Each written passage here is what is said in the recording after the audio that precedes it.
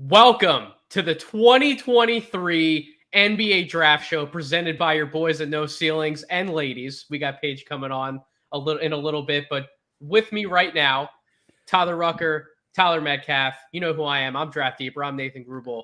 Guys, this is it. We're finally here. All of the hard work has led us to this moment. Do we feel confident about the mock draft we just put out this morning, or is it all going to go up in flames, Rucker? What do you think? With this year's class, I do not feel confident at all. But Okay. no, I think we did. I'm proud of the No Ceilings crew. I think we did a great job of working the grounds and the behind the scenes and kind of trying to get the buzz for all the fans out there. Thank you guys for all the kind words we've gotten today, this whole week. It's been awesome. I feel good about the mock, Nathan, but the problem is one trade messes up everything. And I feel like there's going to be a lot of trades tonight. There's going to be a lot of chaos. So I'm feeling good, though, about tonight. I'm excited to be doing this show with you guys and the whole crew. How are you guys doing? How are we holding up?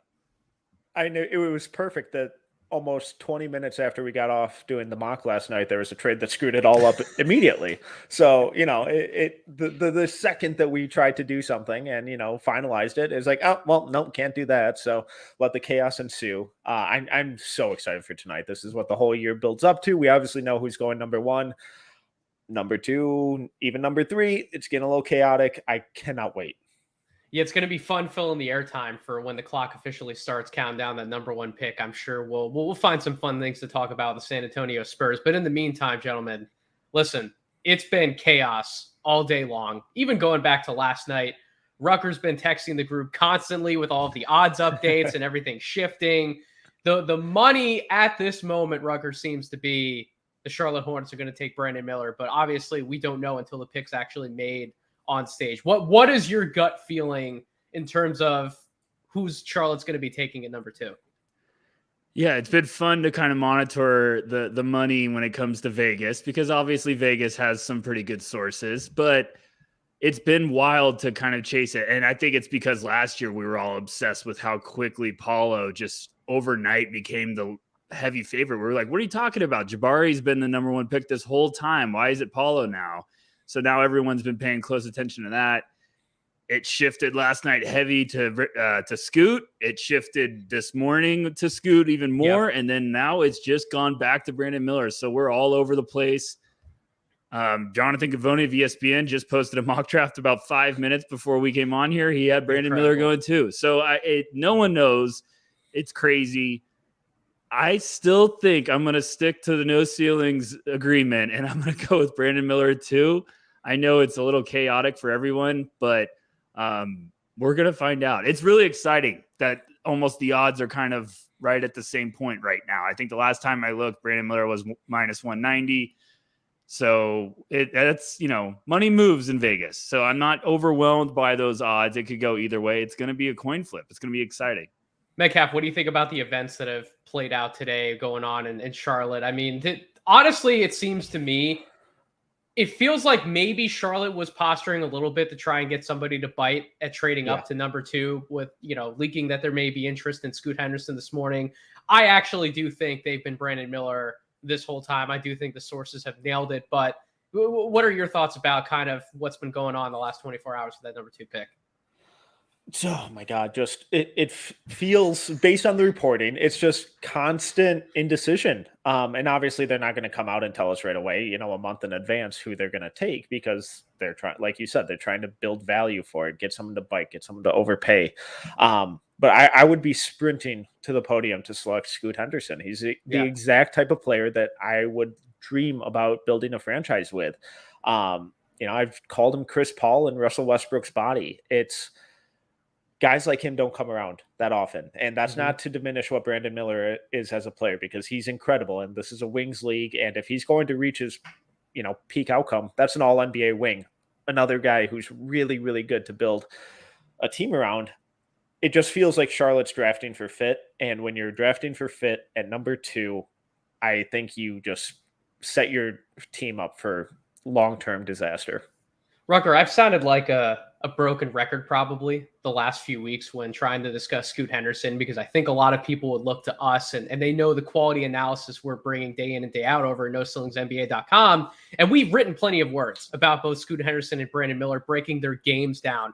But I just keep coming back to the type of person that I keep hearing that Scoot Henderson is, right? The leadership, the professionalism that he's going to bring to a locker room from day one. And again, that's not dismissing Brandon Miller as a player. It probably not even dismissing him as a person, right? I just haven't heard the same type of things about Brandon off the court, or people, jumping at the bit to talk and say some of those things they heard about Scoot Henderson.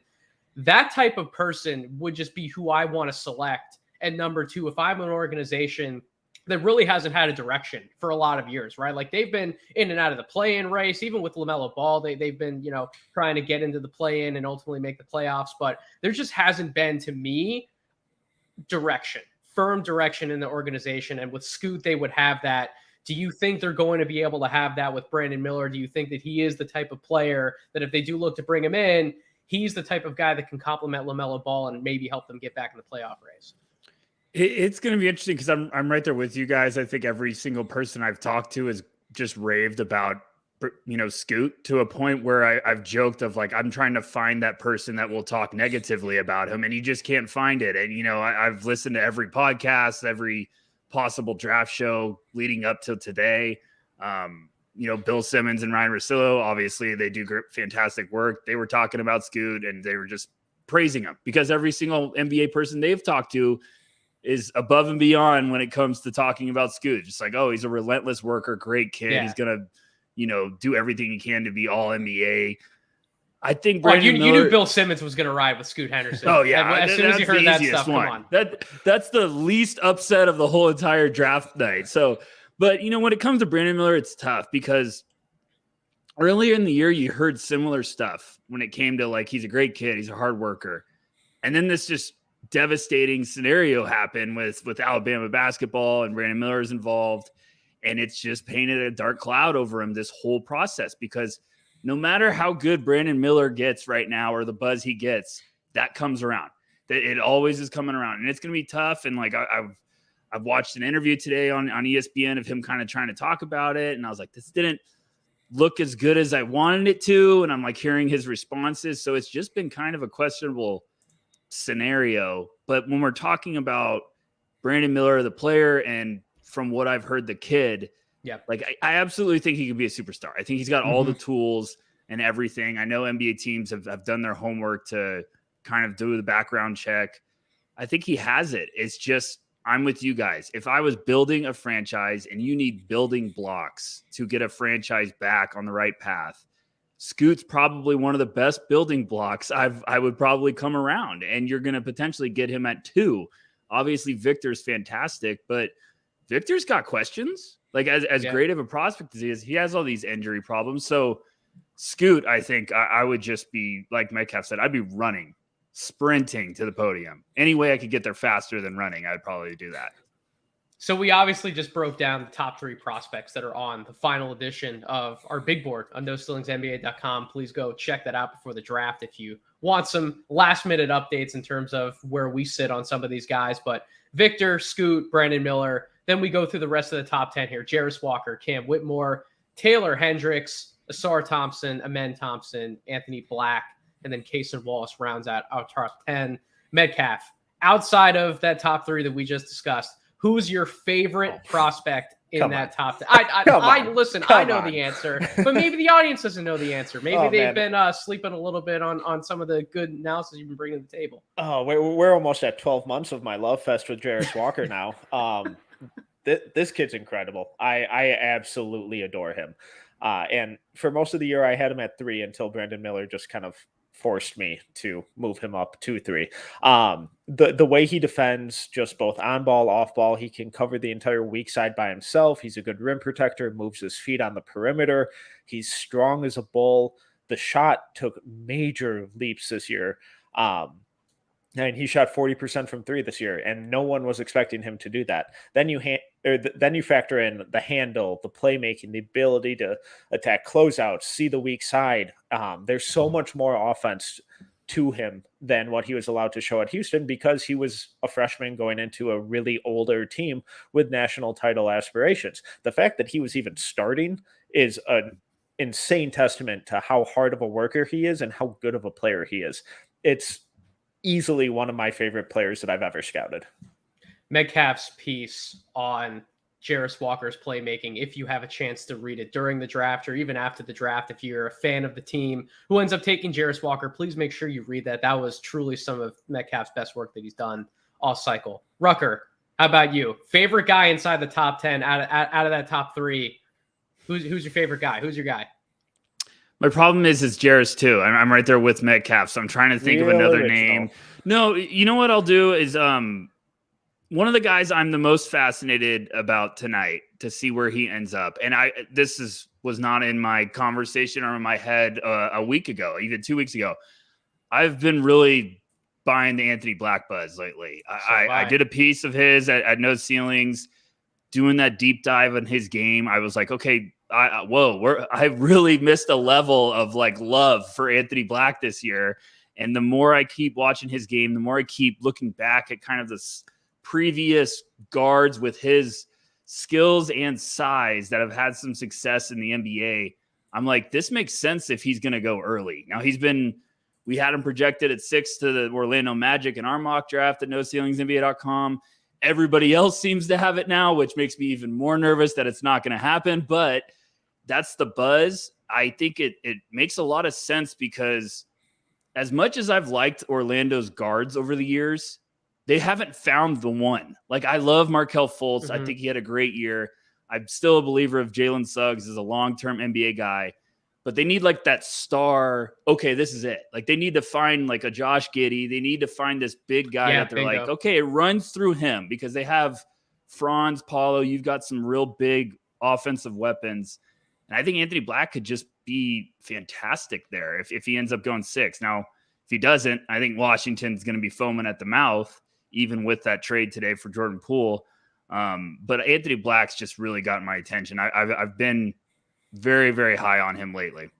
I've had a lot of questions, or I should say I did have a lot of questions about Anthony Black towards the beginning of this draft cycle. And it was a lot of it came around with the shot, certainly some of the perimeter defense, not just in terms of the amount of guys that he can guard, because I do think he is a multi-positional defender, but I didn't love some of the pick and roll defense that I saw with him. But you go back and you watch more of the tape, and we've certainly had enough of his film up on the screen here, anyone is watching, but he's just a winner. He's one of these guys who's going to make everyone else around him better. And in Rucker, you talked about the fit with the Orlando Magic.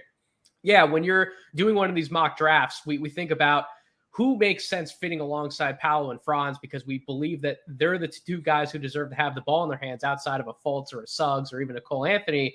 But just because they're going to have the ball in their hands a lot doesn't mean they also couldn't live with having someone like an Anthony Black make plays for them and make their lives easier, right? So I do think that makes a lot of sense. And also you figure Orlando wants to get back in the playoffs. This is a team that has enough young building blocks. They're probably tired of drafting in the lottery at this point. They want to get a little taste of playoff success.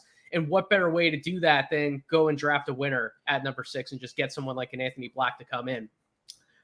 Biggest name that we've heard fall recently, aka the last 48 hours, Cam Whitmore. I'm really struggling to figure out why that could be. We've heard some rumblings about maybe there's some medical stuff going on with him. We don't know the full details behind that, but let's throw the medicals aside, Metcalf, because you and I actually have been in agreement for weeks that he's probably the best fit for him is at Detroit at number 5. That doesn't seem to be the direction the Pistons are going anymore. We actually mocked Asar there on the No Ceilings NBA mock draft update we did this morning. Do you see anything with his game in terms of the film that you've watched on either side of the ball that, with some more time to think about it, maybe execs and scouts are going, he might not actually be our guy. We might want to go another direction that high in the draft? Yeah, and the big glaring red flag is the utter lack of playmaking. You can throw in situation to that. There are different excuses that you can make for it, but even going back to his high school stuff, playmaking was never an aspect of his game. So if you're drafting him to be a number 1 or even number 2 option, that's kind of tough. That's one of the reasons why I liked him in Detroit, because I didn't think he would have to do any of that. And Yep. he could just be that off ball scorer who could attack closeouts, hit spot up jumpers, run in transition, all that kind of fun stuff. The other red flag, the team defense. It's, he'd fall asleep off ball, get caught ball watching.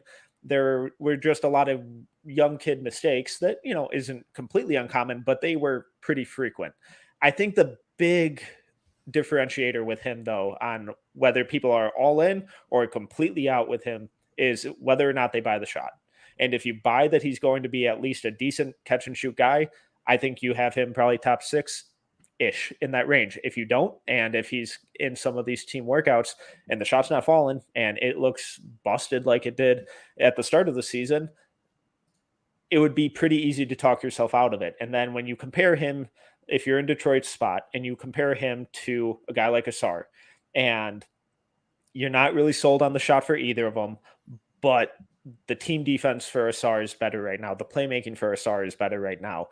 That's kind of where I can see that pivot being made, obviously ignoring any medical concerns, since we don't necessarily have the specifics on that yet.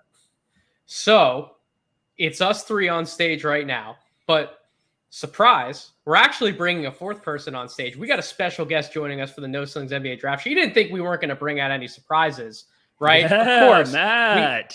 Got to bring on someone who's well respected in this space, someone who's going to give us some insight, has done great work this cycle for Draft Digest. Matt Babcock is in the building. Matt, how you doing? I'm great. How you guys doing? Fantastic. Fantastic. Happy draft day, sir. Thanks for coming Yeah, on. yeah, We're finally happy that it's here. We could breathe a little bit. No kidding. Well, not yet. So Matt, what has this draft cycle been like working at this time around? What are some of your big picture takeaways from evaluating this year's group of prospects? Obviously I think the top group is elite. I mean, maybe as good as I've ever been a part of. And I think that I do not like the depth of this draft. I think the second round is pretty thin. I think a combination of reasons is there's not as many international draft and stash options for one, sort of padding the stats, if you will. And then NIL, a lot of these guys decide to go back to school. And so, yeah, top heavy draft for sure. But yeah, it's been a lot of fun as always. But I say that every year. So you mentioned it is top heavy, absolutely. So I'll jump in and ask you the first question. So look, we got to start out with the big names, right? Scoot Henderson, Brandon Miller. It's been an absolute race all day long in terms of trying to figure out who's going to go where. What are the odds looking like? It's been flipping back and forth. What have you been hearing about who's possibly going to go number 2? And where does your gut feel like it's going to end up? Who do you think ends up in Charlotte with the second pick? I'm not real confident. The last week, most teams have been operating under the impression that it would be Brandon Miller. Obviously, some of the recent comments and intel that's possibly been leaked has had people shift that opinion a little bit. Myself included. I put Scoot Henderson at number 2. In large part, just having gotten to know Scoot personally the last few years.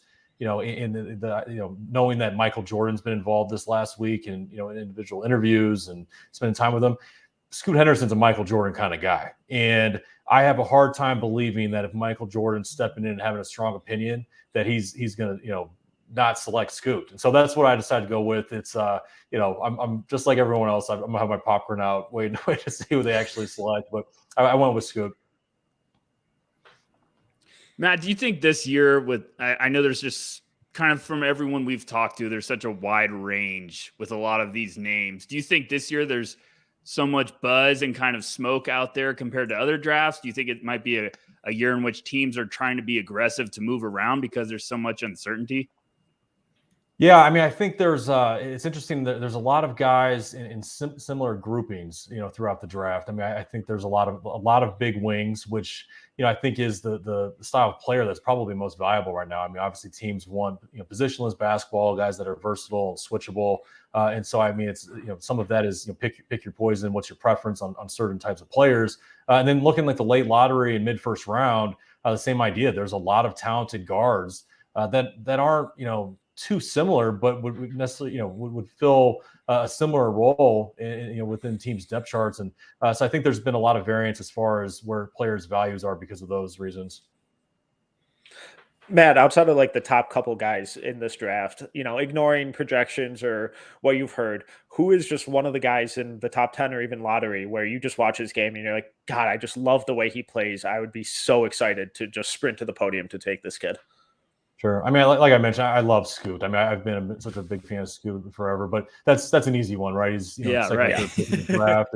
And then the Thompson twins right after them. I mean, I've had them between 3 and 5 or something like that all year, and I think sort of similar to my take on Scoot Henderson. I've had the opportunity to get to know the Thompson twins personally and been around them quite a bit at Overtime Elite, and I understand the limitations. The shooting mechanics are concerning. But I have confidence that they will get better.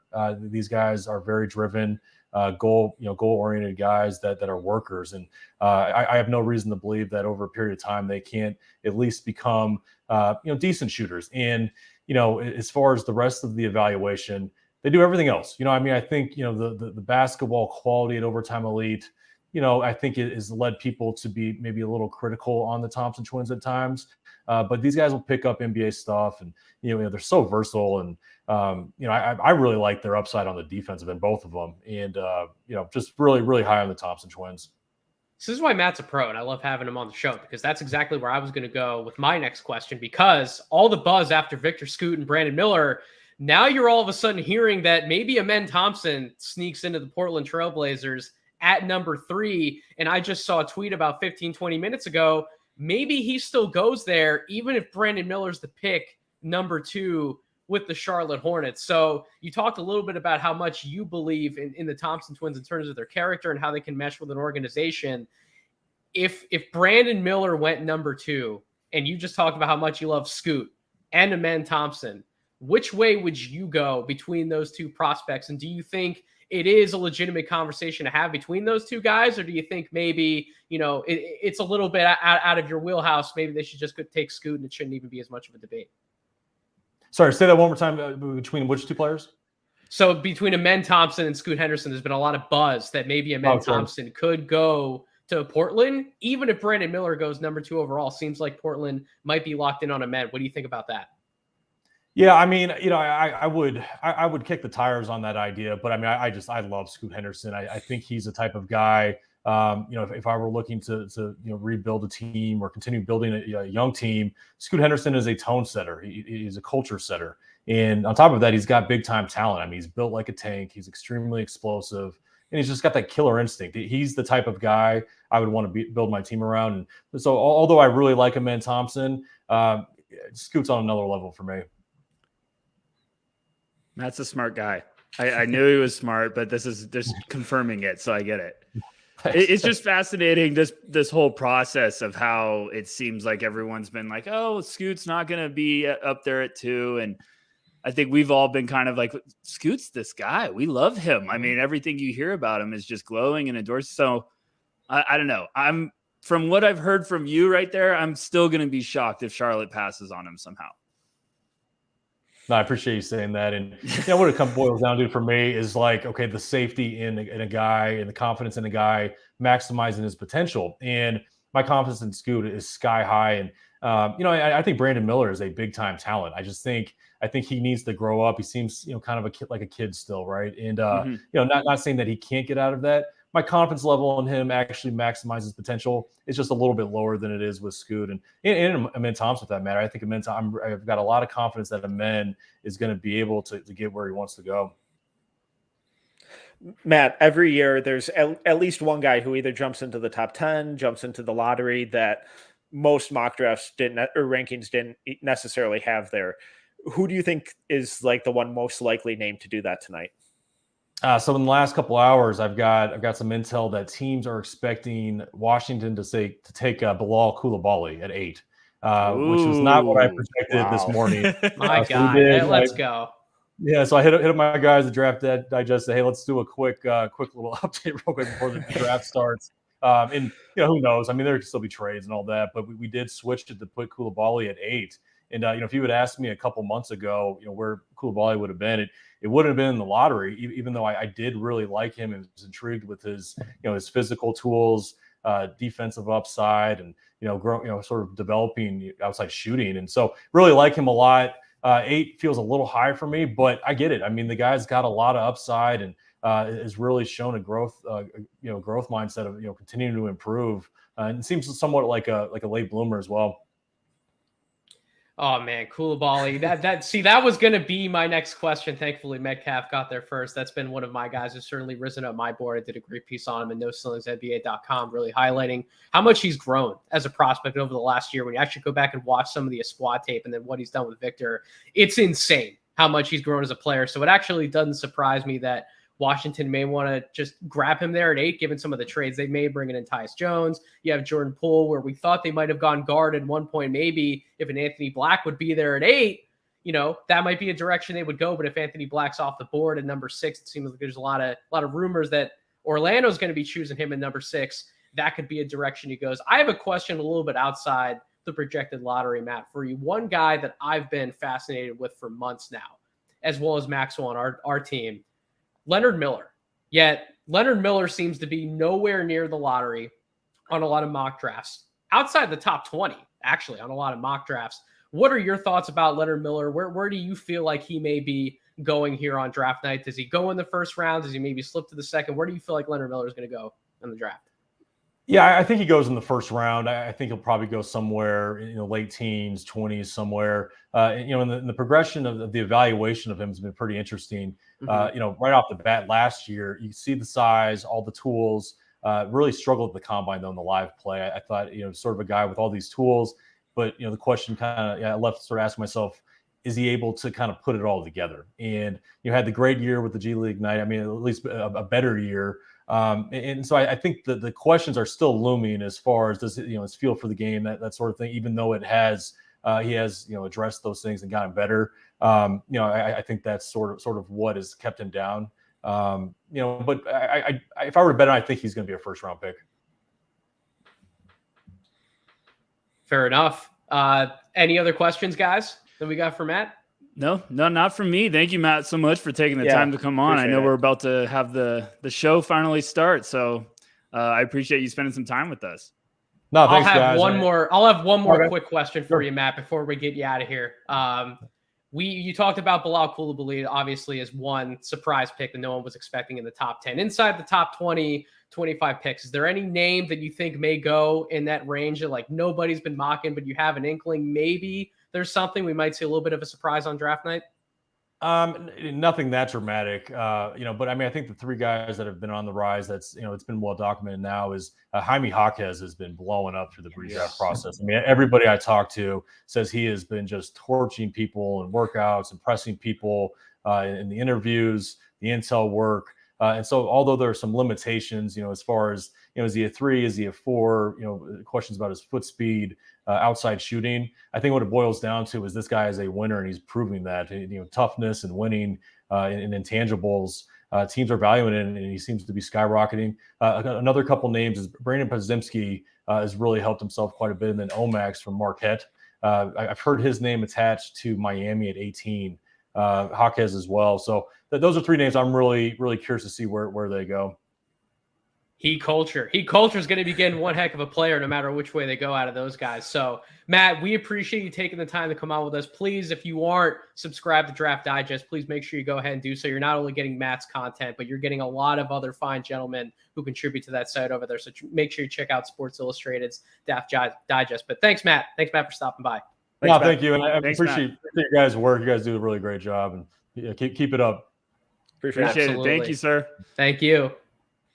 All right, come on. We got to have somebody bring in some hot intel on the show, right? So Bilal Koulibaly at 8. Wow, it's not crazy anymore, guys. Listen, I tried to give everyone the heads up. This might be a big time riser, but now I feel like it's not. I'm just kidding. But what do you guys actually think about if that happens at 8 for the Wizards? I think it makes sense, just given the number of trades they've done to bring in some veteran guards. You think about. You don't want Koulibaly to be tasked with too much offensively right out of the gate. We see him more of as a role player, certainly within his first few years, possibly in the league. If he's paired with multiple guys who can get him the ball in his spots, can take advantage of his cutting, of his transition finishing, and then you have him out there as a defender, I think the pick makes a lot more sense than it could have for a number of teams in that range, like 24, 48 hours ago. Metcalf, if you want to go ahead, Yeah. go ahead. Yeah, so I love the upside with Koulibaly. There's so much intrigue. There's so much, what could he be?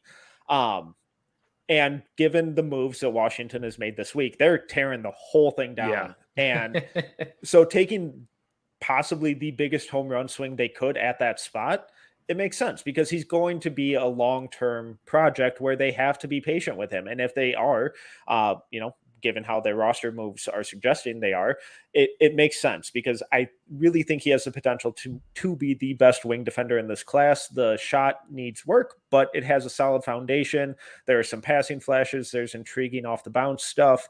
So a lot of his game is really hypothetical and theoretical right now. But 3 years from now, when this team really starts hitting their, hitting the ground running, like I'm assuming they're planning on, he could be an incredibly fascinating steal from this draft. Absolutely. That front office is brand new. They've got some guys that have been around OKC, and OKC stripped everything down, acquired a bunch of future picks, and started taking some swings. And I think the most important thing now is they have to have a team in which they can let guys play. Like you just got to figure out what you have, get guys experience. That's why OKC has had all these, success and now looks like a potential playoff contender. Is they let guys get confidence in the G League. They let them play in the NBA level, learn through their mistakes. So I kind of love where they're going. Like that front office is just saying, we're starting over. Like we are completely blowing it all up. We're going to hit the ground and just find out what we got. We're going to take some swings. We're going to get some assets. I get it. Like it would make a lot of sense if he goes there and they're like, we're just going to let him play. He's going to learn through reps and experience, and we're going to try to build this confidence up and be patient. So it makes sense to me. As someone that bet Kobe Buffkin to go there this morning, probably not the best thing I wanted to hear from Babcock, but hey, we're having fun, and that's what this is all about. I know one thing, if that happens, everything else it's going to be a bomb on air. It's just going to be like, okay, like that Dallas pick's going to get more enticing. OKC, where do they go? That's what I'm saying. All it takes is one pick this year, and then we're going to have some fireworks. So before the draft officially gets started here, what I want to know is we haven't mentioned him since I ran off our no ceilings top 10 in our big board. Matt didn't mention his name either. Rucker, what the heck's going on with Taylor Hendricks? Like we're hearing absolutely nothing about him, yet he's a player who rated out 6th overall on our big board. I think that's actually where I had him rated out on my personal big board. And the talent for Hendricks, just like how good he can fit with the team right out of the gate, right? Like I'm not saying he's going to be some awesome dynamic player who's going to be like number 1 in the rookie of the year race next year, but he just seems like someone, given his shooting and his defense, you can actually insert him into the lineup and he can make an impact right away. What do you think's going on with him? Why aren't we hearing much about him? And where do you feel like his best fit actually is inside the top 10 or even possibly in the lottery if he slips a little bit? They're slowly starting the broadcast, so I'll try to be quick here. But there's always one guy that just falls through the cracks every single year. And sometimes it ends up being one of the best guys in this class. I think with Taylor, every single team I've talked to raves about him. It's like, oh, I like Hendricks. He's a good kid. Like everyone does. But I think he's very fit dependent. Where like you have to be hunting exactly what Taylor Hendricks is. Mm-hmm. We've seen some mocks putting him to Utah. I don't know if I'm buying that. I love the idea of Utah getting another asset like that. But what are we going to do? Are we going to play all these forwards and then Walker Kessler? You're going to kind of split times with him, with Laurie and Taylor, but it's going to be interesting because I think he's going to land in a good spot. I'd love for him to go to Dallas. I'd love for Dallas to keep the damn pick and draft him because it makes perfect sense. All right, so Adam Silver is on the stage. We are officially kicking off the 2023 NBA draft. Before the clock starts kicking down, gentlemen, I just want to ask you, what is your crazy prediction? What is your bold prediction, your hot take prediction on draft night, Metcalf? Give me something bold you think is going to end up happening.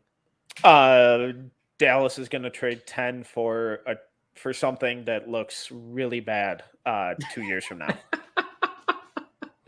That is definitely something that could happen. Rucker, what about you? I guess Nick, this is bold because I've never had him in my top 20, but I think Nick Smith's going to go in the lottery. I have no idea where. You know what? That's not crazy. Like 2 weeks ago, that was the type of buzz that I was hearing about Nick Smith, to the point where I was like, boys, we need to start thinking about where we're ranking Nick Smith and where we're mocking him, because it seems like teams are still infatuated with him. It seems like all the intel, all the character stuff checks out really well with him. He's someone who can still end up there. My bold prediction, I will say, keep an eye on Ben Shepherd, might go in the top 20. That's my I like that prediction. one. That's a good one. That's a good one. Gosh, he's going to go to the Heat and just ruin my life for years as a Celtics fan. Jaime Jaquez or OMP. You heard Matt throw those two names out for Miami. Which would be like more for them? Oh, I just saw Gavoni put Jaquez to Miami, and I was like, please, no, don't do that to me. I do think that makes a lot of sense. That's a really good pick for them. So, could Utah maybe take him off the board before he even gets down to Miami? Could Utah maybe look at him at 16 and go, this is multiple people from that organization, including their head coach, have talked about, we want to win next year. Like, we want to legitimately get back in the playoff race next year. You look at Jaquez, who he may not have the highest upside of a lot of other players in this draft, but he's going to be a good player in the NBA for a long time. He's going to be like a top 8, top 9 guy. Do they maybe even take him off the board before Miami even gets a chance to draft him, Metcalf? They could. It makes sense, especially if they're just looking for that glue guy who's going to do the dirty work and get a lot of minutes doing it. He's just one of those guys that consistently produces winning basketball. And if that's what they're looking for and they take a home run swing earlier, that's kind of a nice little fire and ice combination to leave the first round with. All right, Rucker. The San Antonio Spurs are officially on the clock. So we know who the pick is. It's Victor Wembanyama. What are reasonable expectations for Victor Wembanyama's rookie year? Like, not to get everyone too hyped up, what is something reasonable that those fans should be able to look to when they watch his game? It's going to be very exciting. I think all of us know that. I think the realistic expectations need to calm down a little bit. They're going to be smart. They're going to be very patient with Victor. He just played for a team in which they played sometimes one game a week. So his body's going to be tested more than ever. San Antonio has the potential to have an all-time great. They know what it takes to develop these guys with Tim Duncan, David Robinson. We've seen all of these legends come through that franchise and organization. So they're not going to try to make this guy an all-star of the rookie year. I would be shocked if I think, Nathan, you even tweeted something about Scoot being rookie of the year, and I agree with it. I'd be shocked if Victor won it, just because I don't think he's going to play enough games. Under 50 games in his rookie year. Maybe a little over, but like, that's what I think. That's a realistic number, because they're just going to be smart. His body, you can't try to take a gamble with this guy. And obviously that could change if, they're in a playoff run, and maybe that's how quickly he hits the ground running. But Victor's so talented. He's so still raw. And I think he's going to have some time to get used to NBA veterans and kind of the tricks they might have up their sleeves for Victor. And he makes up for a lot of stuff defensively with his size and length, but I think he's going to have to fine tune a little bit of areas. So yeah, he's an unbelievable prospect. He's going to be awesome, but I don't need to compare him to Hakeem Olajuwon as a rookie. Let's maybe calm those down a little bit, please. Metcalf, what is your favorite thing about Victor Wembanyama's game that you were able to scout and see from him this past year? Just the versatility and the toughness that he showed all year. I had real skepticism about his ability to play through contact. And he pretty quickly dispelled any of those concerns. He did it all year. There's a lot of versatility going to the rim, going away from the rim, battling defensively. Really exciting stuff. Exactly what you want from a number one pick. But I'm more interested in what Albert has to say. All right. So joining me for picks 1 through 5, as Victor's officially waiting to get announced, it's the boys from the Draft Deck NBA podcast. It's Corey and Albert. They're up on the stage. Fellas, what's going on? Nate is just too excited tonight. Time is his enemy. Listen, we had a good conversation going. I couldn't stop. This is an exciting time to be alive. Let's go. Let's go chat. Let's go chat. Shout out to everybody watching live. We appreciate everybody choosing to rock with us tonight for the 2023 NBA draft. Happy to be on the show. Albert just can't stop laughing. Albert I can't apologize. stop. Listen, Albert. Well, you're here on the stage now. So Victor, to the San Antonio Spurs. Talk to me about the fit. What's one? I guess a good question to ask you would be, what's one thing you want to see the Spurs do for Victor next year to help him out? First off, great to be on. Really excited to be on tonight. I apologize for laughing so much, but we had some stuff go on backstage. But what do they need to add to Victor? I don't know. There were reports in the last couple of days that they're trying to potentially add Bilal Coulibaly to help him out, get him acclimated. I think that would be a lot of fun. I know we just got intel from Matt that the Wizards are looking at him at 8, but if the Spurs could swing something, make a move, figure something out, that could be really interesting and fun to watch. But yeah, I think adding some veterans to this team. Obviously, there have been talks about adding a veteran point guard, adding someone like a Fred VanVleet to that team to, help Victor out in his rookie season and not feel like he has the whole team on his back and all the pressure and the burden. I think that would be a lot of fun and make a lot of sense to me. So yeah, maybe like a veteran guard, some more, winning-ish type players could be a good help to Victor getting acclimated. Corey, there's not a ton of names on the free agent market in terms of point guards, but one who has possibly been linked to the Spurs. The Spurs certainly have enough cap space to be able to throw him a legitimate offer. Fred VanVleet, somebody like that. What do you think the Spurs should do to surround Victor with some more talent next year? Where do you think they should target? I actually think that they should not force this. Okay. I know Victor is an incredible player, but history, I believe, has shown us that when you try to compete with these guys right away, you start to get yourself in trouble. You start putting yourself in a position where you may lock yourself into a more mediocre 4-year outlook than, you might necessarily want. LeBron in Cleveland, they just struggled to put the right pieces around him. He was so good right away that after that first year where they missed the playoffs, it was playoffs. They didn't have a chance to build organically with young talent. Look at Zion in New Orleans. They put all of these pieces around him. And obviously we know that situation goes beyond, Zion's on-court production where that, he's been hurt and this and that. And that's why maybe they haven't had some success. And they've done a good job on the periphery, certainly, but Luka in Dallas right now, the situation that they're in. I mean, these guys who are so good right away, don't rush it. Let these young kids go out there. Victor's probably going to play 60 games or so. If we were going to try to project that early, somewhere around there, try to, look, if you're great, just because he's so great, you can't do anything about that. Don't shut him down if he's healthy fully, but build patiently. Let Sohan, let Blake Wesley, Malachi Branham, Devin Vassell, let these guys continue to just get run, build, and don't rush this thing. I'm actually very fascinated to monitor that little subplot about how many games Victor plays, because this dude is competitive. Like we've heard a lot of chatter about, is he going to play at Summer League? Could they maybe shut him down for Summer League because he just went on a deep playoff run with Mets 92? And Victor keeps talking in interviews, hey, I'm going to play in Summer League. Hey, I'm going to be out in California. I'm going to play at the California Classic. Like, this dude wants to be on the court with his teammates, and you can't help but root for someone who actually wants to be out there, fighting with his guys. So absolutely rooting for Victor. He just came across the stage. Adam Silver announced the pick. Great moment for the San Antonio Spurs. All you Spurs fans out there, congratulations for winning the Wembanyama sweepstakes. But now, Albert, now it's time.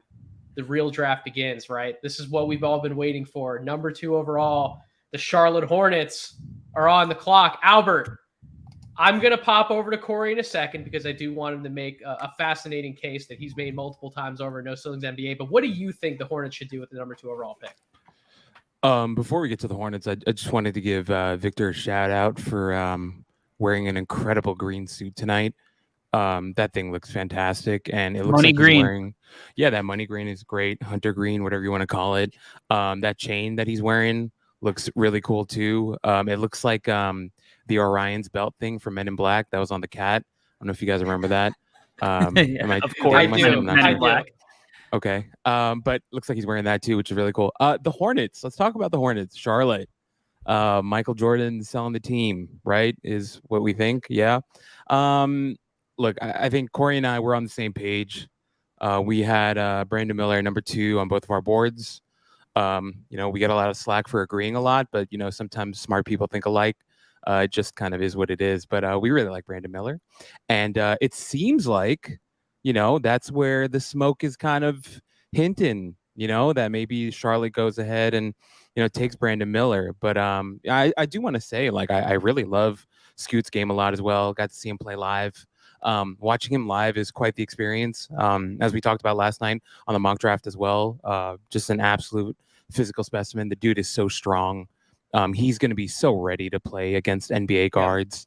Obviously, he's going to have to pick up on the speed of the game and nuance and blah, blah, blah. But you talk about NBA physique, NBA physicality. He's got that. And Nate, as you mentioned in the pre-draft show, Metcalf did an incredible job highlighting his playmaking ability in his article, right? And that's something that Scoot's going to have from day one. So for the Hornets, obviously, this is a tough pick. In my opinion, I think they win either way if they take Brandon Miller or they take Scoot Henderson. For me, if I was the GM of the Hornets, I would take Brandon Miller, but I'd also feel great about Scoot Henderson, so I can see it both ways. Corey, you helped to wrap up the draft cycle for No Ceilings this week in terms of individual player coverage along with Paige. She did a wonderful article about Jordan Hawkins, but you did decide to write about Brandon Miller. So if Brandon Miller is the pick at number 2, like we mocked on NoCeilingsNBA.com, what can Hornets fans possibly expect from Brandon Miller next year? Why are you so high on him at number 2? Yeah, well, I want to also clarify that it's not just that I think Brandon Miller fits in better than Scoot. Yeah, I think number 2. I think Brandon Miller is a worthy number 2 prospect for a myriad of reasons on its own, independently of whatever team is drafting him. But talking about why he may fit with Charlotte and why I think Charlotte might accentuate his strengths, he shot 51% on unguarded catch and shoot shots this year as a college freshman. LaMelo Ball is one of the best playmakers in the league. Say what you want about, his potential to maybe win playoff games at the moment, but this dude will find you in your spots every single time if you get to them on a rope. So for a guy who is right away going to fit in as an off-ball guy, that is key, and I love him for Charlotte for that reason. But then I think he is so crafty as a scorer. It's been a long time since I've seen a wing prospect use setups out of the pick and roll like Brandon Miller does. He operates like out of pick and rolls much better than a lot of point guards do. Watch when he gets into a pick and roll, he'll jab step, he'll fake, he'll shift his body, he'll switch his legs up. That way he's given better position. And the other thing, I think he's competitive. He dealt with a hard situation this year, came out, put up 41 points, and not only put up 41 points, but had 2 clutch buckets going to his left, finishing at the rim, harping to, the fact that people think that his weakness is finishing, something that he got much better at the last 27 games of his season, where he ended up shooting 60% at the rim over that stretch. Mm-hmm. I think that he is going to get much stronger throughout the course of the year, and where he's at as a freshman, looking back at guys like Mikal Bridges, like Jaylen Brown, like Paul George, these guys, they were not nearly as polished consistently as Brandon Miller is. So, I think that this guy, he just has sky high potential. And, I think that unfortunate incident that seems like he is in the clear for has clouded that a little bit this year. So there are rumblings that Scoot Henderson could be the pick at number 2. Brandon Miller could possibly fall out of the top 3 because the Portland Trailblazers might want to take Amen Thompson there. But we're actually going to find out where Charlotte's going. Adam Silver's on the podium right now. Number 2 pick is... It is Brandon Miller. Okay. Wow. So they did go Brandon Miller. I don't know about you guys. I thought it was Brandon Miller. it was going to be for the Charlotte Hornets all along. I really thought that we heard some buzz this morning. Maybe they were trying to get someone else to come up and maybe trade for the number 2 overall pick. But I think ultimately that is the direction they wanted to go. And we will move on to Portland in a second. But Albert, just one quick thing I want to point out, because it's an interesting conversation that we can have. So we watch playoff basketball. We just got done watching an incredible playoff slate this past year. And shooting keeps being prioritized as a skill that every single player on the floor needs to have when you get in playoff situations. And regardless of whether you want to go Scoot or one of the Thompson twins or whoever in that conversation with Brandon Miller, is it just as simple as we should probably just look to take the guy who's 6'9" and shot almost 40% from 3 on over 7 attempts per game? Like, is it that simple? If we want to build towards playoff basketball, let's just take the guy who can shoot the heck out of the rock. I mean, sometimes it is. And in this case, maybe that's what it was. You know, I think he has pretty much everything that you're looking for in terms of a modern day first, second option wing type of guy. I mean, the size is incredible with him.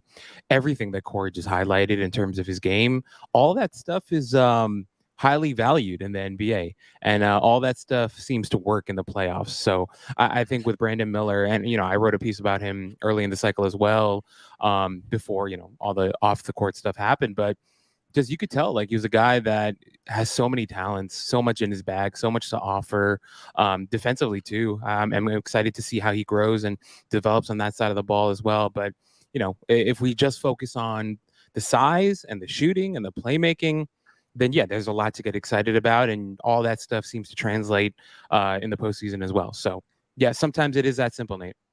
Corey, I couldn't be more excited to ask you this question, because months ago in the No Ceilings chat, you brought up a great point.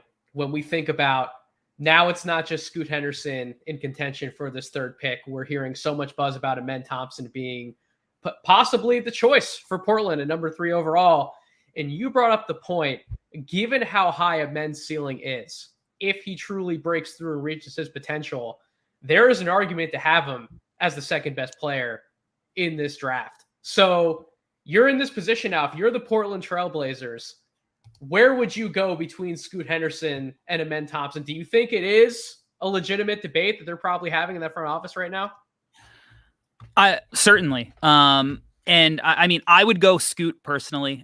When I was in Hoop Summit, I told Mike Schmitz he should just take Jarris Walker, but that was before they jumped up in the draft, and I think that they should still consider it. But regardless, I think that Mike Schmitz and that front office, if they want to go with the guy that they believe is going to be the best for their franchise, they will not be afraid to be bold about it. They are not going to be shy and just say, well, the mock says that we have to do this. They're going to take the guy who they think is the best player available. And if they think that Amen Thompson is the greatest athlete of all time, like some people have put out into the ether, if they think that he has a special playmaking ability, if they believe that they have the developmental team to help build his shot, if they think that he offers more defensive versatility, then yeah, I think you do it if that's what you believe. I would rather build around Scoot and Shaedon. I think that Scoot can bridge the gap. If Dame wants to continue on with Portland, I think Scoot can come in next year and contribute. And his rim pressure will get Dame some open looks, and he can learn, to play off the ball. Ultimately, I think that pairing will be split up, but I think it'll be good for Scoot's development to, learn to play with other ball dominant guys, because eventually, that's what Shaedon Sharpe is going to be. And, however else that plays out in his career. And then I think he's strong enough and long enough to be able to at least survive defensively in a way that Anthony Simons and CJ McCollum haven't been. Now, he's a rookie. He's not going to be good next year by any stretch, but he'll compete, he'll learn. And, I think that Scoot and Shaedon Sharpe as a backcourt going forward is one of the most exciting cores in the entire league. Albert, I'm going to skirt past the Amen Thompson conversation with you because I'm a little horrified as to what your answer could possibly be if I'm asking about him going 3rd overall. So, Scoot Henderson possibly being added to that backcourt. What is the end game for Portland if that's the pick for them? Do you think that they can rock with this number of guards / backcourt players? Do you think there's maybe too many cooks in the kitchen if they take Scoot and Dame sticks around? Like, what do you think's the end game for Portland if they go with Scoot Henderson? First off, I just want to say this is why Nate is hosting tonight. He has infinite wisdom, and you not asking me about Amen was very wise. I also have everyone's big board right in front of me in terms of what they handed in for a final composite. So we're just going to keep it moving. Right. Scoot would be a great choice. I'm with Corey. I already talked about how I feel about Scoot, although I have him at 3. I don't know. Sometimes in my mind, I kind of had it as like Brandon Miller 2A and Scoot at 2B was kind of how I had it in my brain, because I really did think it was that close. And I think the point that you make is an interesting one, because honestly, we don't know what the Trailblazers are thinking right now, what they have in their plans. We've heard for years now that Dame could be asking for a trade, could be looking to stay, maybe wants to retire there, maybe wants to move on. I don't know. We don't know. But I get your point that there may be too many guards, but I don't know. I think it can make sense. It can work. I do want to know that, like, Dame is 32. You know, Dame and I are the same age. Dame's more beautiful than I am, but it's okay. But, you know, overall, I think the question that you're asking about too many cooks in the kitchen, I don't know. I feel like it could still work. And okay, it seems like the pick is in, right? Am I? No, Scoot Henderson was in fact the selection for Portland. So that's what we're rocking with right now. Nate, really quickly, I want to note though that when Brandon Miller went to, Scoot glared at him, and I want us to remember that moment and remember that Scoot will be coming for Brandon Miller's head this season. Oh God, I want them to play in Summer League so about bad. Going third. Yep. Oh, I really wish I was going to be out there for Summer League to attend that game in person, because that could get a little vicious. But Corey, what do you think about my question that I posed to Albert? Do you think I know you were also in favor of Scoot going 3 overall, but what do you think happens with Dame? You think it's too many cooks in the kitchen? Like, maybe they try out, you know, a 6th man, and then you have maybe even Shaedon Sharpe starting at the 3 for them, depending on what other moves they make. Like, how do you see this playing out in Portland? No, I think Scoot's going to start, and I think Shaedon should start. I don't know necessarily if, like, Dame and the Blazers are completely in sync in, you know, where they're currently at. I think the Blazers are not going to push Dame out by any means. He means too much to the city and the franchise for them to do that. But I don't think that they would be upset if, you know, they were allowed to move on, get a bajillion assets for Dame and start building around their young core. But I think Anthony Simons is going to continue to be the guy who comes off the bench and cooks. I think Scoot is going to be the starter and a guy that they, you know, make sure they can maximize right away. And, you know, I think that they're going to be competitive. You know, when Dame's on the floor, they are a competitive team.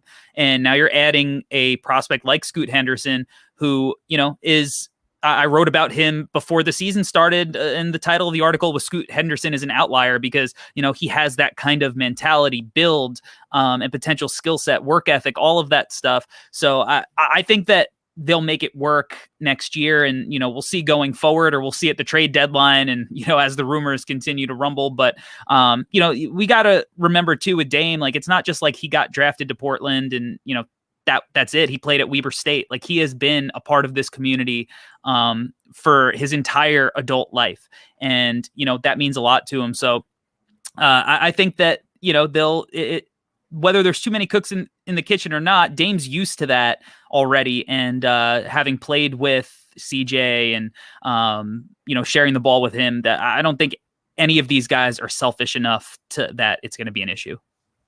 No, I agree 100%. And honestly, even if this is the start of the rebuild, I do think it's time. And Dame certainly has had a wonderful career in Portland. It is hard to, you know, possibly look at trading him if he hasn't necessarily requested out and going through that whole song and dance, because shout out to one of my guys, Brett Usher, over at Overstated NBA. He made a tweet a few months ago that I saw.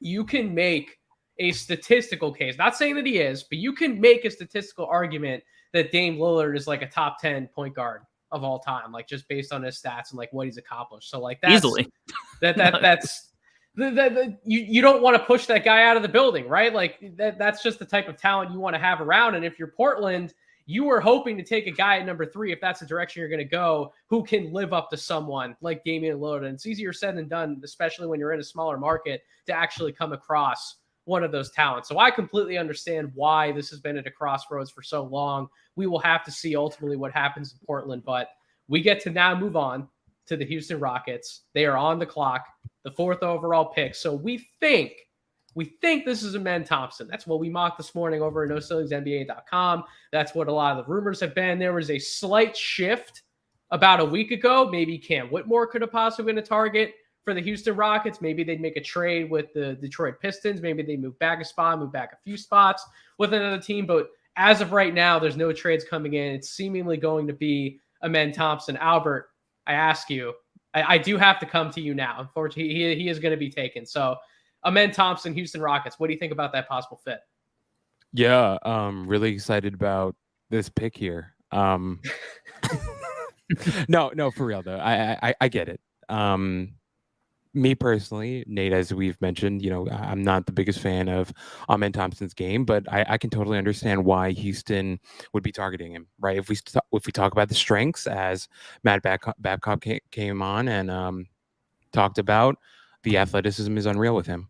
I mean, it's a real thing, and I don't want to, be that guy to be like, well, are we sure it's like, no, I mean, it's really good. I mean, the guy's a really, really good athlete. And in terms of the passing feel, what he can do in transition, the defensive outlook, I get it. I just feel like the shot needs a lot of work. I think he really needs to kind of scrap it and start from scratch, in my opinion, is how I feel. And a lot of people have written about it and talked about it. And I think it's kind of a non-factor. And I remember this might have even been like 3-4 months ago, but I remember Corey asking, if Amen's on the floor and somebody else has the ball, what does Amen offer? And I think it's a valid question right now with where he's at with his shooting. But at the same time, like, you bet on the athleticism, you bet on the positional size, you bet on the passing feel, you bet on all that stuff, and it makes sense. And Houston could use a point guard. I think the Kevin Porter Jr. experiment has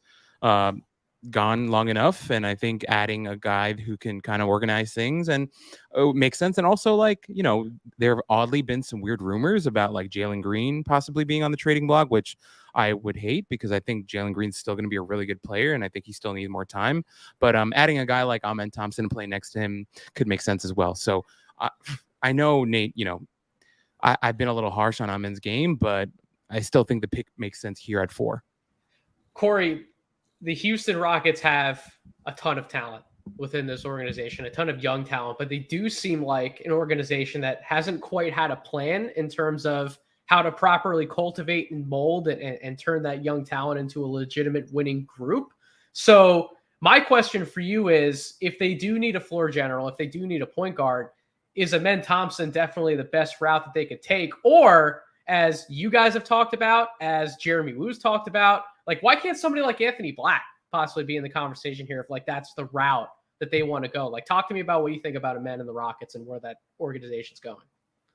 Yeah, I mean, if they were dead set on getting a playmaking guard, I think that you really have to consider Anthony Black. I wrote about him on how he connects the dots for NoCeilingsNBA.com, because from the jump, I remember sitting us down in Vegas going, we all got to watch this Anthony Black tape from the FIBA, because I just knew this was a guy who was going to generate buzz based on the jumbo playmaking, field, defensive prospect kind of guy, the hair.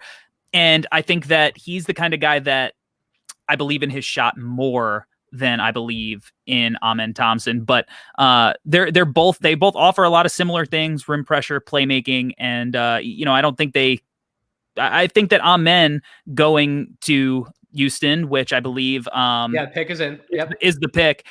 I think that Amen really does fit this Rockets team a lot better than he would have in maybe some of the other outcomes. Look, we cannot. This is the put up or shut up year for Jabari Smith Jr., because for the last 2 years we have heard, if only this guy had somebody to find him in his spots. Well, guess what? We got somebody who everybody thinks is going to find him in his spots. Alperen Şengün, a great playmaker. You have 2 great playmakers on the court. Jabari Smith as a floor spacer. Jalen Green, Tari Eason, and Amen Thompson running out in transition. I think that Jalen Green has an argument that he's actually more athletic than Amen Thompson. So I think now I would agree with that, actually. They definitely have the most athletic backcourt in the league. Amen also offers that positional versatility that you can run another point guard on the floor with he and Jalen, and he can play the 3, he could play the 2. And who knows, 4 or 5 years from now, when he gets stronger, maybe he can actually play a little bit of 4, and you could use him kind of like Bruce Brown as like a screener and short roll guy. So, I think that you have to get creative with Amen, and I don't think that he's going to a situation where he is going to have the ball in his hands as much as he did in the Overtime Elite these last 2 years. I think there's going to be a learning curve for him playing against true professional men rather than the very talented but young Overtime Elite competition. But Nate, we've both been to the Overtime Elite facilities. We've seen them train. We've had conversation with the coaches there. We completely understand, exactly how these kids work. I've spoken with them. They're great kids. He's going to be a worker. All of the stuff that Matt Babcock had said on the pre-draft show, I echoed that sentiment. And, I'm rooting for him. Look, his form has changed 3 different times over the last year and a half. And I think it's changed 3 times over the last week, but keep going. But do you know what that signifies? Somebody who's humble and willing to work. Yeah. So whether or not he figures that out, I don't know, but he's definitely going to give it a shot, and it's going to be fun in Houston. Let's hope he doesn't have as much fun in Houston as apparently Zion and James Harden have in Houston. Can I ask you one quick question about that fit before we move on to what Detroit could possibly do? Albert actually brought up a good point, and you echoed that point. Maybe he doesn't have the ball in his hands as much as we think he's going to. If he's not, though, to bring out the best version of himself off the ball, don't you want him in a position where he has a center to play off of, like Alperen Şengün, someone who we absolutely love for his playmaking ability? Yeah, I mean, you look, you're gonna have to be like, look, man, you're going to have to cut a little bit more often. You can't fall asleep off the ball nearly as much, but they're going to coach these things out of him. They're probably going to use him and set him up a little bit in this regard. I know that we had a conversation early in the cycle about, how maybe they could use him in the corner and kind of use him like Mikal Bridges as like a sneaky backdoor cutter along the baseline. I think he's a smart kid, and, they've been coached the last 2 years to get in the film room and learn how to break down film, outside of just the skills. So these are all things that they'll learn. It's going to be a process. I think there's a real chance that he's like a very, very bad, ineffective player next year when you break down like the advanced stats, even if some of the counting stats and highlights look good. But again, this is not a 1-year plan. This guy is going to develop hopefully into something special in the future. And, we're going to actually see if that comes to fruition finally, now that we have a landing spot for Amen Thompson, something that we've been wondering about for the last 2 years.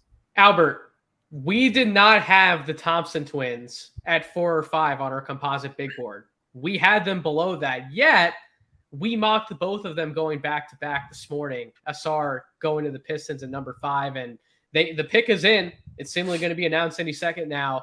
That seemed to be where the intel was leading us. So is it something that we're missing with Ausar? Like where do you think, what do you think about him possibly going number 5 to the Pistons? Is that the pick that you would make, or would you go a different direction? Personally, I don't mind it at all. I have Ausar a lot higher on my board than I had Amen. He's a guy that I actually believe in the shooting. Like, I understand that the percentages with him were low as well, but eye test for me, I think it looks a lot better than his brothers. I think he's kind of being slept on as a passer. I think he's maybe not as good as Amen, but I think he's like right there, in my opinion. It's pretty neck and neck to me. I think the defensive outlook still looks fantastic, just as good. I think he's really, really athletic, just like his brother.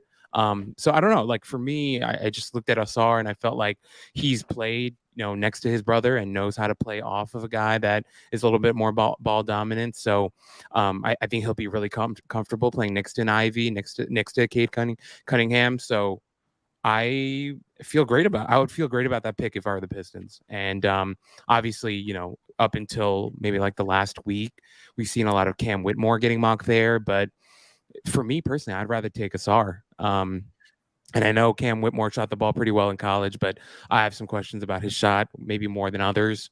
Didn't really pass the ball in college. I think that's a concern, but I'm right in that Asar was taken 5.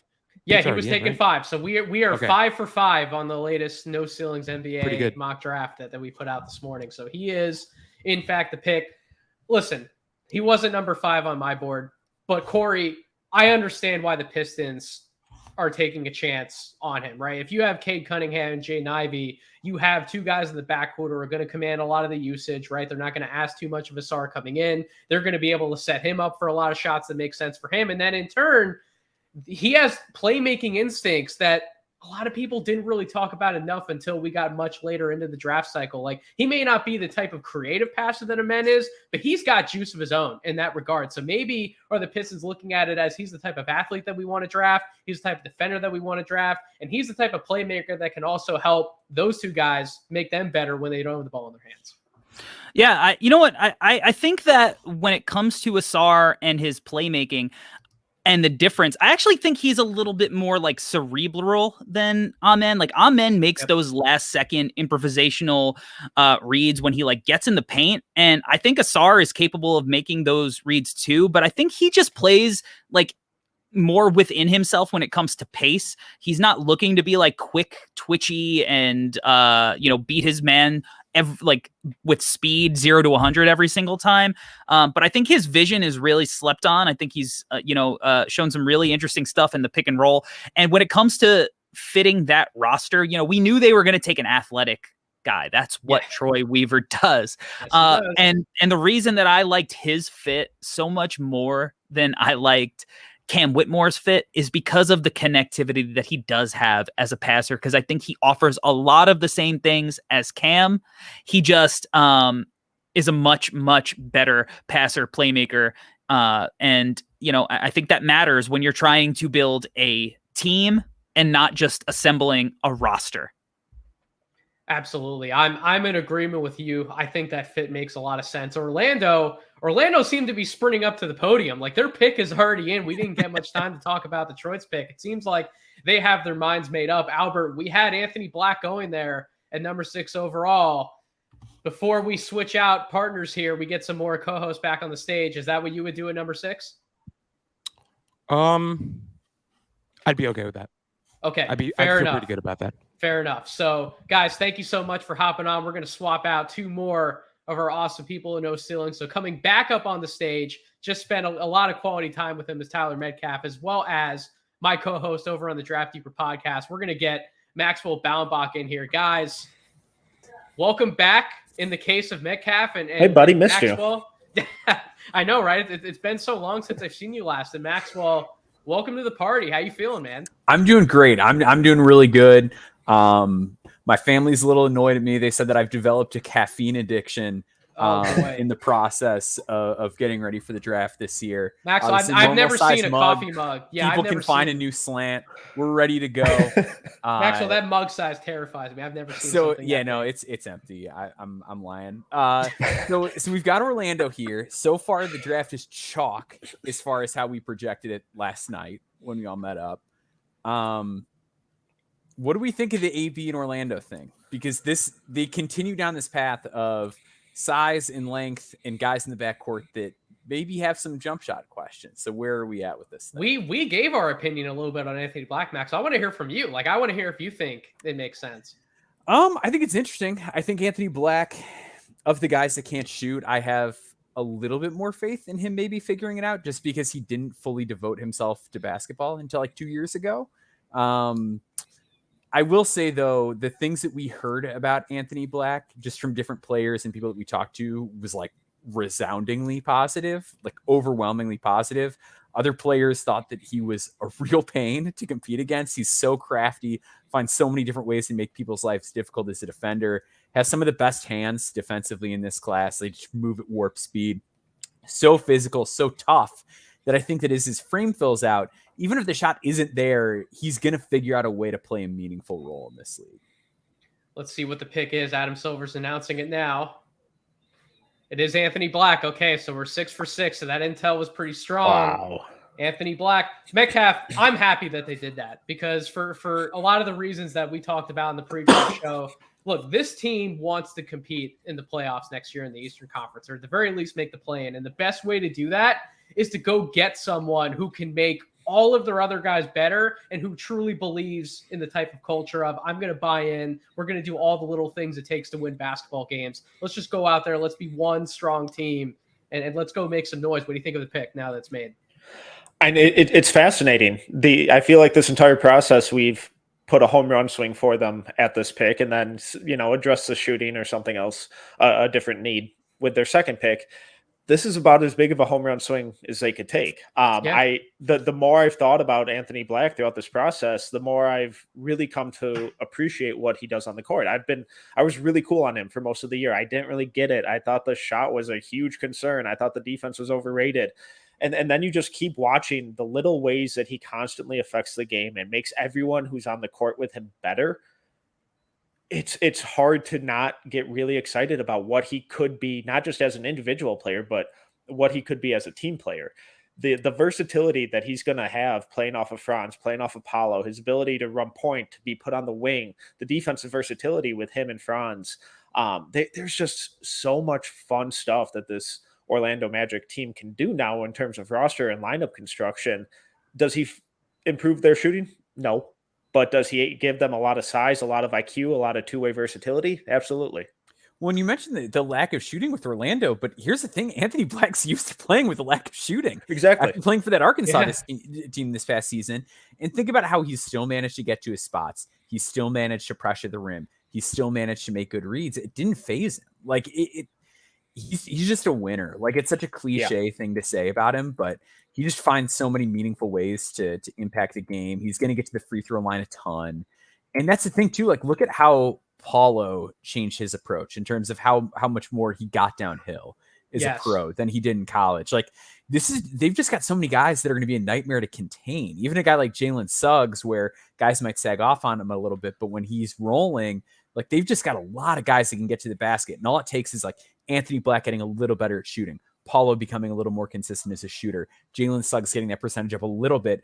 And then you just have so many guys that can do a lot on both ends of the floor with a lot of athleticism and a lot of physical strength. So you mentioned that offensively, Maxwell. So that's where I think some people might not be thinking deep enough when it comes to the Anthony Black fit, is that all of these guys in Orlando that we can talk about who he might actually play with, all right, Paolo, Franz, Markelle Fultz, Jalen Suggs, these are all willing cutters who will make moves to the basket. They will absolutely look to position themselves for the right shots without the ball.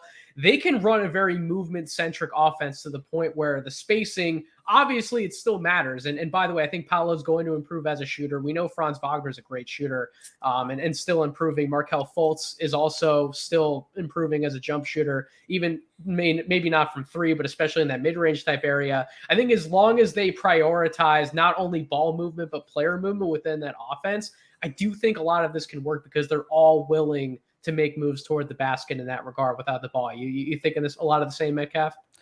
Yeah, and I just thinking about, one of the complaints with this pick I know is going to be, well, they have a ton of guards already. They have a crowded backcourt.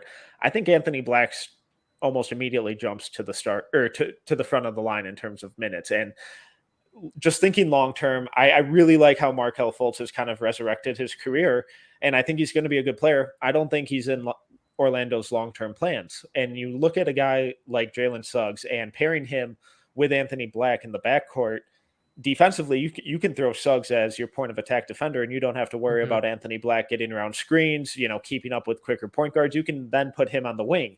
Then on offense, you can have Anthony Black run the point a little more and have Jalen Suggs, improve as that spot-up shooter where he's always been a little more effective.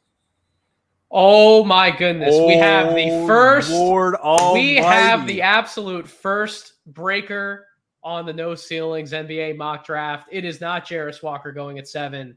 It is Bilal Coulibaly going at 7 to the Indiana Pacers. And you know what? Man, oh man. Listen, Maxwell, I have a question for you. Was someone in that Indiana Pacers offense, in front office, reading my piece about Bilal Coulibaly possibly having some early career comparisons when you break the Espoir film down to somebody like Victor Oladipo, given how much he actually showed playing out of the pick and roll over in France? Like, what do you think about this pick? It could be. I got to be honest, man. I am blindsided I by love this it. pick. I did love not it so see this much. coming, but I love it because what if we talked about with this Indiana Pacers team? Need a little bit more size, need a little bit more athleticism. With his frame and with his size, you're going to be able to keep Ben Mathurin at the 2 long term. You've got a ton of length with those two and Halliburton. You've got a fantastic cutter with those two guys is floor spacers and shooters in Halliburton and Mathurin, and Miles Turner spacing the floor, that it opens up so much of what Coulibaly can do as a cutter. I love it. I did not see this coming a mile away, but I think it's one of those things that you look at it in hindsight and the fit is actually pretty stellar. And he's going to have some room to kind of grow and be the kind of Mikal Bridges type guy that we thought he could be. Absolutely. So I guess my question here is... Hold up, guys. So he's not going to the Pacers. I was literally just going to ask, is he going to be involved in a trade? Like, is that why they're making the pick? He's going to Washington. So the Wizards are trading up to 8 and taking Bilal Coulibaly. Whoa. So who are the Pacers getting for trading back? I guess we're going to find out in a second. Yeah. We're going to find out in a second. So Washington's going to be making the pick for Indiana. So basically Washington had to move up to be able. So that means, so what does that mean, right? So if we're putting some of the breadcrumbs together, Utah's interest in Bilal at 9, I guess, was legitimate. Like, that's probably why they're making this deal, right? Shout out to Utah could have been a threat to move up. Well, shout out for Matt. Matt got the selection right. He just wasn't correct on the number, as we all were. So that's I know, right? We're really picking this here. So if Indiana's picking here at 8, Jarris Walker? I think it's got to be Jarris Walker. Oh boy! Wait, so this is Indiana picking 8? Yes. Yeah.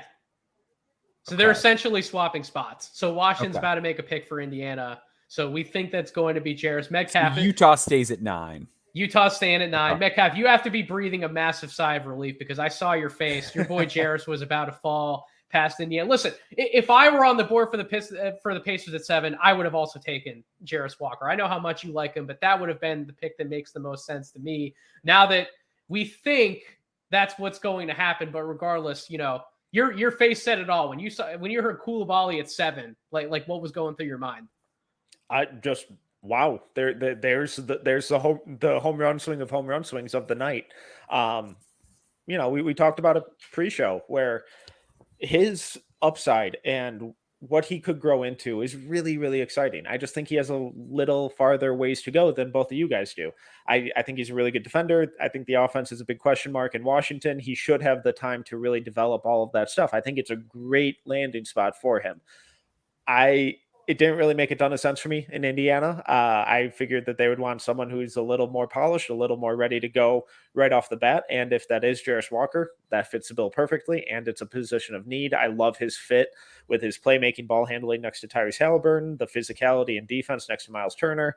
I think Jarris Walker would be a perfect fit here. I love that Bilal is going to a spot where the team is completely rebuilding and completely tearing it down and being slow and patient with putting really high potential pieces together. So Woj actually spoiled the pick before Adam Silver even came up on the stage. Which Woj said he was not going to do. Well, he didn't do it on Twitter. He actually did it on television. But nevertheless, he did still spoil it. So Metcalf, so it is Jarris Walker who is going to be the guy. So anyways, but back to our regularly scheduled programming. Jarris Walker to the Pacers. What do you think about the fit? It's perfect. Yeah. That's all we got. It is though. Like this is again like what we talked about, them needing somebody with size because they played lineups with ostensibly 4 guards quite a bit last season. He is going to have a wide open lane to roll to the basket, and he's going to get to roll instead of having to pop every single time like he did at Houston this past season. The level of playmaking that gets added in, having him alongside somebody like Tyrese Halliburton, where Mathurin is more basic as a decision maker. And then obviously like you have Nembhard off the bench. You played him together with Halliburton a little bit. They didn't have a lot of playmaking outside of the guard position. And getting that on your roster is huge. And then defensively, him and Miles Turner, even with Jarris as a rookie, and rookies are generally going to struggle defensively, he is so good instinctively that you're immediately putting together one of the most like physically imposing and mentally imposing lineups in terms of a front court in the NBA. I'm all about it. Metcalf, Jarris is your guy. So kind of lay it out here. What are we thinking? Just the two-way intelligence of this team is going to be fascinating. The pick and roll between Jarris Walker and Tyrese Halliburton is going to be a tremendous amount of fun. The Horns actions they can run with Miles Turner, then having Mathurin as that backdoor cutter, lob threat, kick out for spot up threes, movement threes as an option.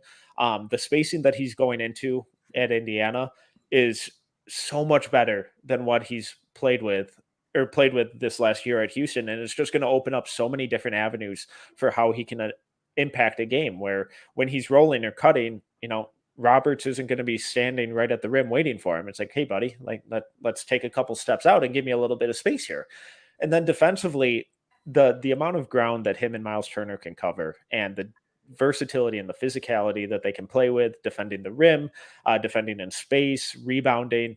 It's exactly what you dream of when you're building a defense around a power forward and a center. It's the fit and the upside with Jarris Walker is so much fun. I absolutely adore this pick. So here's a stat that I looked up because I thought it was very interesting when you mentioned like the handoff Horns opening things up for Mathurin as a cutter. One thing I was thinking about is like Ben Mathurin was a lob threat a lot at Arizona in the half court. And you didn't really see as much of that in Indiana. He actually dunked the ball more times at Arizona than he did for the Indiana Pacers this season. And that's not a failure of Indiana's offense or anything like that. They had the pieces in place that they had. Like you've just got to run what fits. But having somebody like Jarris who's going to be able to orchestrate at the elbows, the free throw line extended, just places like that on the floor, it's going to be a huge help for unleashing that aspect of Benedict Mathurin again. So I got to be honest. I love this fit so much that I'm going to pick preseason the Indiana Pacers to finish in the top 6 of the Eastern Conference. I'm not saying they're going to finish with like a top 4 seed, but I'm probably going to slot them in as my 6th seed to avoid the play-in, because that's how much I believe in this team already. With Tyrese Halliburton at the helm, they were certainly achieving above expectations before any of this happened. Now it seems like this front office is dedicated to making the right moves to make the most of this combination of Halliburton as well as Nembhard, helping out Ben Mathurin. You're getting a guy like Jarris Walker who can take advantage of all the space that Miles Turner provides at that center position. This is even like the high-low stuff, right, with Jarris, and even a lob guy like Isaiah Jackson who can play in the dunker spot as well. Like there's just so much this team's going to be able to do with a guy like Jarris in the mix. This draft, you know what? I'm petty. I'm going to say we were 7 for 7 in our mock draft because Jarris is Indiana did Pacers, take him. so he did take him. So we had our first real shakeup with Bilal Coulibaly going inside the top 8. Maxwell, I'll tell you what, my personal big board isn't actually looking that bad in terms of the 10 guys I have in that big board. The last 2 would be Cam Whitmore and then Taylor Hendricks. So the pick is in for the Utah Jazz. Adam Silver's going to walk across the stage to announce the 92nd. If you were in this position for Utah, we mocked Cam Whitmore to the Jazz. Is that what you would do, or would you go with Taylor Hendricks at 9? Yeah, I want to raise my ceiling still. Like Utah's in a position where they're going to remain competitive because I think they're counting on other teams' picks to kind of keep propelling them forward, and I think that's fine. It's worked for Danny Ainge in the past. But I still want a bite at that high ceiling apple that I think Cam Whitmore brings to the table. As far as a guy who is one of the youngest players in the class, made 40% of his catch and shoot threes, made like 64% of his rim attempts in the half court, and really showed a lot of improvement as far as a defender on the ball, down the stretch, covering multiple positions, containing opponents, using that strong body of his to wall guys off. Those kind of guys, if they hit, are so hard to find that, like, if you can get one at 9, I think you just got to do it. You've got so many other picks coming down the pipe. You've got a solid team. If it takes a little bit of time, that's okay. I'm going for Whitmore here if I'm Utah. Metcalf, if you were in Utah's shoes, who would you take at 9 right here? It's tough because they kind of want to be competitive. Whitmore is my best available. I really hate that fit though. I I really worry about how much the ball is going to stop in that offense. I know Jordan Clarkson made big improvements as a point guard. I They need another guard there I still don't want besides him as my Colin point guard. Sexton. Yeah, exactly. the guards only score, and they have like no guys under the age of 37 that are like between 6'5" and 6'8". There isn't a playmaker on that team right now, and I love Kaysen.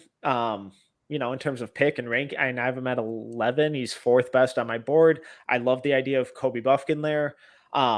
Is there a case still to take Taylor Hendricks there at 9, with the rationale being that they can find their 4-man to fit in between Lowry and Walker Kessler, and he's a guy who's not necessarily going to stop the ball within the offense and keep it from moving, but he is going to get up a shot more likely than not as a spot up guy. Yeah, but he's going to get the shot up, right? Like the ball's not, you're not going to watch him like stand around indecisively with it like 5-6 seconds like we saw Whitmore sometimes with Villanova offense. Like, is there a case to just do that? The defensive pairing of him and Kessler would be a lot of fun. Awesome. No one's scoring at the rim on that team. But again, similar to Cam, like Hendricks is a little more decisive with that he's going to shoot it, but that's also kind of because he doesn't really do anything else on offense. He's why can't Kobe Buffkin be the guy here? Like that would be so. Metcalf, I know he was 7th on your board. Like why? Like that would be my pick, honestly. Like so here's the thing, right? So we think Utah is going to take a guard with one of their 2 picks in the top 16. Maybe they could target one at 16. My philosophy, though, is always if you have a guy who you think is the legitimate fit for your team, don't try and get cute. Don't try and get cute with trading back or maybe hoping that someone's going to pass on him. Like, go get your guy at 9. Like, if they have a guard like a Kaysen or a Kobe Buffkin that they think can be the point guard or pair alongside Colin Sexton in the backcourt, Metcalf, like just go get that guy. That would be my philosophy. Yeah, and I have Kobe in the same tier as Cam, so it wouldn't be that hard for me to just pull the trigger on that. I don't think Kobe's a pure point guard by any means, but his off-ball movement, his quick decision-making, his ability to run a 2-man game, he moves the ball. I really like how he would fit in that offense and just be that connective piece that keeps everything flowing. So much better than a guy like Cam or Taylor Hendricks, even though I have those 2 guys rated higher. So when we're talking just fit perspective, I really like Kobe Buffkin there, and he's in that same tier where it wouldn't be like oh God, we're really settling and missing out on a prospect that could be so much better. I think their upside is kind of similar. Maxwell, talk to me about Kaysen Wallace, because I think that he's higher on your board from that guard perspective. What about that fit? Yes, I'm a big Kaysen guy. I'm sorry, I'm just so fired up from the Jairus pick that I had to like move my little iced coffee that I've been drinking like out of reach. Like I love that fit so much. So with Kaysen, I think you're just getting somebody who's a little bit more prepared to be a pull-up shooter. He was just better on pull-up 2s, a little bit more comfortable on pull-up 3s. I think their numbers are probably pretty close.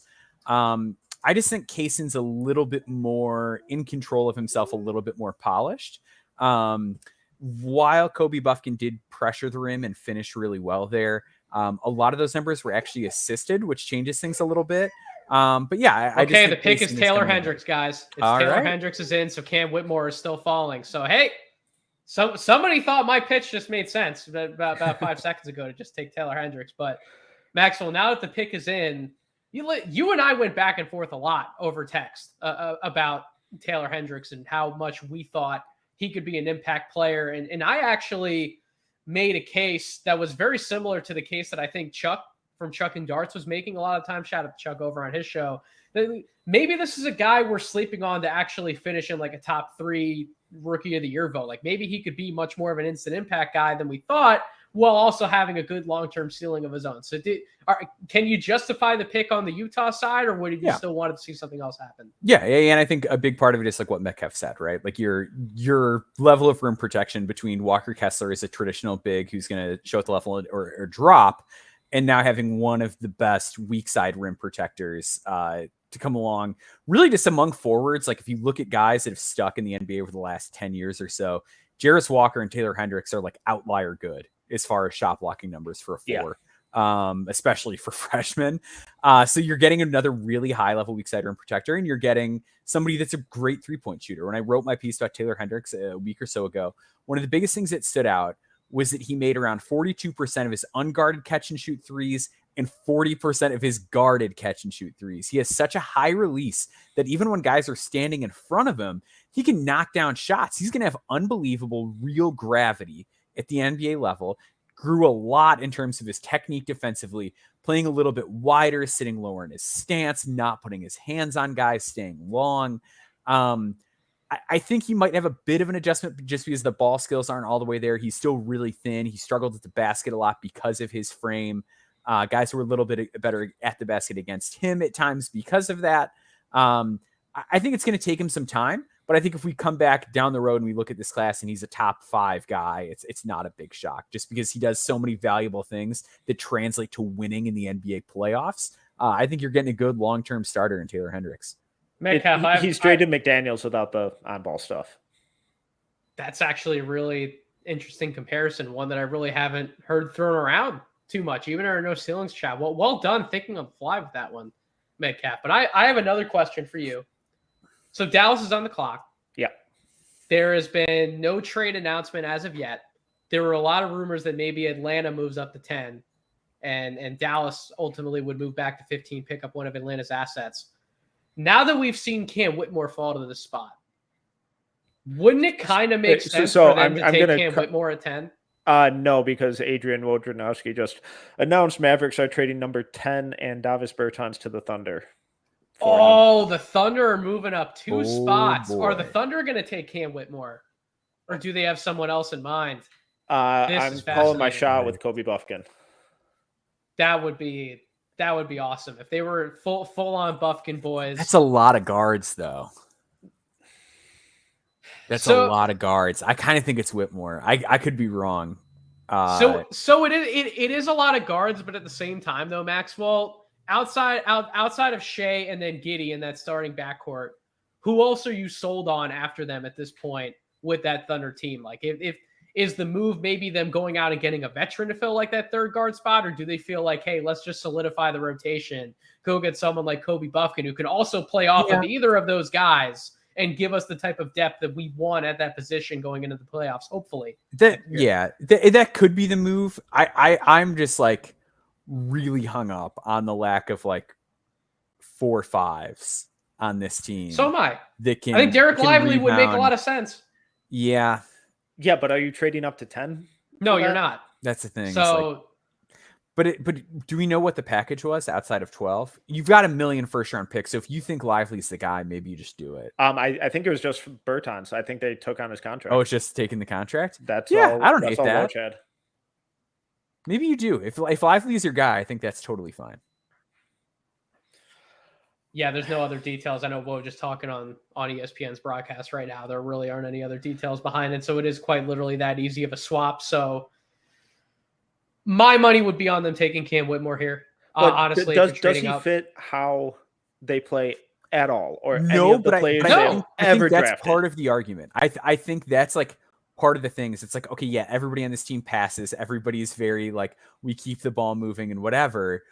But I think you can get away with having one guy that just finishes plays. Bingo. You can get away with having like one guy where it's like he's just the guy that catches and shoots or catches and drives, and that's it. And then he defends and he rebounds for us because they really need rebounding. And I think maybe that could be the train of thought.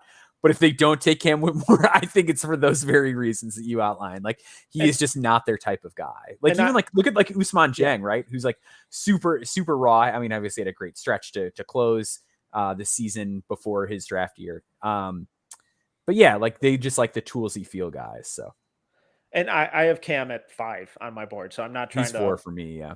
So I think really highly of him. I think he has a lot of potential. And, you know, if we're talking about him in a similar context on the Thunder as we were to the Pistons for, you know, that fit of playing off of Cade, you know, him playing off of guys like SGA and Giddey and Chet. And then, like you guys just said, being that play finisher, it makes sense because the athleticism, whatever the medicals might be, there are so many tools that have had him as high as number 3 on a lot of people's boards. There's a lot to like. So we see some spoilers in the chat. Apparently Shams is putting some stuff out there. We're going to find out if those are right in a second. Adam Silver's on the podium, so we're going to find out. Could there possibly still be a guard in play? Perhaps. Is that where this is going? Adam Silver's announcing the pick right now.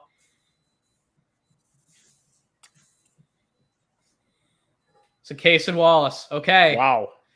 Okay. You know You're what? getting the dog. You're getting the dog. You know what? I don't hate that. I don't hate it. If I was taking a guard, I would have taken Kobe Buffkin. I would have been with Metcalf. But Maxwell, listen, you've been a guy. You've been fighting for Cason Wallace for a lot of this draft cycle as a top 10 guy. does. So talk to me about how he could possibly fit in with OKC. Yeah, so I think a big part of the appeal with Cason is that, so I mentioned earlier, he pressured the rim a lot and he finished really well at the rim, but there are some people that have a little bit of a hang up around that because like he is more comfortable pulling up and he's not like blazing fast, doesn't have a super advanced handle. But you put him alongside Shai Gilgeous-Alexander and Josh Giddey and other guys that are going to get those initial advantages, get the defense scrambling. That's going to make it a lot easier for him to attack downhill.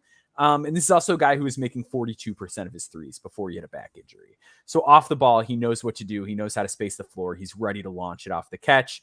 And he's just giving you another dynamite defender on a team that loves to get guys that really know how to defend and how to move in space, right? Like when teams are moving the ball and you've got to rotate and you've got to make plays when you get into those gray areas. Cason Wallace knows where to go.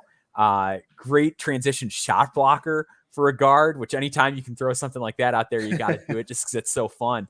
But yeah, I think you're getting another steady, smart player who has a sneaky ceiling because he's just really good at a lot of things already. It's going to allow him to play right away. And as time develops, he can become more creative, work on that handle. It's all stuff that's pretty easy to work on and improve with Cason Wallace. I think you're getting a tremendous guy in terms of immediate impact and upside. All right, so Maxwell, unfortunately, that was your farewell for this segment. We're going to swap out. I'll be back later. He'll be back. We're going to swap out co-hosts in this section of the draft. So picks 11 to 15. We're going to keep Metcalf. We're bringing on the conductor of chaos and no ceilings. Tyler Rucker is going to be coming on back with us. There he is. Oh, How, having fun or what? Come on. Speaking of chaos, we've got trades all over the place. Was that your doing? Is that what you were orchestrating behind the scenes while you were off screen? I mean, yeah, we were really on a heater there for no ceilings for the mock draft until Koulibaly had to ruin that. So thanks a lot, Washington. Now I can't like you again. But no, I'm having fun. I love that Cason Wallace went to OKC. That's just classic Presty. What are you guys thinking? How are we doing? I want to know your thoughts about it because you actually did a wonderful YouTube video breakdown on Cason Wallace's defense. And I do feel like if there is one thing that OKC needs out of that backcourt, it's defense. And I think everything that he's going to provide is sort of what they need, no? Yeah, it makes sense. I feel like Presty was one of those, if he was going to target backcourt guys, I feel like it was going to come down to either Cason or Kobe Buffkin because versatile guys with good length, defensive ability.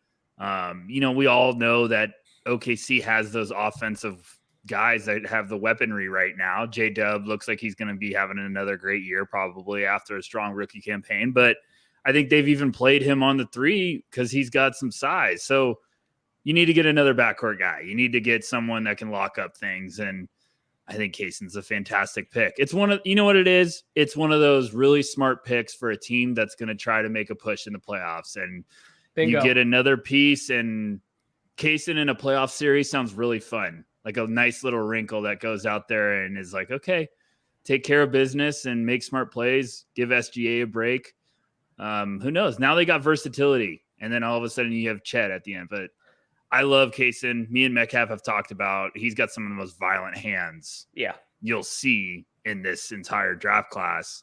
And I think he just had a fantastic season. Like I thought he was going to be a name that should go lottery. I've said it before. I was like, he's one of the safest lottery picks, I think, in this class. And I absolutely love him. Now I'm getting excited that Kobe Buffkin might fall a little bit. So we're going to see what happens, Metcalf. I know Brad Stevens is on line 3. I think it's really interesting that they felt like they had to trade up to 10 to get him too. That's interesting to me. I think that was the one, and that's why I love Presty is like, go get your guy. I always say that. Like if you're close and you think someone might be in that wheelhouse to go get him, just go get him. Like he has all these picks. Taking on Bertans for just that sounds hilarious, but I think it's a great pick. I understand it. Presty's just keep getting his guys. You'll figure it out later. I'll tell you one person who's incredibly happy about this. We saw Dylan shout us out from the Top of Thunder podcast. That man is a Kentucky boy through and through. He must be ecstatic that Cason Wallace is going to the Thunder. But we got to pick the Orlando Magic at 11. Oh, I'm really fascinated what they're going to do here.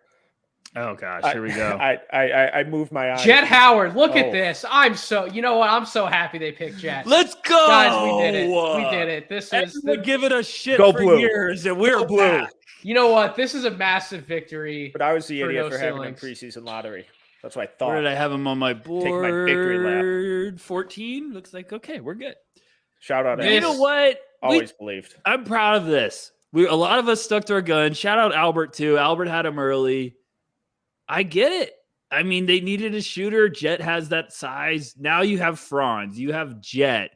Anthony Black. Whoa, here we go. And that is big time. And then, okay, we didn't bring up Paulo. So they've got firepower now. You've got size. I like this. This is great. They're just prioritizing legitimate big wings who can dribble, pass, and shoot, right? As Rucker just talked about, you got Paolo, Franz, Jet Howard.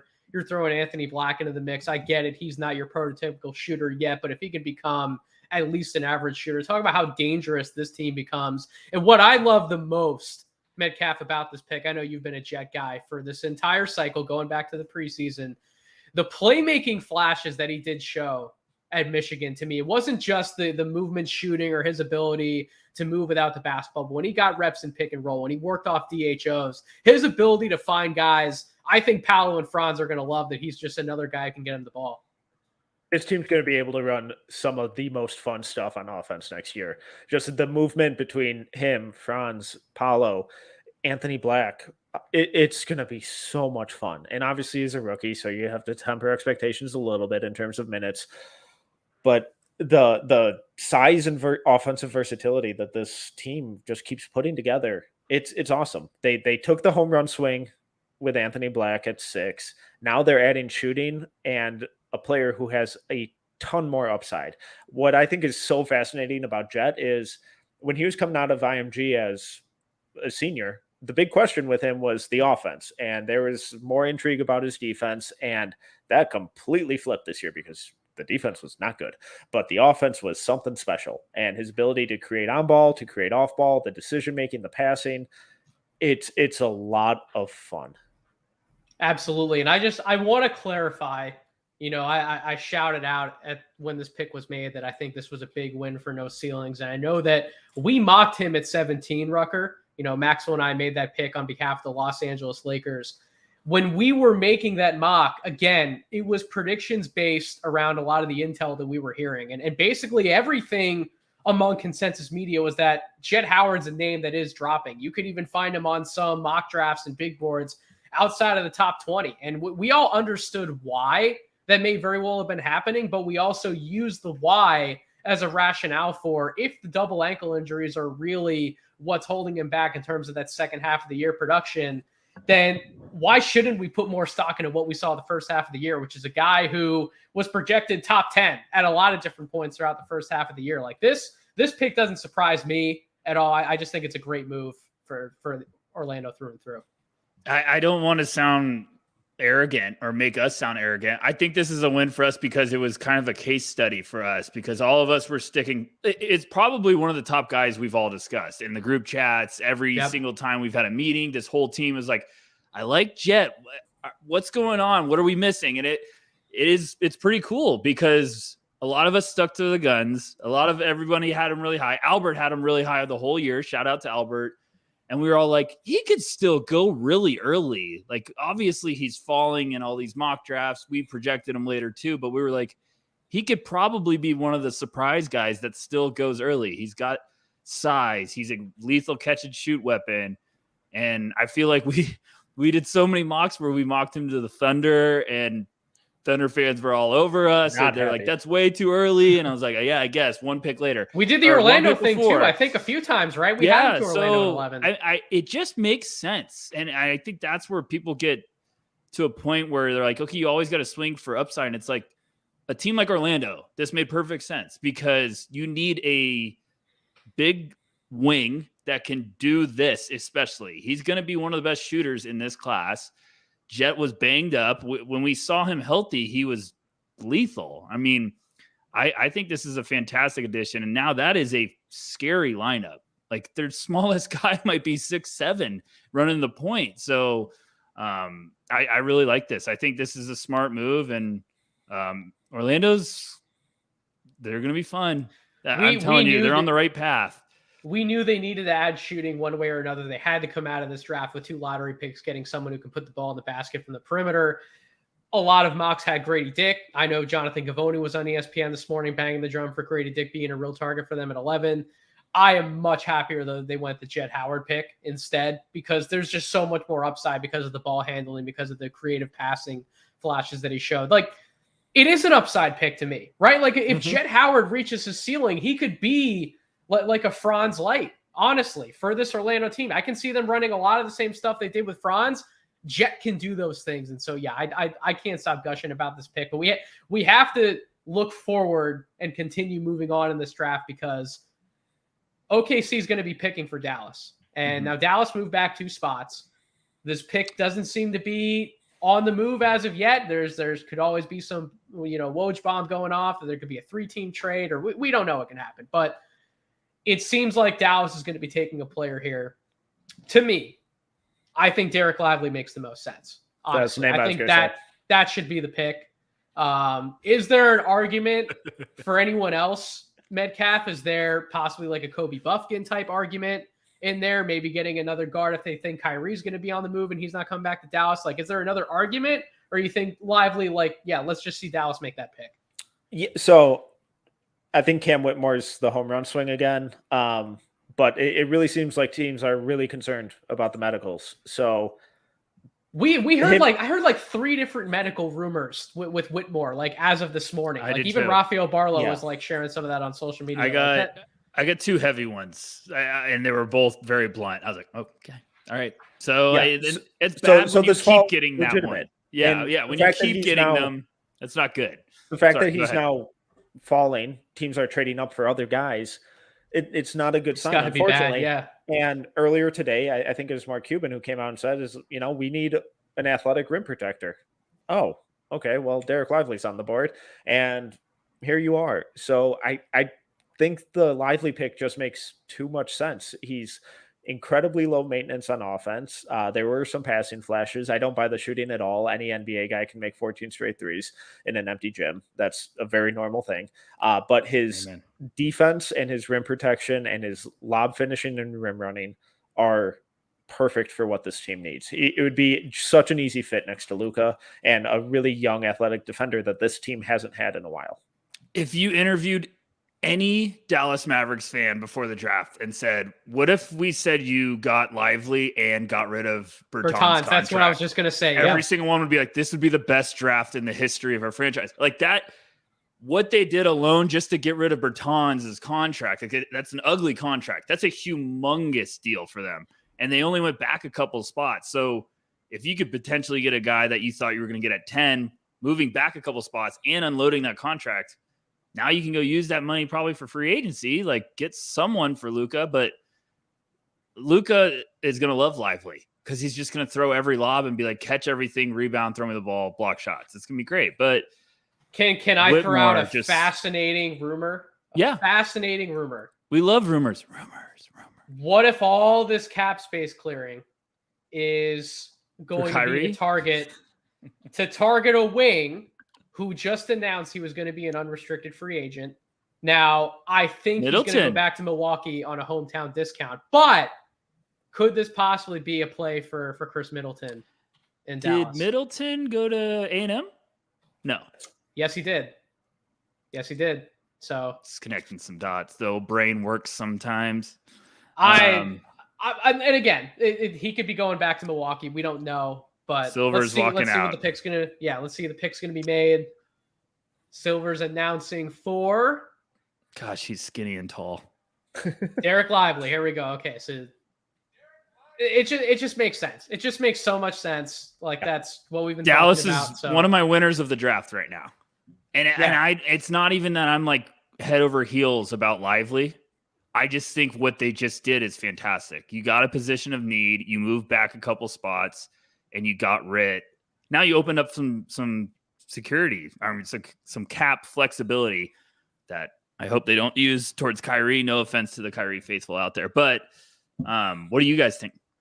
So here's one of the rare instances in which they were able to thread the needle between filling a position of need and also getting potentially BPA / best upside all left on the board, because Derek Lively has more to his game that he will hopefully be able to show just past protecting the rim, just past rebounding. You know, we saw some of the short roll playmaking, his passing out off of offensive rebounds, his ability to maybe even shoot the basketball a little bit and space the floor for some of these other guys in Dallas, particularly if they want to have the lane clear for Luka to do his best work, which is in the mid-range. It's in the painted area. He loves backing guys down. He loves getting close to the basket, going to that little runner. So between being able to find something they needed defensively, on top of capitalizing on maybe there's more room for him to improve defensively, maybe there's more room for him to improve offensively, this just seems like a home run pick Metcalf for threading the needle for the Dallas Mavericks.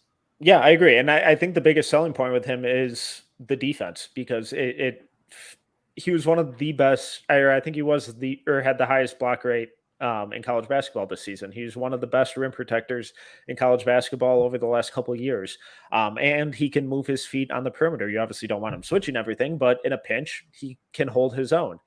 Offensively, it's going to be very simple for him, and he's going to be getting a lot of easy dunks because of what Luka and potentially Kyrie can do with the ball. And if he's willing to stay on his toes and jump for everything, he's going to get a lot of easy opportunities. He's got to learn how to set better screens and, tighten some of that stuff up fundamentally. But those guys clean up a lot of errors and make life really, really easy for their teammates. He's not going to be asked to do really anything on offense outside of his comfort zone. And as we can see in some of this highlight tape, he is pretty comfortable making some of these really advanced skip passes out of the post. Absolutely. So there is some upside to his offense, even though he's not going to be asked to do much. In the long run, it could really, all the pieces could start falling into place, and he could become a really interesting two-way center. Maybe I'm on an island. Maybe I'm alone with this. But I do think there's going to be more to Derek Lively's defense in terms of being able to play away from the basket. Just because of how he moves, right? How he moves on the court. He doesn't move like a traditional big man, right? He's not a plotter. He actually moves really well, really late on his feet for somebody at that size at 7'1". I do think there's more value to unlock with him as you coach him up on that side of the ball. I agree. You don't want him switching every single possession, but I think he actually may get to a point where he can handle his own, away from the basket more often than certainly a lot of people are thinking. So I great pick. Well done, Dallas. So we move on to 13 with the Toronto Raptors. There's been a lot of buzz about Keontae George possibly being a name that's in play for the Raptors. We still have Kobe Buffkin on the board. Cason Wallace is off the board. We also thought that pick would have made a lot of sense if he would have still been in play. Jalen Hood-Schifino is another name in the guard spot who would fit really well, I think, with what Toronto's looking for. But listen, Metcalf, we keep looking at each other like, when's Kobe Buffkin going to come off the board? Like, when is this going to happen? Like, is this the pick for Toronto? Is that what you would do at this point? Take Kobe Buffkin? Yeah, and I would have done it a while ago. I just sound like a broken record now. I feel like this is like 5 picks in a row where I'm like, oh, Kobe Buffkin. I just sound like an idiot up here. You got your pick with Jarris going off the board where you wanted him to go. Now Kobe Buffkin has to be the guy who tortures you during the No, I think he makes a lot of sense here. From what we've heard, that there's mutual interest. Who knows what happens now? Maybe they instead take a swing on Cam Whitmore. There's also been a lot of talk about Keontae George. I do think they go guard here. Seems like Fred VanVleet's out the door. Who knows, though? Gary Trent, also kind of an unknown, keeps popping up in some trade rumors, but allegedly wants to stay there. They need guard help and guard depth. And I think either Buffkin or Keontae George make a lot of sense here. Kobe would be my pick. I just think his versatility and his upside are just too much to pass on. And he's younger than a lot of these freshmen that, are also in this draft. Rucker, the story of my life for many years has been, if I think something makes absolutely zero sense, it tends to happen. I think Cam Whitmore makes zero sense here. I wouldn't understand that at all. But I agree. Yeah. because that's the story, is that something that could actually happen because he's still falling? I think so. I think I've always said that Bufkin, or I've heard that Bufkin's floor was Toronto. It makes a lot of sense with what they need. He checks a lot of boxes of what they've always looked for. But this is always funny when you talk about like promises and everything. Like the board all of a sudden looks a lot different than what you were expecting. So how much is that promise worth?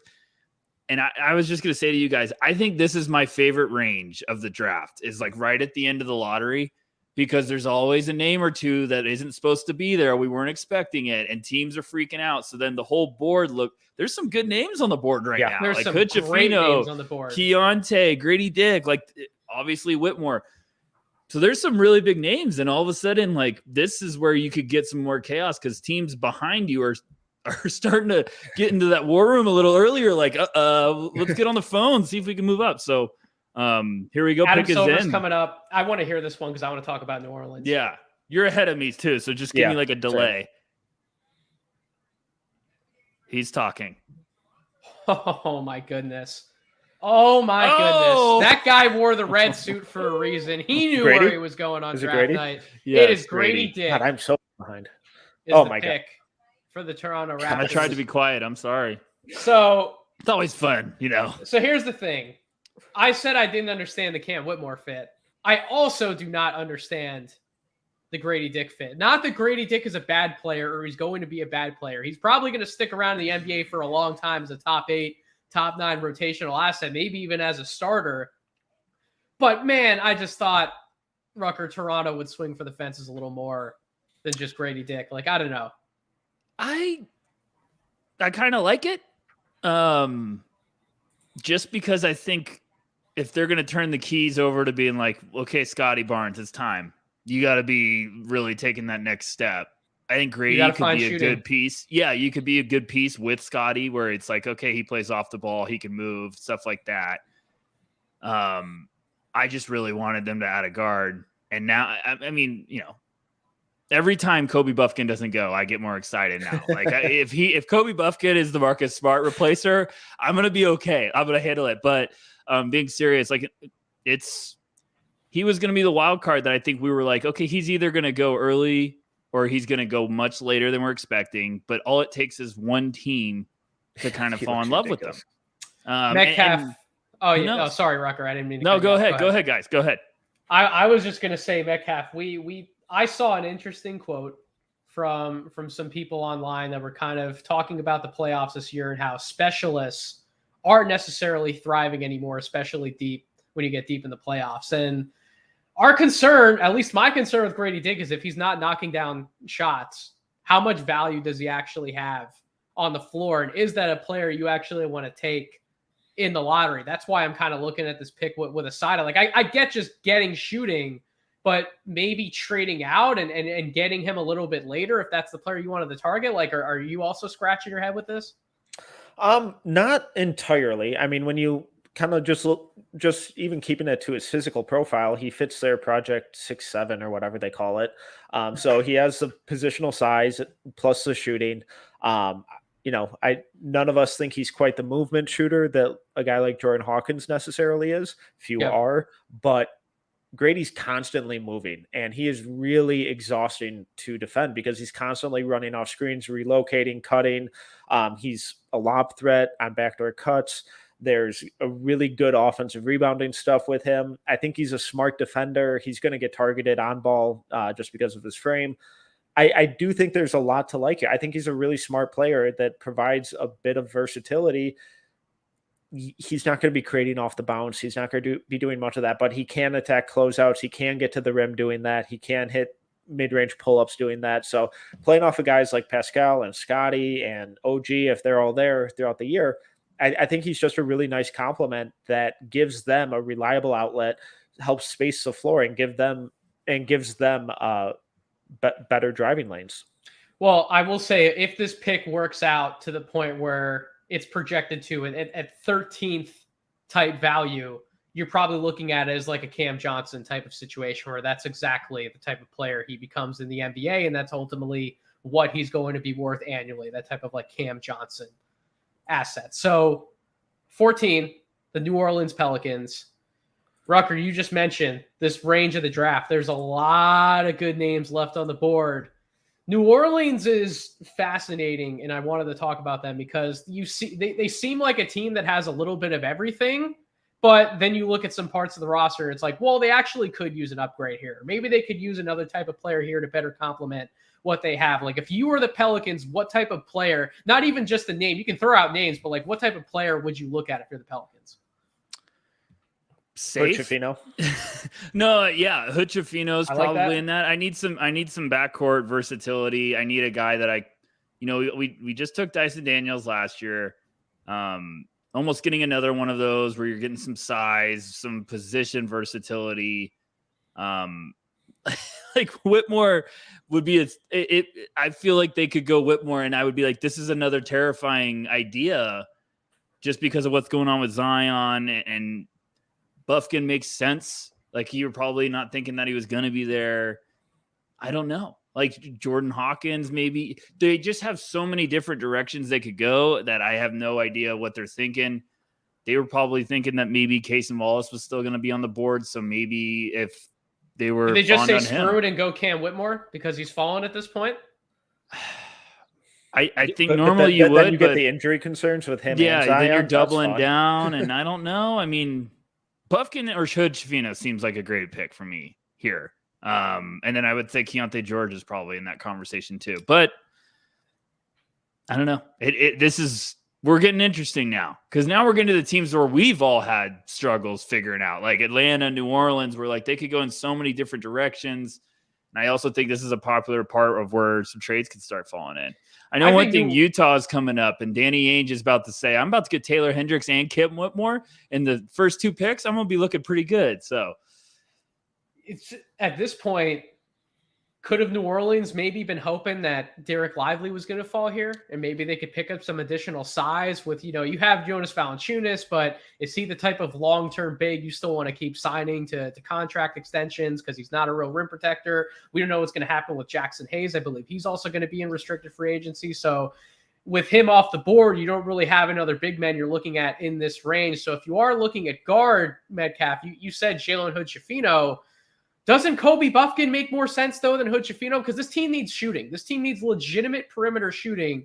I'm buying the jump shot with Kobe Bufkin. I actually like his shooting versatility he showed at Michigan in terms of being able to knock down shots from all over the floor. Like, doesn't that make more sense, or would you still go upside with JHS? So with Hood-Schifino, I would just be really intrigued by the consistency at point guard. He's an actual point guard. I don't think Bufkin's a point guard, and maybe that's where some of the disconnect is and why he's falling a little bit. I love Kobe Bufkin. I think I've made that pretty clear at this point. But I think Hood-Schifino just gives them that consistency at point guard. You mentioned they need shooting. Does Jordan Hawkins make sense here? Is he a guy where it's like, okay, maybe the fit isn't the cleanest, but you're a nasty shooter, and putting you and Trey Murphy next to each other is going to be a lot of fun. I can't stand Silver's talking right now. I can't stand when he announces trades delayed. I guess he's doing it for the people there, but I almost wish he announced, I think they were trying to finalize it. I think that's why. Yeah. I understand why he does it. It would just be more badass if he announced it live. Well, when he says trade, I'm thinking is this pick on the move? Jordan Hawkins is the pick. So okay, all right. Metcalf, you're gonna have to get it spoiled. Don't worry, I'm recording it too, so I'm gonna be rewatching it after this entire stream. I like this pick. I do. I think this makes some sense with New Orleans' team. Is you got to get this wrinkle. I wanted Hawkins to go to a team where I was like, okay, use him as just this dangerous weapon of versatility on the 3-point line. And it's funny, I never thought of him going to New Orleans, but I really do like this idea with this roster. Obviously, everything we say is with Zion healthy. But what do you guys think? I mean, when you make a pick like this, New Orleans needed an injection of shooting somewhere, and getting this type of shooting, right? How much of a movement shooter Hawkins is, how much he runs throughout an NBA game. I mean, we haven't seen a player come into the NBA like him. since what JJ Redick is probably like the best comparison in terms of style of play. Yeah, he's an early 2000s throwback. It gets me nostalgic. So like bringing in this type of player, you look at the Pelicans and how this roster is constructed, particularly the starting lineup. You have Zion, you have BI, and you have CJ McCollum.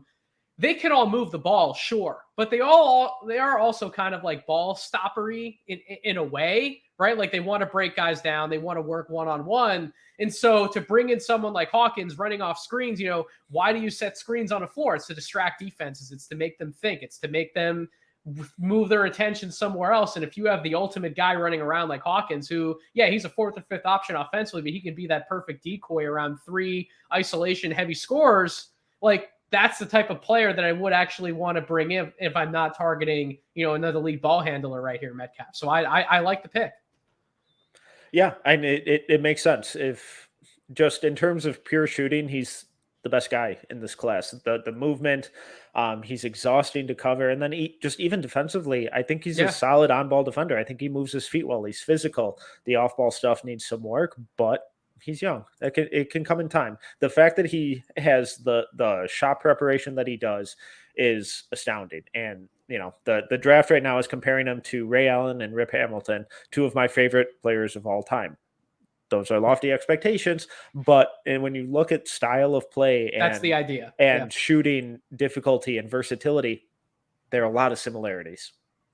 So Atlanta has the pick in at 15. So last year, Fino maybe.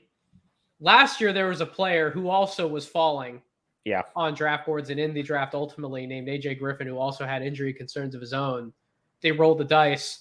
That pick seemed like it worked out for them, and like it's going to work out for them in the future. Are they feeling lucky on the craps table, Rucker? They're chucking the dice and they're saying, I get that he's fallen for a lot of these reasons, but let's just gamble again. Let's roll the dice again. Let's bring in Cam Whitmore. Sorry, I just saw the clip of Jordan Hawkins proudly bawling his eyes out, and I'm a sucker for that. Oh gosh, I love this kid. He's going to be a stud. Okay, yeah, Whitmore makes sense there. That seems like a pick of like just take that talent. Yeah, they should do that absolutely. Because they have 2 guys who can find him. It's the same. It's the same. So thing, is Sadiq right, a free agent or Sadiq's under contract? Yeah, Sadiq Bey. I believe so. And then they were trying to trade DeAndre Hunter to go up to 7. Correct. Allegedly. Allegedly. I would take Whitmore, and then if you love him and you want to move on from DeAndre, then do that. But I can't stand the roster. I love our good friend Simon Rath, but cannot stand the Hawks roster because I want to add pieces to them, but I'm like, where do they go? What are you not comfortable with? And I don't know if you're comfortable with the wing. You might need more upside. And I think Whitmore would be the best swing here. I think it depends on how much do you love Jalen Johnson or how much are you still a believer in him? If you aren't a believer in him, then maybe it makes sense to just roll the dice. Let's get another combo forward, regardless of whether you have Hunter in the mix or not, and just bring in another guy who can play alongside like an AJ Griffin and space the floor for the future. Like, I don't know. We'd also heard that they were interested in Cason Wallace. So is this the Hood-Schifino or Bufkin spot? It could be. Could be, yeah. It could be. I'd hate but Bufkin going here if he does. So would I. They still have Trae Young and they still have 2 ball dominant guards in the starting lineup. So like Trae Young, DeJounte Murray, where else does Jalen Hood-Schifino or Kobe Bufkin fit in? That's the problem. I would have moved back because of that. You have a clear logjam at the position in which the board is the strongest right now. So why would you move back a little bit? Question: do they shock us and take a forward like a Noah Clowney or a Leonard Miller? Oh, that feels early. It does. Leonard Miller, I might pass out from laughter. Here we go, Silver. Don't say anything, Nathan. Kobe Bufkin. Okay. Sorry. I said it literally right when you told me not to. I said it. I'm sorry. But guys, I'm the host. I got to keep up. I got to Johnny keep you guys Davis informed. 2.0. No.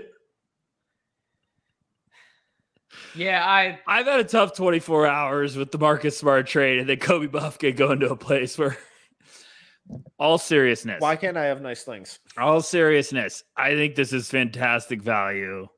for Atlanta. Go get the best player available. If just Whitmore's stock is that bad, go get the BPA. He's going to play defense. He's a great addition. If you get to a point down the road where you're not sold on your backcourt, you have a heck of an addition right there. It's just where I just don't know the minutes right now, because we also just mentioned, like, okay, they have Sadiq, they have DeAndre Hunter. Okay, there's a lot of minutes, a lot of players that play similar positions. Like, how are we going to get them all on the court? I love Kobe Buffkin. Think it's smart. Is there a trade? No, there's no trade, unfortunately. Are you sure? So I'm positive. So please.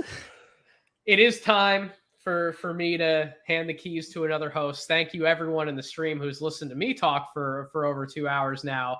Hey, great job. It is time. Thank you, Rucker, for saying some kind words. But it is time for Nick Hager-Johnson to take over in the host seat. I will be back for the second round, picks 31 through 45, but it's time for Nick to take over the reins. Nick, take it away. You're muted, Nick. You're muted. God, unbelievable. Rookie here. Take a lap. God. Take All right, a lap. fine. See, I wanted to take the attention away from the Kobe Buffkin pick so that both of you were happy, and now you're bursting out laughing. So clearly my idiocy has worked out very well for this draft stream. All right, chess moves. I like it. We gotta talk about Buffkin a little longer. Do we have to? No, yes, go ahead. Yes, we do. Because he's one of the most versatile guards in this draft. He's younger than most of the freshmen in this draft. He's an excellent defender. The movement shooting, the on-ball creation, the at-rim finishing. I don't love that he's going to Atlanta just because of how wonky that roster is. I love the idea of him being coached by Quinn Snyder. And then just even on the court, he can play next to Trey and DeJounte Murray, depending on who's on the court, if they stagger their minutes, if they go 3-guard lineups. I do think he kind of fits nicely next to them because he is a good defender. He is a versatile offensive player. He doesn't have to have the ball. I just think there's a lot that he can offer them in the long run. All right, Rucker, Hunter Dickinson just showed up on camera, which means I know it's time to throw it over to you so Metcalf doesn't talk anymore. Your thoughts here. Good luck, Kansas. It's just going to be tough, but I also think when you're a team like that, where you're kind of stuck in the middle and you see a player on the board that you're not really expecting, just take them. Figure it out later. Atlanta's roster is kind of in limbo. I mean, they have talented guys, but I feel like you just got to find a direction. It's so funny. Atlanta's roster, I feel like I've kept every time I'm loving the direction they're going, and it just doesn't all come together. Like the pieces aren't really working. So they just kind of got to pivot. And I do like Kobe Buffkin a lot. I think that's a smart pick. That's a safe pick for Atlanta. If you had a lot of uncertainty and you didn't like the range, just take that and go forward. But now we're going to get interesting with Utah. Yeah, you said, Rucker, this is your favorite part of the draft a few minutes ago right here, this turn around the lottery. So here we've got the Jazz making their second pick of this first round. Metcalf, what directions do you think they might go? And do you think this is where the Whitmore fall might finally stop?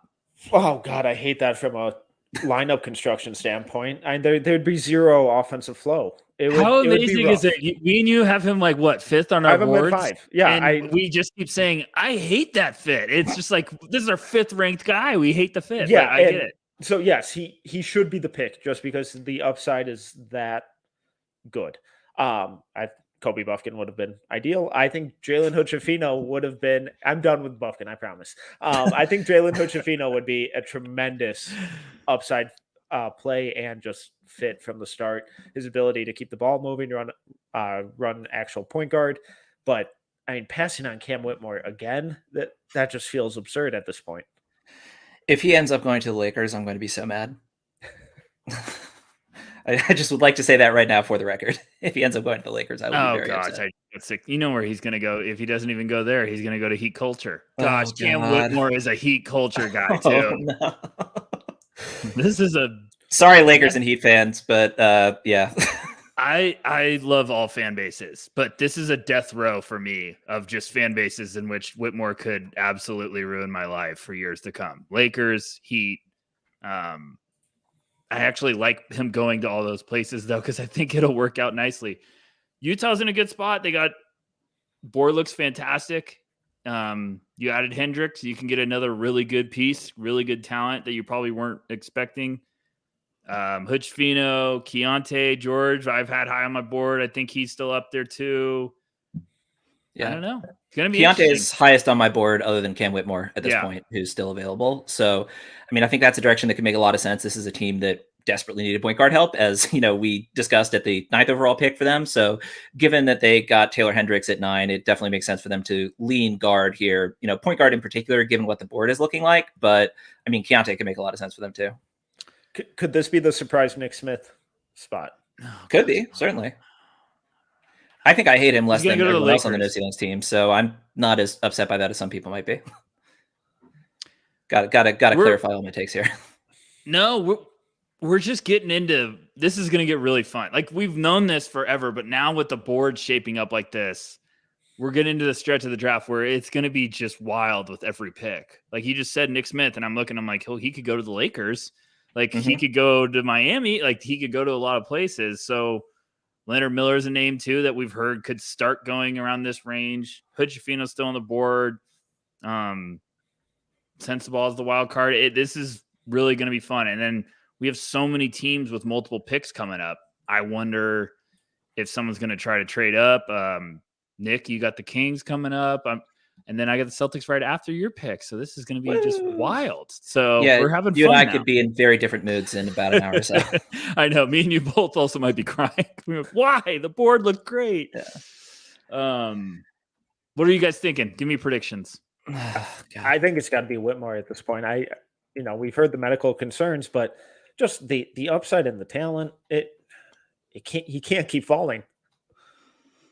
I don't know. Maybe he can, honestly. I mean, I, thought that he would have had stopgaps a while before we've gotten to this point. So I don't know. The fact that he's falling this far is concerning in terms of, how much farther he might be falling. Looks like the pick is in. So hopefully Adam Silver will be heading up to the stage soon and we'll have some clarity here. But yeah, I mean, it's interesting, certainly, that Utah is We'll hear if there are any trades obviously coming down the pike, but I do wonder if they look to move this, given that they've already got someone in Taylor Hendricks who was higher on some people's boards than 9, falling to them in that slot. Man, this is wild. Yeah, I mean, I think I'm trying to figure out where Whitmore goes. I think Keontae's probably got a real shot here because I think you could have gotten him early. I love Keontae. I almost feel like you got rid of Donovan Mitchell for all those picks, and you're about to get kind of the same type of impact theoretically. I'm not saying he's going to be an all-star right away, but I'm just saying, like, that's kind of his game. Little 6'4" guard that can light it up. He'd be a good fit there. I'd like him there. I think Hood-Schifino. He makes a ton of sense. Here we go, Silver. Yeah. All right, so you're a little bit ahead of me, so I'm going to keep quiet. No, Rucker just announced it because Nick and I are way behind everyone. Okay, the Utah Jazz select Keontae George and his very versatile suit of maroon and silver. I'm sure we'll get Albert to comment on that later. What Metcalf, you want to go first here? Yeah, Metcalf, go ahead. I like it a lot. I mean, we mentioned Donovan Mitchell. That's kind of the comp I've used for Keontae this whole year. Obviously, I don't think he's going to be what Donovan Mitchell was as a rookie right away, but I think he's that style of player. And this year at Baylor, we saw him take on way more responsibilities than he ever did in high school, where he was mainly just kind of a spot up guy who didn't really play defense. There were issues with the defense this year, but the effort and, awareness and versatility was there throughout the year. There was way more off ball movement. There's way more on ball creation and playmaking. So I think the sky is the limit for him in terms of that kind of combo scoring guard role. Really smart playmaker. The shot's going to be fine. I'm not worried about the percentages being low this year because he took on way more than he ever has in terms of basketball responsibility. So I really, really like this pick, especially as an upside swing for Utah. Yeah, Metcalf, you and I talked earlier this season about how impressed we were with Keontae's playmaking this season at Baylor, and that I think is going to be huge for the flow for this Jazz team. Rucker, what about you? Your thoughts on Keontae George going here? I've absolutely loved him as a prospect. I thought that Baylor fit was a little strange. I've liked to hear that he's almost lost a little weight. He's gotten better shape. I think he looked a little bouncier when you were seeing those videos of him working out. Now, obviously, workout season's a scary one for all of us, but I think Keontae's got the shot to really surprise some people and almost be a stud from this class. Like it's just the eye test for me. I know I've talked to Corey about it. I was just like, I watched this guy and he looks like a stud. He just looks like he's going to be a problem. He's got he checks the boxes. So I think with the additional spacing and kind of more of a defined role instead of Baylor, I think they just kind of handed it to all their guards and were like, okay, someone figure it out. And when he had his highs going this year, he was so dangerous. Like he was one of the most impressive guys. So I love his game. I think he's going to be, for this pick, for your second pick in the first round, I think this is awesome value. This is what you want to be having if you're a Utah Jazz fan. Like Danny Ainge is going to work and he hasn't even had to move up or down at all. He's just let the board fall to him. Yeah, I mean, ultimately here, as we're about to move on to the Lakers, but I mean, with Utah, it seemed pretty clear that they needed to try and get a point guard, either in free agency or at some point in this draft. And, they had a bunch of choices at 9, ended up going with Taylor Hendricks, but, one of the probably top choices on the board for them was still here at 16. So it makes a lot of sense to go this route, especially since they didn't go that route for the earlier pick. But let's move to the Lakers now. And I think, we can say it again. We can probably continue to say it until he actually goes off the board. Is this the Cam Whitmore spot? I don't think so. I don't think so because here we go again. Well, they need shooting. We need it. Yeah. Eventually, they got to get some shooting. And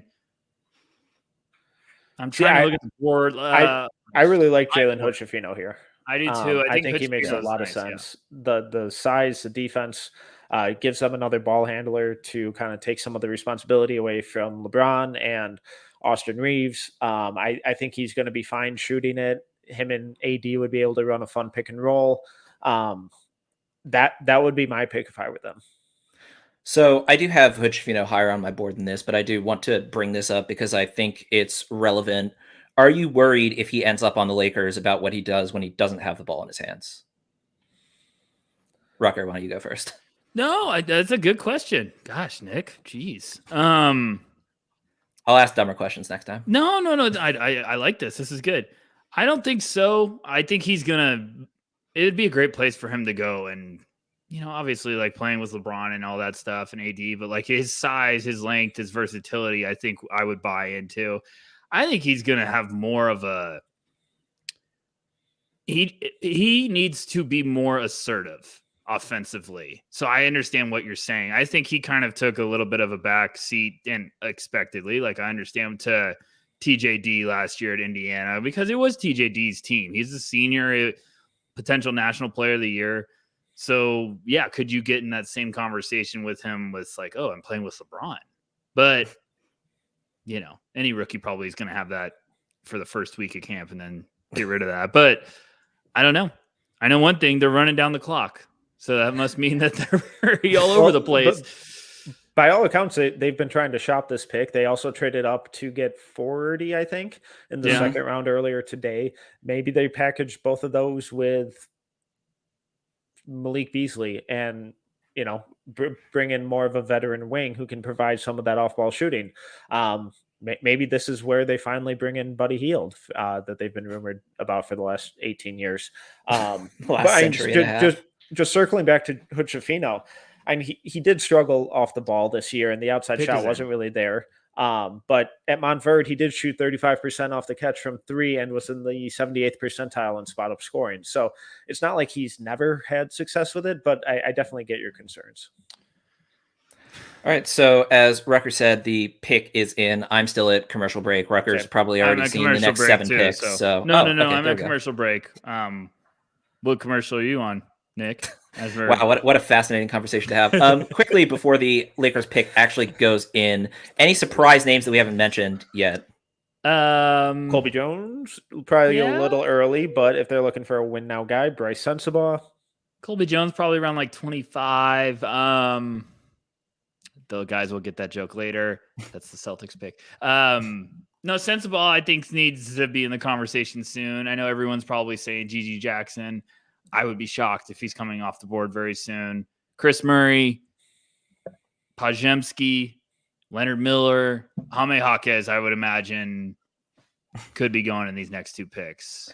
I think Jaime would definitely be happy if he goes to the Lakers. Him and OMP. Oh, I was saying, could sorry, definitely next 2 games. picks after this. I'm looking at Miami and Golden State. I think they're the top threats for him, potentially for like early picks, like taking him a little early. But Yeah, go ahead. Sorry, Jaime seems the most obvious Heat fit possible on the board at this point. pretty gross. It's gonna happen. I like Jaime too much to be grossed out by it, but I still will not. God, his hair looks phenomenal tonight. Oh my God. Someone was mentioning that he said he wanted Adam Driver to play him in the Jaime Jaquez movie. Metcalf, ever since the Green Room episode, you've been fascinated about that hair. We might need to have a talk. Yeah, we got to talk. Give me predictions before they go. They're showing a chart about notable NBA draft anniversaries. Elgin Baylor, Elvin Hayes, Ralph Sampson. Chris Webber made that list. Here we go. Adam Silver walking onto the stage. Still tall, still skinny. Hashtag analysis. There we go. He's talking. You know who else is tall and skinny? Victor Wembanyama. Jalen Hood Shafino. Here we go. Guard, Indiana.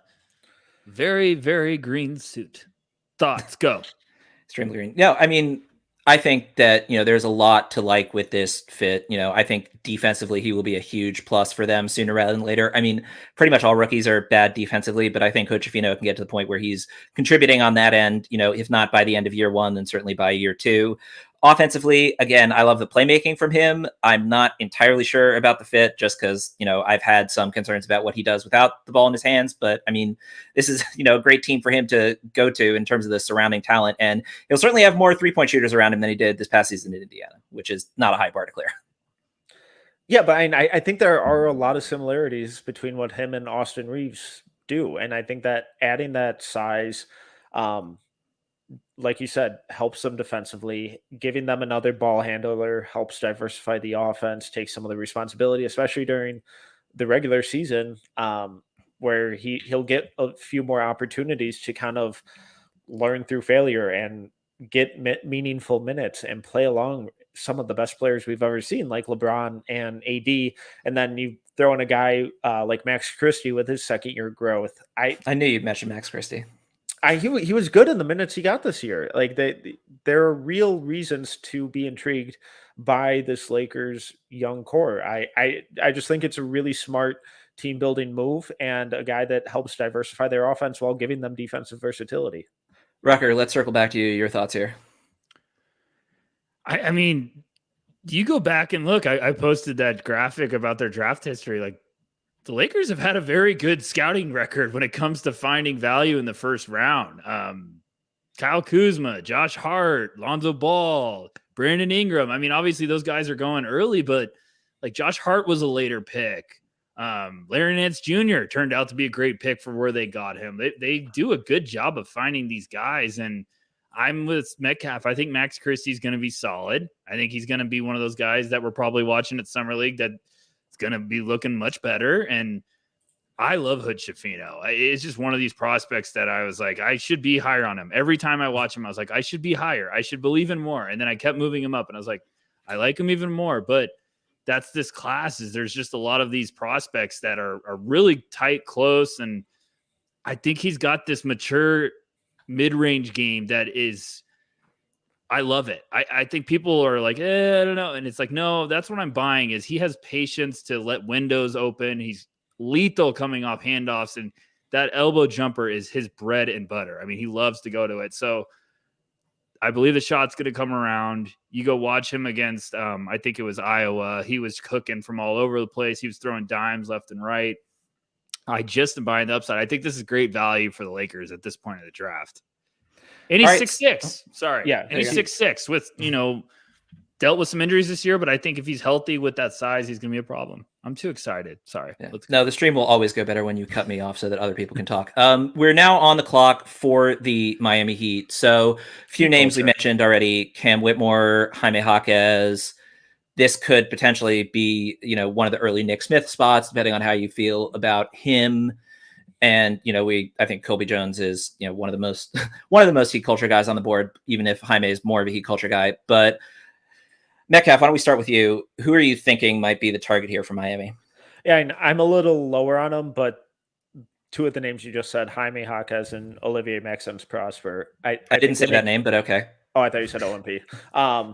You know me. I think both of them make a lot of sense for where the Heat are currently in terms of competitiveness and what they look for in players. There's just a toughness and versatility and defense first kind of mindset with them that would fit right in and be able to kind of earn minutes and make an impact right away. And it's really hard to say that about rookies, but I think those are two of the guys where, especially with the Heat, you could find very specific areas to implement them and make them positive contributors early on.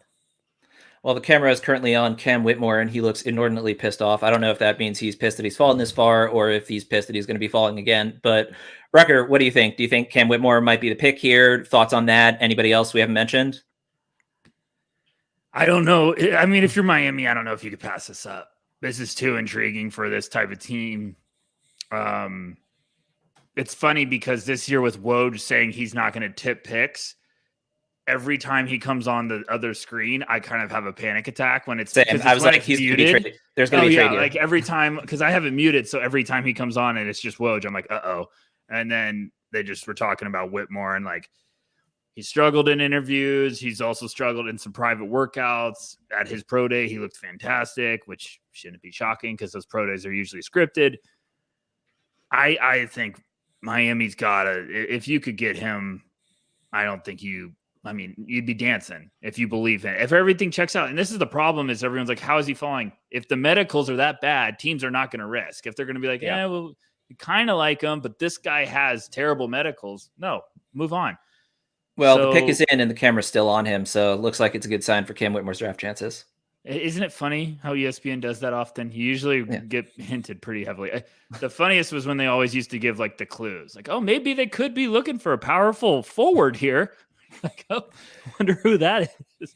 The couple year stretch when Woj was like, is focused on, is lasered in on. It was like, how many synonyms, my editor brain is like, how many synonyms can you find for the word is looking at? Like, how many different ways can you find to say that?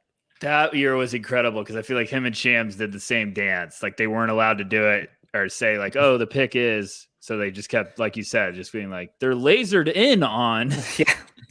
It's like the same thing with the Adam Silver trades. It's like, dude, we know that this selection is not going to be going to the Washington Wizards, but okay, sure, come up 10 minutes later and tell us that.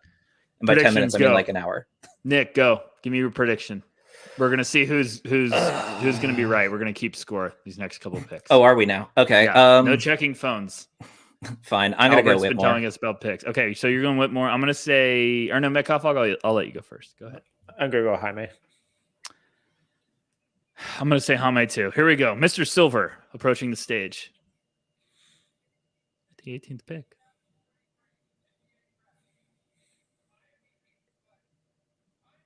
Jaime Jaquez. There we go. Forward, UCLA. All right. I mean, I love this fit. I love this pick. I think that this is going to be fantastic for Jaime Jaquez's career. I'm not sure I like this for the rest of the league because I think he's going to fill in and contribute as an 8th or 9th man right away on a team that just made the NBA Finals.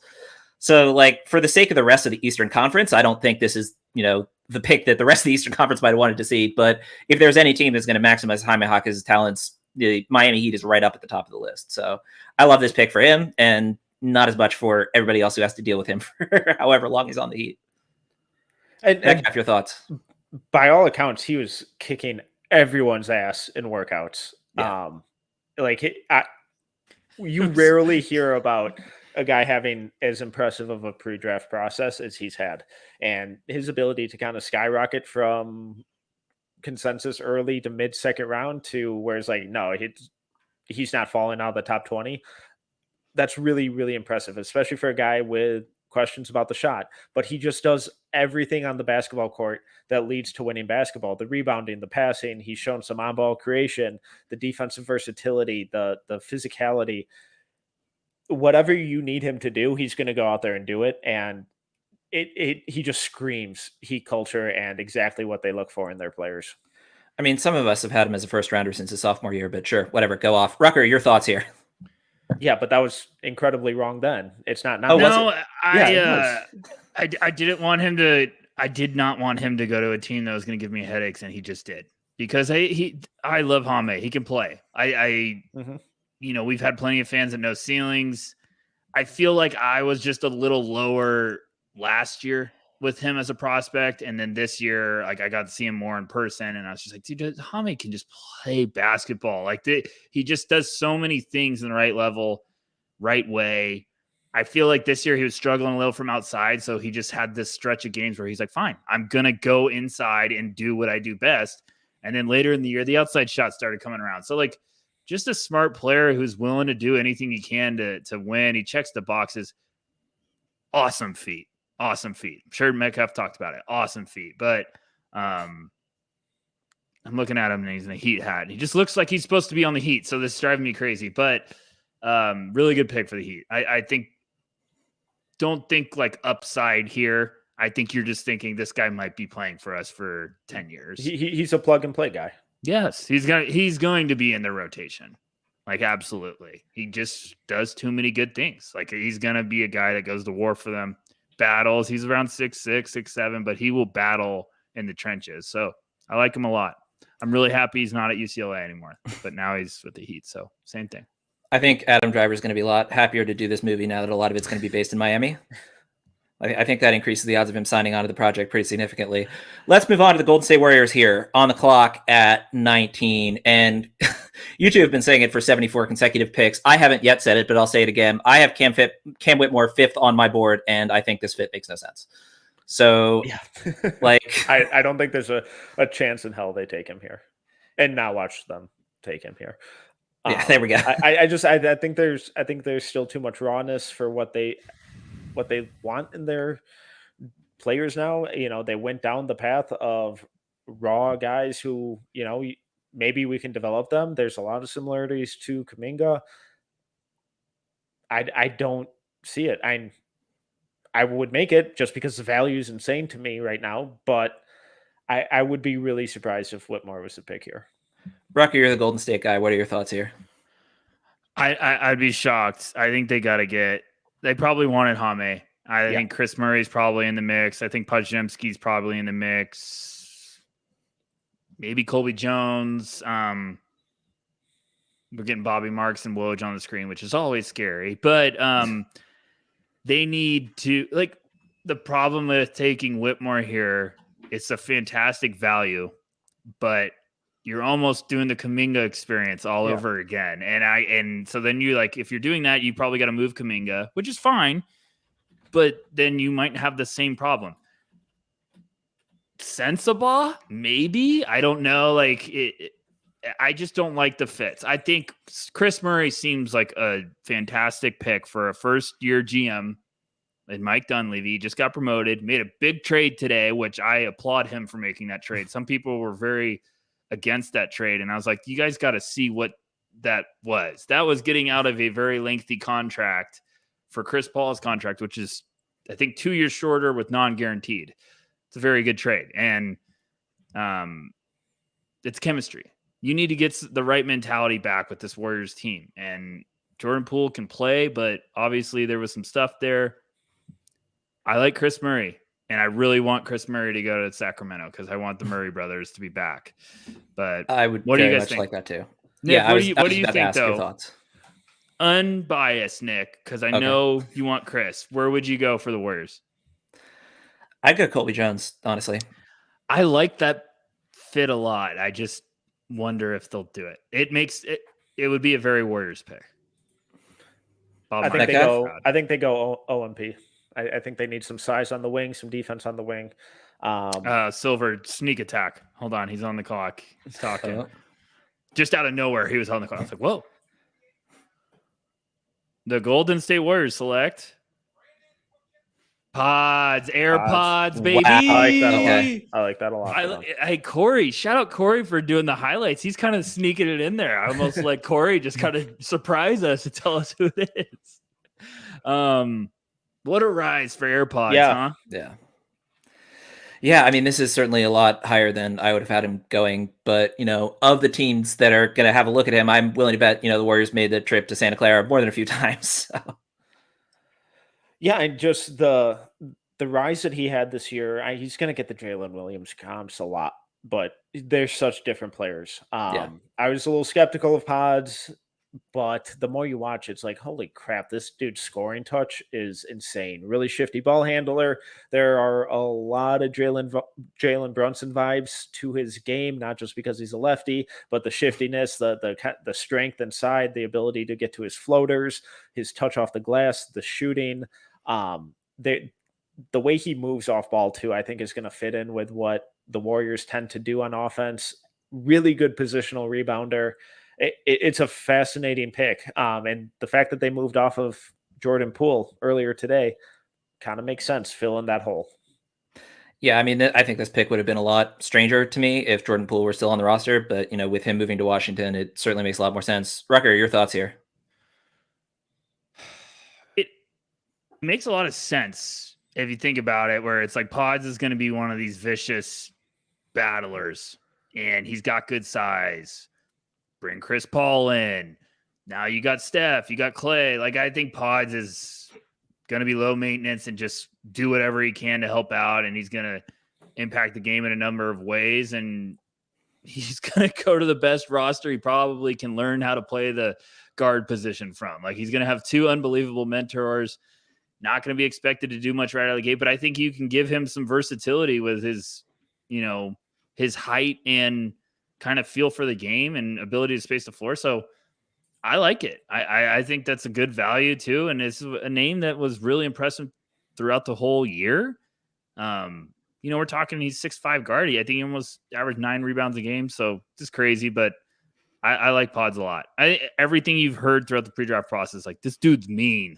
Like, this dude is just going to battle. He'll do anything. And you see that on the court. Like, he's fearless. All right, so now we're moving to the Houston Rockets at 20, and let's say it another time. Is this the Cam Whitmore spot? Yeah, I think it is. Yes, I believe this is it. And this was linked to them at 4 earlier. Great idea, but this should be it. Go ahead. Yeah, no, I was just about to say, finally, you guys actually think there's a good fit for Cam Whitmore. I didn't think that was possible.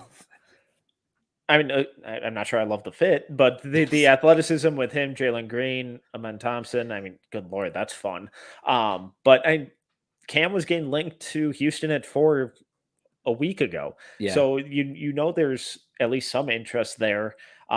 Incredible value if the Rockets can walk away from this draft with 2 guys who are basically in everyone's top 10 or most people's top 10. Shout out Albert.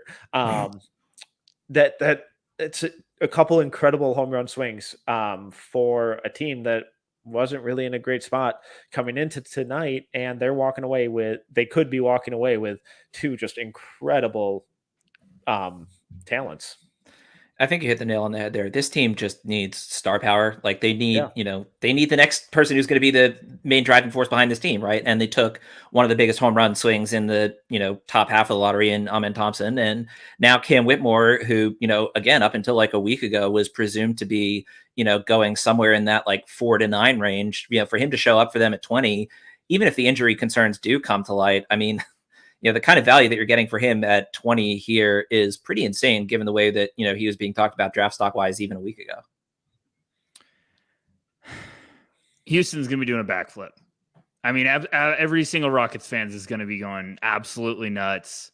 They're very optimistic about next year. They're going to be more optimistic after this draft. If we told them at the beginning of the night that they're going to leave with Amen and Whitmore, you'd be like, how did we trade Jalen Green? How do we pull that off? They're going to be the most athletic team in the league. Now, I need you to put the bucket or the ball in the bucket from beyond 2 feet. So I love the upside they're going to have on this team. I really do. And they're going to have the right coach. Now, we're saying all this assuming that Cam is the pick. What other potential options do you think they might be looking at here? Do you think Colby Jones is someone that makes sense for them here too? Colby, Whitehead, maybe they go another route of some upside. Nick Smith, like, there's a lot of names. It's just it's got to be a Cam. Week ago we thought Whitmore was going 4th. Like, that was the report, and then a couple of days later, all these reports came out about his medicals and he wasn't impressive workouts. It would be a shocker if they didn't go with Whitmore. Well, the pick is in, so we will know shortly which direction Houston is going with the pick. And then after that, we will say goodbye to Metcalf, who will be hopping off. I'm sure has more than had his fill of dealing with me tonight, but he'll be back later again. So sorry in advance, my guy.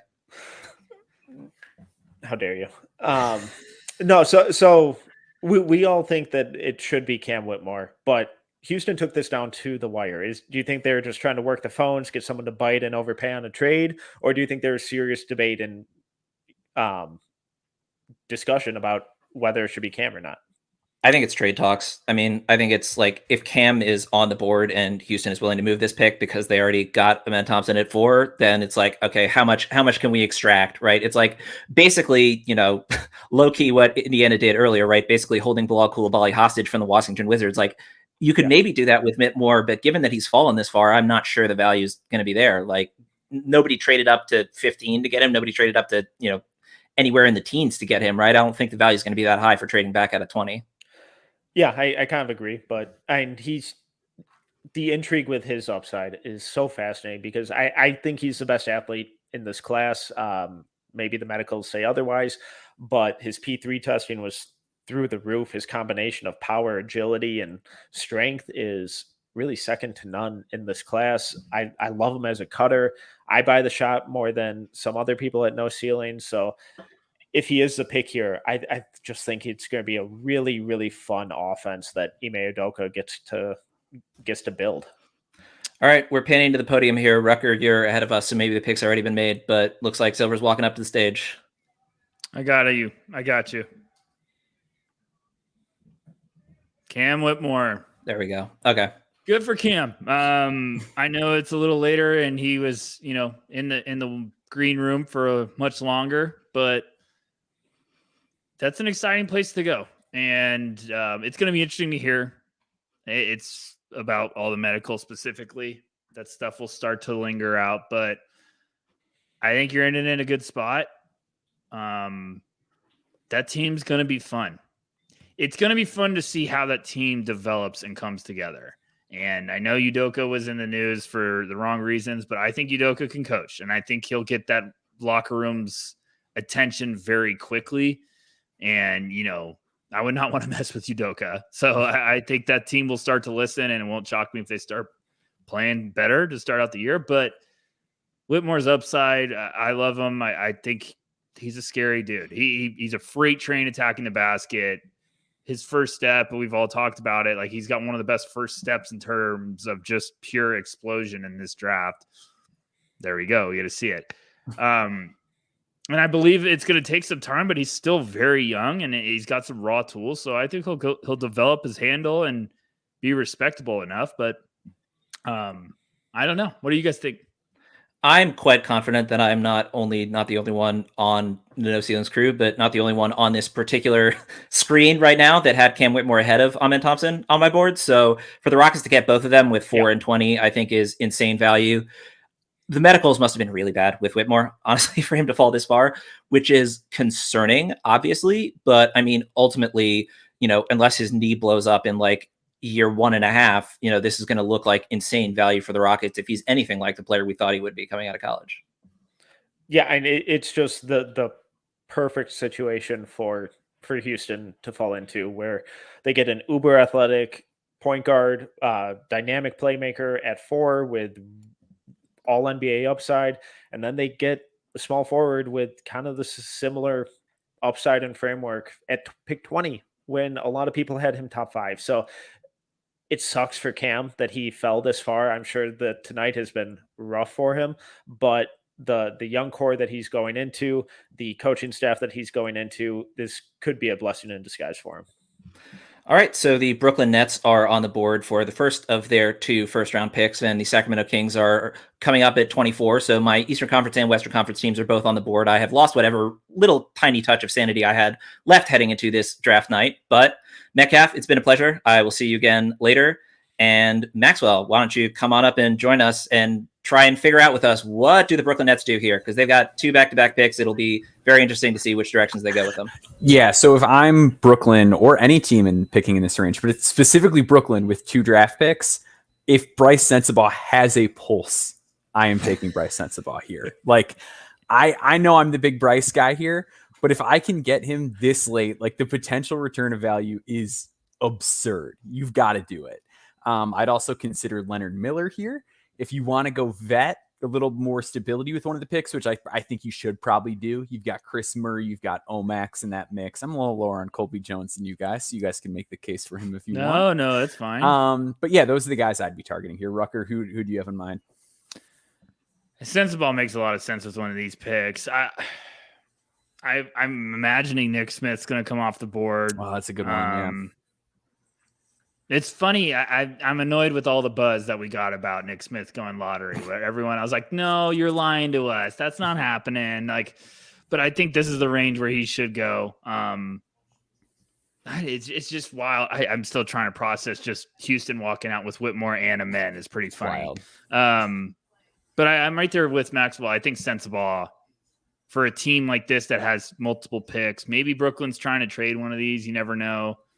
Noah Clowney, maybe he's coming into the conversation. One. And he's a green room invite too. So he's somebody we should bring up because for a guy who is a really young freshman, he had a very productive, impactful to winning season. Which I get it. Like some of the numbers aren't the sexiest, but super productive finishes at the rim, protects the rim better than the block numbers might indicate. He's good. I mean, the biggest need for Brooklyn right now is another big. And so Clowney is a name that makes sense. I mean, Trace Jackson Davis, I think, could also make sense. It would be really cool for them, I think, to have sort of a playmaking big man, sort of in the fold. I think that might help a lot of the offense run a bit better. But yeah, I don't know. I mean, I get the Bryce Sensabaugh thing. I think if you checked his pulse on the offensive end versus on the defensive end, you might get a different answer to your previous question of whether or not he has a pulse. But hey, that's been my thing all year, is ragging on his defense. So I'll take a backseat to that now. But Rucker, what do you think? I mean, I think Nick Smith is probably going to go with one of these two picks, and I like Clowney's odds of being the other. It feels like this one of these picks seems like it should be almost value, and one should be you're almost getting some potential, long-term potential. I don't know if Najee's going to start coming to the conversation, but Brooklyn's going to win the award for taking the clock down to less than 10 seconds. Yeah, they clearly know exactly who they want here. But they have back-to-back picks. This sneaky, Najee suddenly kind of coming down in the mainstream boards thing that happened in the last week. That was kind of weird, right? It was a little weird. I was like, what? And then everyone kept saying well, his range starts at 20. And I'm like, what? You can't just say that and move him down 8 spots. So I don't know if it's just they're thinking value but that's a good point. It started happening with the number of names. Yeah, it's just weird with him because oh my. All right, Maxwell's ahead of me, clearly. Andre Jackson from UConn. Whoa. No. Oh, no. Is that they're just showcasing him. You scared me. Oh my gosh. Because on my screen, I have the volume down. I just saw the pick is in, and then it puts Andre Jackson up on the screen. They have Hurley is on the stage talking to him. Oh my god! But you almost gave me a heart attack. Okay, so and I gave him a heart attack too. Good. And I love Andre Jackson, but I think they have him on there, so they're trying to be like, "Well, talk to us about Andre." Yeah. Okay. Good. All right, we're back. Silver hasn't gone out yet, but I'm excited. Yeah, this could be a number of directions. Leonard Miller is probably getting into the wheelhouse, I think.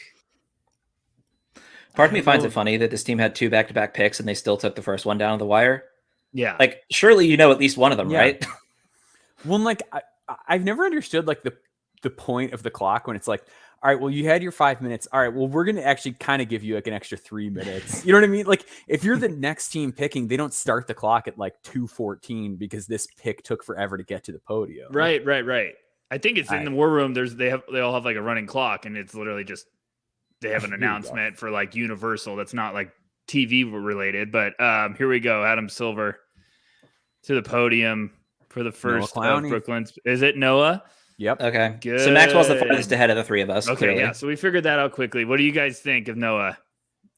I like him. Like I said, he's super productive. The intel stuff on him has been really positive as far as him wanting to learn, wanting to get better, having a good attitude. I do think it's going to take a bit, and I think this could be a good situation for him because they have so many guys at those positions. You can really just put him in the G League and hyper focus on rounding out his game because he's still really rigid with the ball. The defense is a lot more theoretical than someone like a Taylor Hendricks at this stage. He can be really upright on the perimeter. He has the tools to be switchable. He's just not that yet. It doesn't mean he can't become that. Not like a great decision maker or passer. And these are all things that, like, if he has that work ethic, he can reach a really passable level. And if he does, you're dealing with a guy who's 6'10" and super athletic and plays with a really, really high motor. So I understand swinging on him in the first round completely. I just hope they're patient with him. Rucker, what about you? Your thoughts here? I thought him ending up in a spot like this was fantastic because it, like Maxwell said, I think you just got to get to an organization that will be patient. And I think Clowney has a good foundation of skills. It's just someone let him develop, like let the stuff come together. And I was worried that some team was going to draft him and be like, he's got to come in and play right now and impact. And I was like, I don't know if he's ready to do that as much as you think, but Brooklyn, I think if you get him here and then you also add another piece, we'll see what they do here. But I like that. I think that's smart. You start almost remaking this team. We know they went all in with trying to get Harden and Durant and Kyrie, and obviously that hasn't worked out. But they just made a trade and got Mikal Bridges, who looks fantastic. So like, just keep adding some pieces now. You might be further along and getting into contention and stuff than you think. And I'm just saying, like, building a real unit, a real team. And I like Clowney's upside. So, yeah, I think one of the two picks kind of had to be a big here. And I would have had TJD or James Najee ahead of Clowney personally. But I mean, I think they really just needed help in the front court. And, ultimately having one of those two picks, and maybe two, who knows? They're currently on the clock for 22 as well. But yeah, I think one of these two picks kind of had to be a big man. And with that in mind, Clowney makes certainly more sense than some of the options they could have gone with. I want to know who you guys think they might pair him up with right now. Like okay, you get Clowney at 21. Are you still trying to add some potential here? Or do you think, because I do like Clowney's long-term potential to like turn into something. And I think Brooklyn's a good spot where like you have Nick Claxton, just keep adding some bodies, let the pieces come together. But now I want to know what direction they're thinking they're going to go in. Because there is a lot of really good talent on the board still. Where would you go, Maxwell? Yeah. Yep. I would. Yep. I would. No, I would probably go Marcus Sasser here if I'm. Oh, because like their guard position is really shallow, right? Like they do not have a point guard that's like under the age of 30 on this roster. And with Sasser, like you're getting your more veteran guy because it does seem like they want to compete. Like they weren't considering the Bridges trade at all for number 3. So if you want to compete, like get a competitor, get a guy who's a dog, get a guy who's going to get after it, who has played in a lot of big games, who has an NBA skill set, is able to play off of other people, forces a ton of mistakes. Like with him, Bridges, and Claxton, like you're starting something really difficult to deal with defensively there. He's the guy that I think is probably most appealing to me off the top of my head at this spot. I think this is a very reasonable Nick Smith Jr. spot, but given that they took a bit of an upside swing on Clowney, I really like the Sasser idea, Maxwell. I think, they need help at the point, and the question is just sort of which direction they go. And given that they went Clowney the pick before, I think that Sasser makes more sense. That being said, I mean, they could just decide we're swinging for the fences here, right? And, at this point in the draft, I think Nick Smith Jr. is pretty good value. Yeah, I've been lower on this. So we'll just let it slide. Yeah, no. I've been lower on him than a lot of people. I think my thing with Nick Smith is like, I think if he hits I'm not confident he's going to hit those super high end outcomes. And if he's not, then he is just like the type of guard that you can get in this range every year. I can't talk negative about him because my team's coming up soon. Nick, I'm telling you, you got to be careful. Like I didn't mean to interrupt you, Maxwell, but does Maxwell Lewis make some sense here? Oh yeah, if you want another project like type guy, yeah, I love him. I love Leonard Miller in this range, and like again, I don't really know what they're doing, but I don't hate the idea of like let's just kind of stash these guys. Like let's domestic draft and stash. Guys that have like super high end upside. I would not mind Max Lewis here one bit. They're taking the next pick all the way down to the. They're clearly incredibly sure about it. Front office is having fun right now. Front office is having fun. And Cam Johnson's going to be a free agent, correct? I think so. Yeah. Yeah, I believe so. There was some talk about him to Detroit, which could be very interesting. Yeah, which I kind of like that. I kind of like it too. I mean, they could certainly use the shooting. Mm-hmm. Gosh, so we got Chris Murray, we got Gigi on the board, Sasser, Nick Smith, Tariq, Rupert, Sensabaugh, Najee, Maxwell talents. Lewis, Colby Jones, Ben Shepherd is like another like Yeah. adult in the room kind of guy. Good movement Yeah. shooter. If you want to move off Seth Curry and kind of have that next guy that you run around a whole lot and do stuff, he's right there. I'm just waiting on the name that I want to hear. Neither of you have said it yet. That's fine. Strother. Close, but not quite. I know who you want. Let's play this guessing game until we. OMP, Colby Jones? OMP, Colby. No, City Sissoko. There we go. Oh, Yeah, City. Yeah. OMP still out there. I wonder if that makes some sense. I just don't know. This is where we've said it before. This is where names can go crazy all over the place. There's just a lot of guys. 10 picks. Yeah, like it's a real like just pick your flavor kind of thing. Like there's a lot of picks on the board that aren't bad picks. It just all depends on what they want to do. And I think the thing with Brooklyn, why we're struggling so much to come up with names, is because it's kind of hard to tell what they're doing right now. Yeah, like, right. This is a franchise in a really weird place. Yeah, I mean, on the one hand, they could use the upside swing, certainly, but on the other hand, like, is this going to be a playoff team next year? I mean, maybe a play-in team, right? But I don't think they're a lock for the top 6 by any means. No. Maxwell's talked me into Sasser here a lot, but I also want Sasser to go to like 5 teams. So here we go. Silver. Maxwell's ahead of us, so I'm gonna let whatever Maxwell says.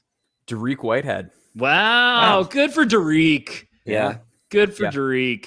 I actually really like this for them. I mean, like this. Go ahead. The one thing that Dariq showed at a really high level this past season was his 3-point shooting.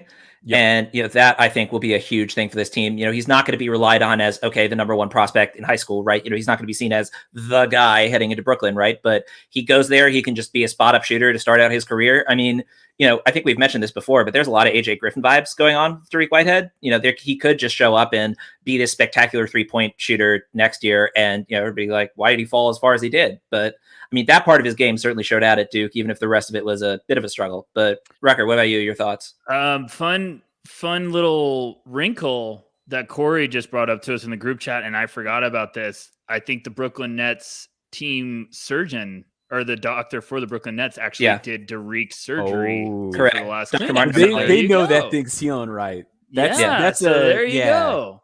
I like Dariq a lot. On good authority. That's cool. I like that. And I think ended up with a great spot. Obviously, we thought in the beginning of the year he was going to be a high pick, but I think we didn't see the real Dariq Whitehead last year. I hope we're going to see it. I hope he's healthy.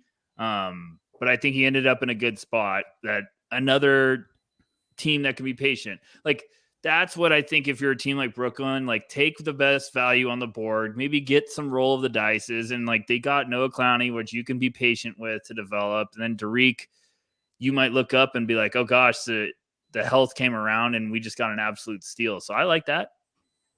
Yeah, I think the thing with Dariq too is like I feel like so much of the talk about like what he was supposed to be has kind of clouded the other outcomes that could still be really positive for him, right? Like so much of it is like, well, if he gets his bounce back and if this and that, and like, well, if he doesn't get his bounce back, then this and that.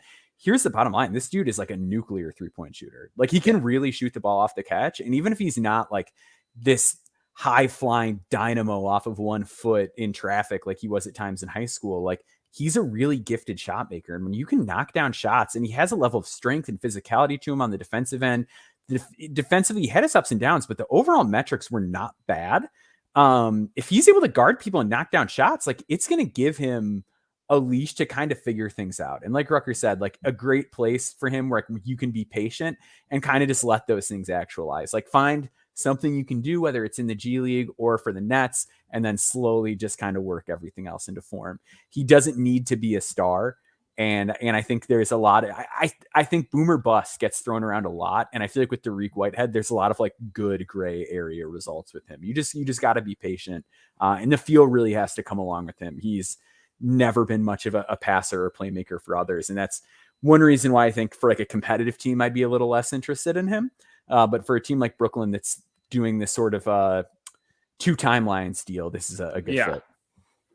All right, so Portland on the board here now at 23 after making the Scoot Henderson selection at 3rd. And so far as we're aware, not trading that pick. So it looks like Scoot is going to be there in Portland, at least for the short term. But Maxwell, I'm curious, let's start with you here. Who do you think might be targets for Portland here at 23?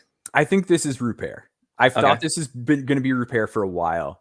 I think, and like I've never spoken to Mike Schmitz, so this is all like me living like a parasocial relationship with Mike Schmitz.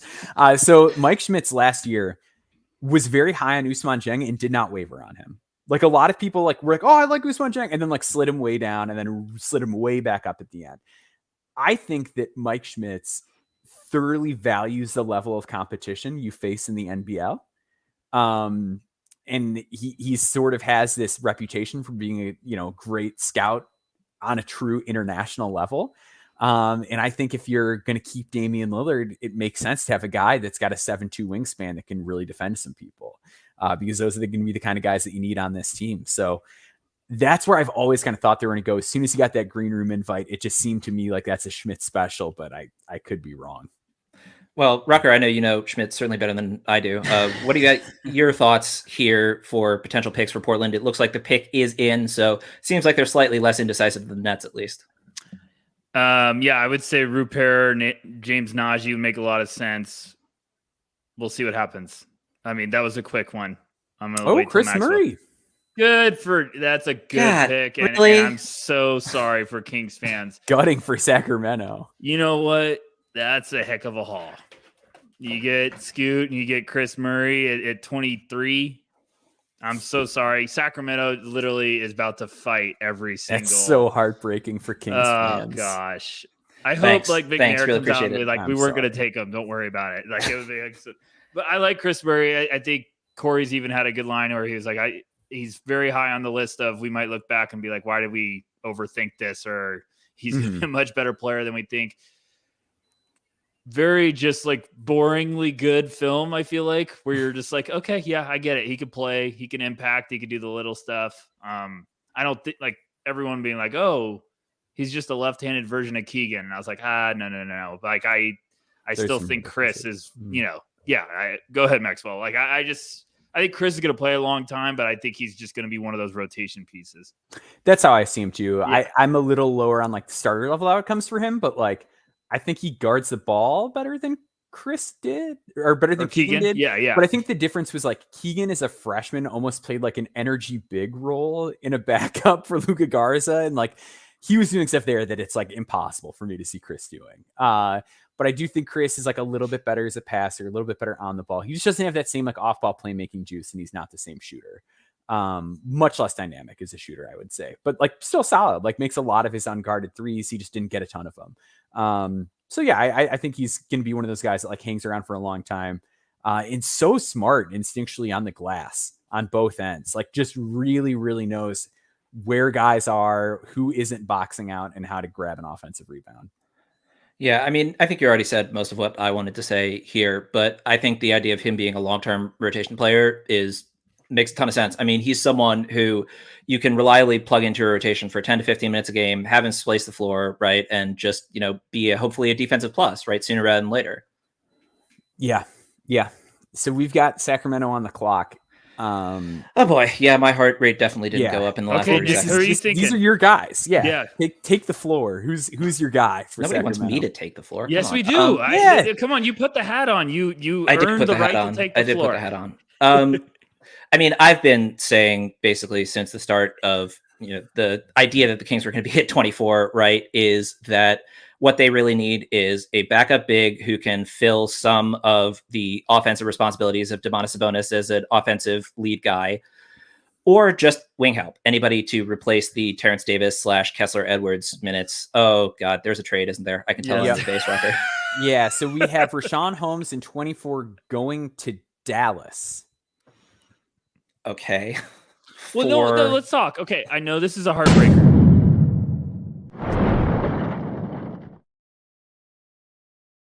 I'm still never prepared.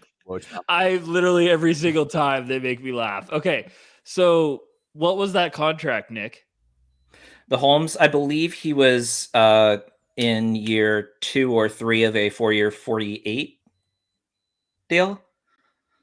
So they're maybe thinking they're going to get someone in free agency. I mean, ultimately with Holmes, like, once Domantas Sabonis became the starting center, there wasn't really much of a role for him. So like him getting traded makes sense. Like he wasn't going to get the kind of rotation minutes that I think he would get on a lot of other teams, which, I think he'll get those rotation minutes in Dallas. But yeah, again, I still would very much like to know what's actually coming back to the Kings in this trade.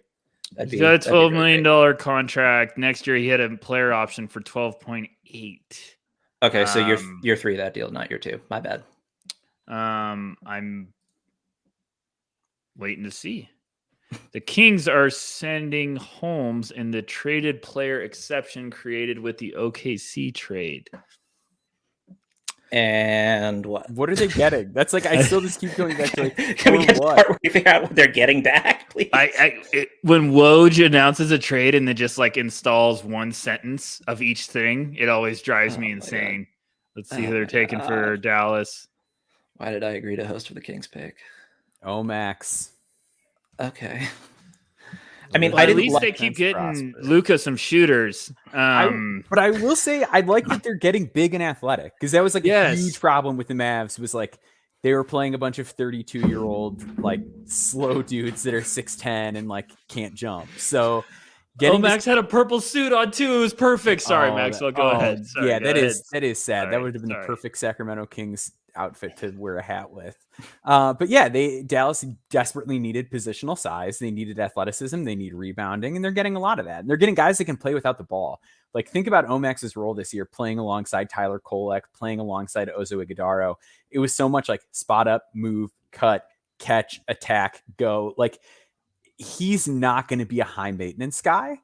And I think in a situation like Dallas, he's going to be more than content to do the dirty work. The work ethic reports on him are unreal, off the charts. So yeah, huge get for Dallas until we know what they gave up, because it could actually be bad, but we don't know. Luka to the Kings, finally. Oh, finally, fulfill the prophecy. They finally got his medicals. That happening, obviously. No, I don't know. I mean, I was someone who saw a lot of, Omax to the Kings mocks, and I wasn't as high on him personally, but it made a lot of sense. Like, I thought the fit made a lot of sense.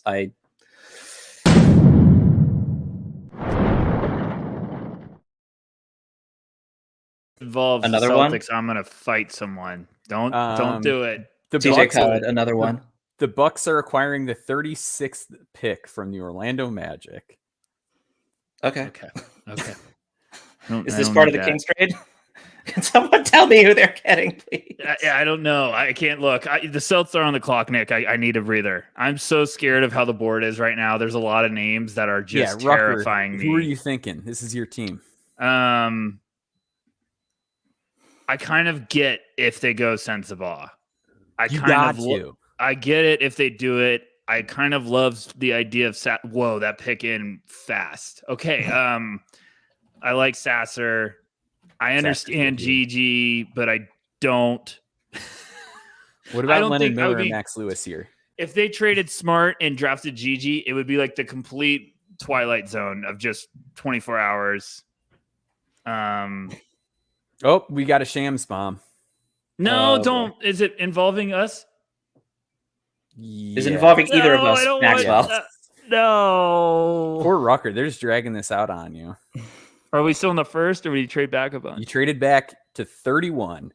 So Boston is drafting Marcus Sasser, but they are trading him to Detroit for the 31st pick.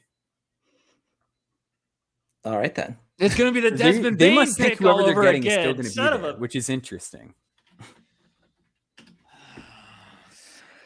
Okay. Well, this was definitely not the stress-free moment that Rucker and I were didn't even get for. a Woj bomb from Corey backstage. Well, it was a sham. It was a Shams bomb. I got to make a new one. Oh man, my heart's broken. The thing with this is like, I like Sasser for Detroit a lot. Like, that's an unbelievable pick. He can be the defensive, nasty dude that they thought Killian Hayes was going to be. Like, but like maybe doing some things on the other side of the court too. Yeah, I think he's given them another floor spacer, which is great too, because they need that. You can play him alongside Ivy and Cade and all those other guys. He's not going to step on anybody's toes. He's so comfortable off the ball.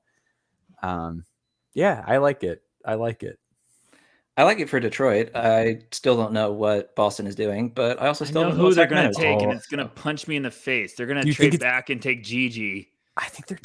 I don't know. I want Sensabaugh now. I really want Sensabaugh. Yes, you do. Yes, you should. Yes, absolutely. I told you guys, like, I just didn't want him in the top 10 ever. But if I got Sensabaugh at 31, I'd be freaking out. And I think maybe they're comfortable with saying, like, there's too much talent on the board. We can go back and get him.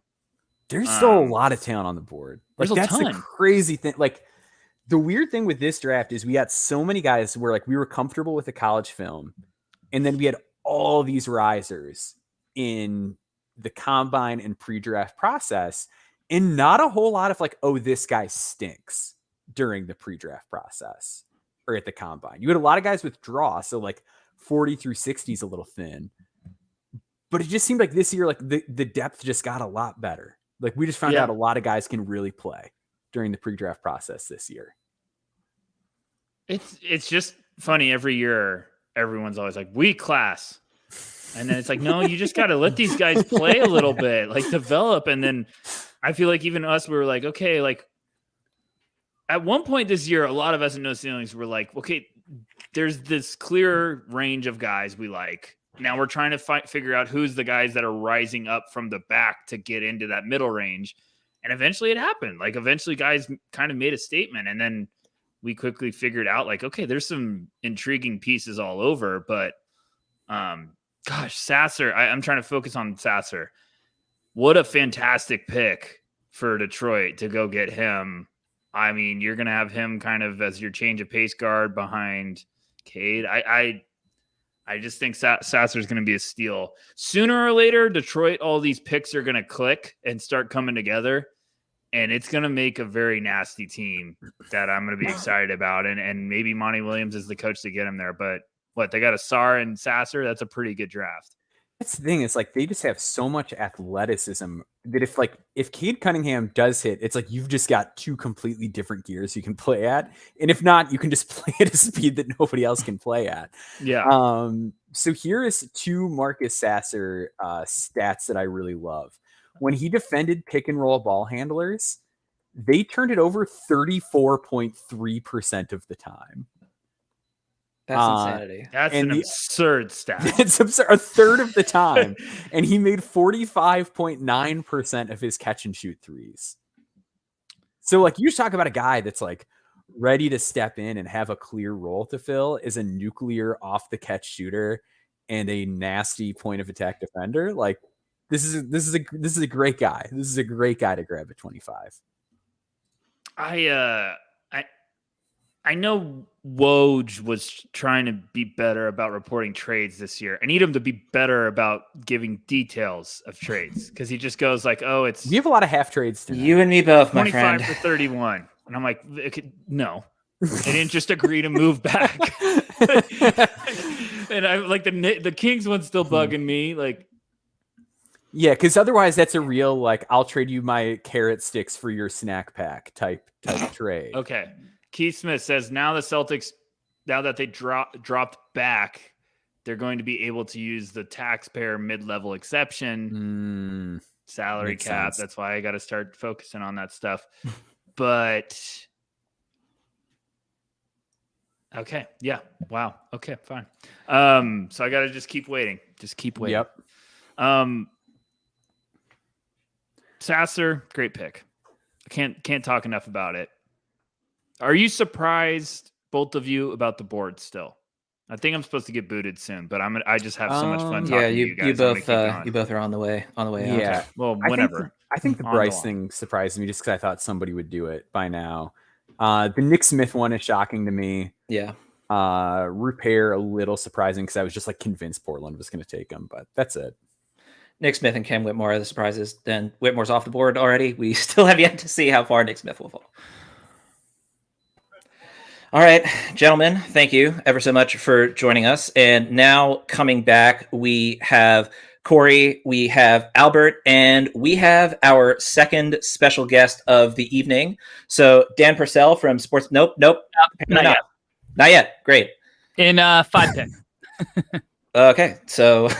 All right, good to know. Anyway, so yes, as you can tell, I'm just a slight bit discombobulated here after whatever the hell just happened with the Kings. But hey, we're on the board here for Indiana making another selection. Albert, why don't we start with you? So they got Jarris after essentially holding Bilal Coulibaly hostage with the 7th overall pick. Where do you think they might go here at 26? A lot of good options still left on the board. Sorry, I'm I'm getting like live updates as we speak. Colby Jones still on the board, right? Yeah. I feel like that's a name that's been mentioned a ton so far. Nick, you've mentioned Nick Smith Jr. still on the board. Could be interesting. Still have some bigs left on the board. James Najee still there. TJD still there. I mean, there's a lot of good value, which kind of seems to happen a lot at the end of the first round. But yeah, just some names I think for us to monitor to see what ends up happening here. But yeah, we could get a lot of fun here and maybe some more trades at the end of the first half as well. Oh yeah, that's definitely what my heart needs right about now is a whole bunch more trades. I think Julian Strother might also be someone who, maybe they take a reach on here. I mean, he's probably the best shooter still left on the board at this point. And, anytime you can add a shooter to Tyrese Halliburton and Jarris Walker, you got to do it. Corey, what about you? Thoughts on potential picks here? I love Max Lewis, Bryce Sensabaugh. Oh, yeah.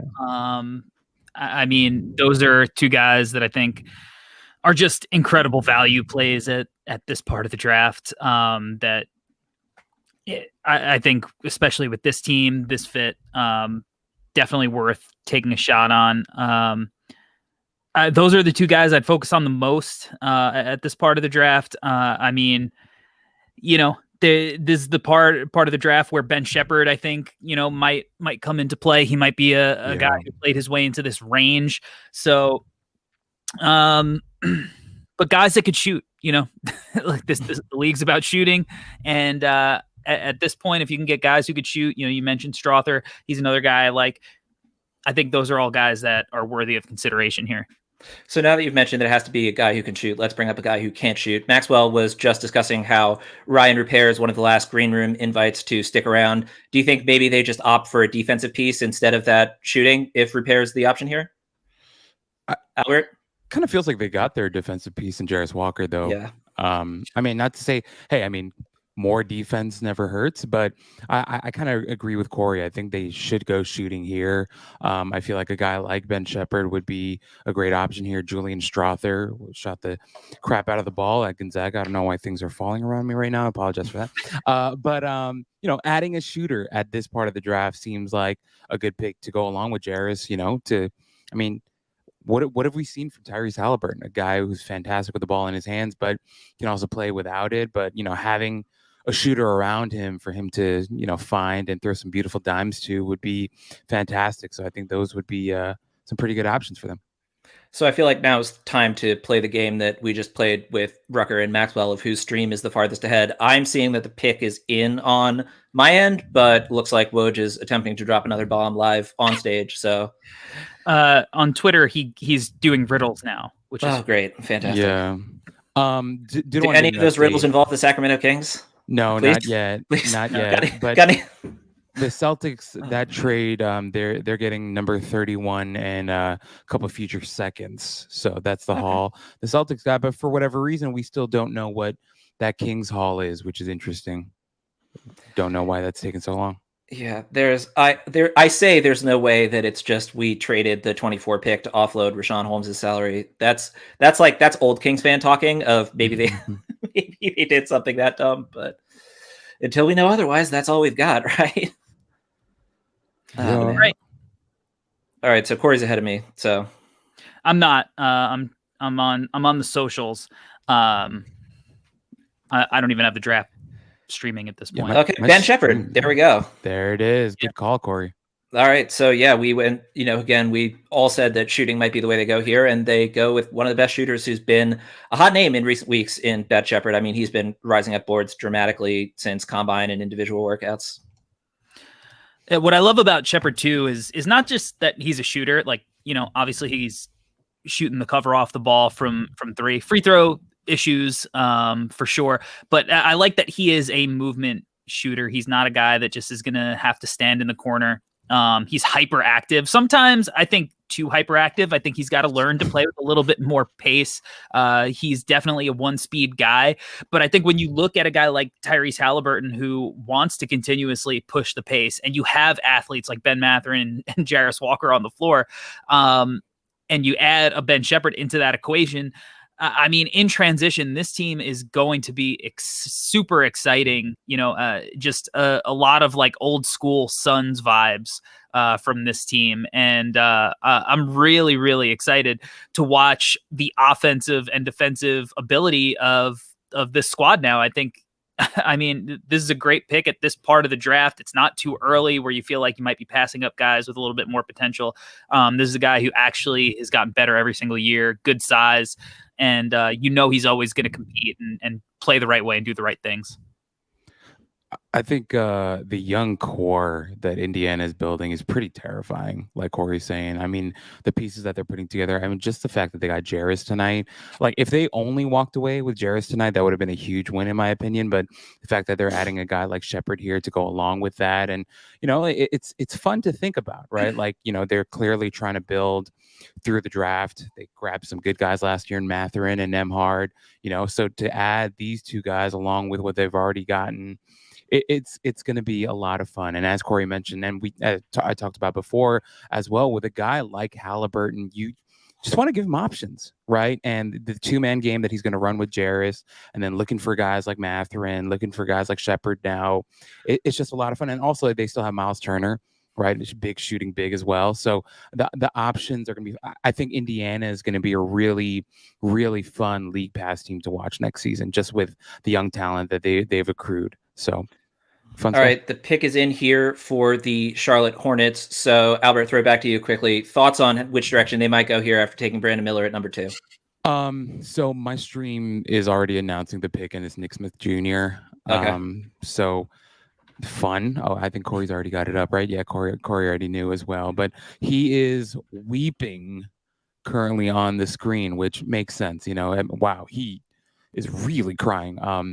Not to say that it's bad. I think it's beautiful that he's crying, but he was really weeping there. Nick Smith Jr., a guy that has been a really divisive prospect in this class, right? And we've talked about him a ton on our website, different pods. You guys have talked about him a ton. Actually, Corey and I never got to do a pod on him, right? Or maybe I wasn't there for that one. Did we do a preseason one? I think we did a preseason pod on Nick Smith. Mm-hmm. But interesting guy. I mean, Corey, I know you have your concerns with him. Talk about rim pressure, wasn't there much. A guy who shot the ball a lot, wasn't super efficient with it, but we'll see, right? I think there's still potential there. I think it was Maxwell before talked about how his 1% outcome might be a tough one for him to get to, but I mean, we're talking about the 27th pick in the draft. I think this is a pretty good range to take a bet on a guy like Nick Smith, who was highly recruited coming out of high school. I mean, that's where I fall on it, is just like at the 27th pick, a guy who was the third, recruit coming out of his high school class. That's really great value. And, if he doesn't turn out to be anything particularly special, it's not like they don't have LaMelo Ball and now Brandon Miller in the fold, right? But, if he does hit anything close to that 1 percentile outcome, like even if he hits like a 10 percentile outcome, this is going to be a huge steal for the Hornets.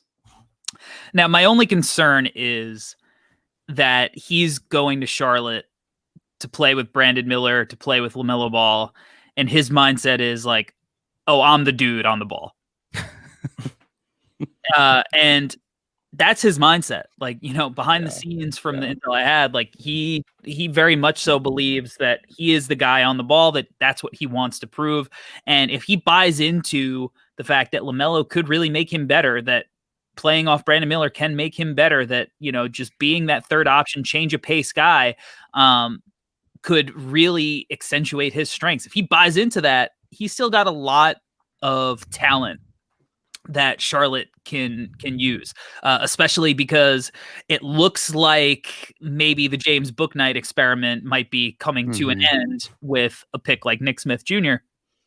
So if he buys into trying to be maybe what Bouknight couldn't, and maybe uses the Bouknight experience as a example of what could happen if you don't buy into certain things as an NBA player, then, there's still certainly something there with Nick Smith because he could shoot it. He's really quick, gives good effort. He came back when he was hurt and, was willing to sacrifice maybe his draft slot. There's an argument that he could have gone higher if he just shut down his season because of the injury and teams would have bought into the pedigree from high school and his high school ranking. But he's got a lot to work on, a lot of time to do it down in Charlotte. And I think that LaMelo and Brandon Miller are going to make him better.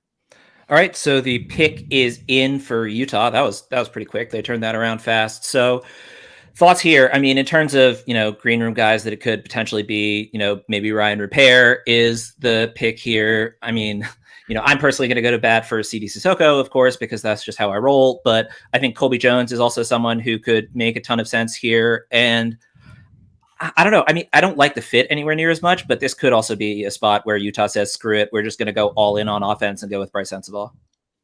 Yeah, I think Danny Ainge is a smart man. I don't know what you're intending by that, but okay. That's, I mean, I don't disagree. Albert, potential directions you think for this pick? No, I mean, I'm surprised Corey didn't just go off talking about Bryce right there. But yeah, I mean, that's definitely a possibility. Repair still on the board. Look, and just going back to the whole Nick Smith Jr. thing too, when you're at this part of the draft, this is when you have to start taking some shots, in my opinion. And Adam Silver is now coming up to the stage, to the podium. And the pick is in, Utah selection. Blah, blah, blah. Hurry up. It's Bryce. It's Bryce. There it is. Okay. Yeah. I mean, look, I've been lower on Bryce than most, but this is still well below where I have him on my board. And I think it makes a lot of sense to take the swing here. Utah had themselves a draft. I mean, they're walking away with, as of right now, assuming no trades, with Taylor Hendricks, Keontae George, and Bryce Sensabaugh. I mean, that's pretty much the Draft Act special. Danny Ainge ordered a side of Draft Act on the No Ceilings podcast feed because those are all guys that we really loved, especially Sensabaugh. I think he's a top 10 talent in this draft. Now, of course, his knees and that is the story with him. He had 2 knee injuries in high school. He had another knee injury in college. There are concerns about his weight, but the weight looks like he's taken some of it off, as they always do in the pre-draft photos that they take. He did wear socks at the beach, which was weird, but my guy is a scorer from the mid-range, 40% from 3 on 11 per 100. The only freshman to basically do what he did as a shooter and scorer. The only 2 other guys are Jamal Murray and Devin Booker. This is a real deal wing prospect. And, ultimately he could be the best prospect that the Jazz picked up tonight. All right, so it looks like the pick is in at 29 as well. So things seem to be moving pretty quick here towards the end of the first round. Albert, any thoughts? I mean, I'm just going to say Ryan Repair again, just because he's, green room guy still hanging around. But thoughts on directions that Denver might take here? Really quickly, just following up on what Corey said about Sensabaugh. If you look at the haul that the Jazz are walking away with right now with Hendricks, George, and Sensabaugh, they've added some shooting. I think that's pretty safe to say with those 3 guys. Size, shooting, on-ball ability with Sensabaugh and Keontae George. I mean, that's an incredible haul. Like Corey said, that's the Draft Act special. We both had Sensabaugh in the top 6 of our big boards, and then George, same thing. I think Corey had Sensabaugh and George back-to-back even on his big board. So that's an incredible haul to go with Hendricks as well. That's some scary, scary stuff. You have to wonder if, maybe Danny Ainge just listened to our pod or something. But with this next pick, I believe Denver's making this pick. Am I correct? Yeah. No, I missed that the first time. Oh, no worries. Try not to do that again. Just kidding. Given that the first thing I did was show up on the stream with my mic muted, it's all been uphill from there. Certainly. You're so frazzled with the lack of King's information. I get it. A little bit. We still don't know the haul on that Kings trade. So no, fun. we do not. No, we do so not. fun for you, Nick. A lot of options. Thanks, man. We've said Repair's name so much. Wonder if he goes there. I don't know. I feel like guy.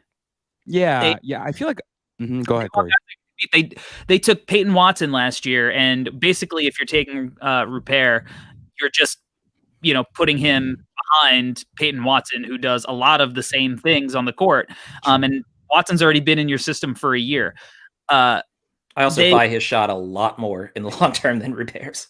Right. So that, to me, Repair doesn't make sense there. I think that they laid the blueprint. They want another guy who could potentially contribute as Christian Braun did this year. So I think they go with somebody who's less of a project and more of, has a sure fire skill. I'm going to say Colby Jones or Julian Strother.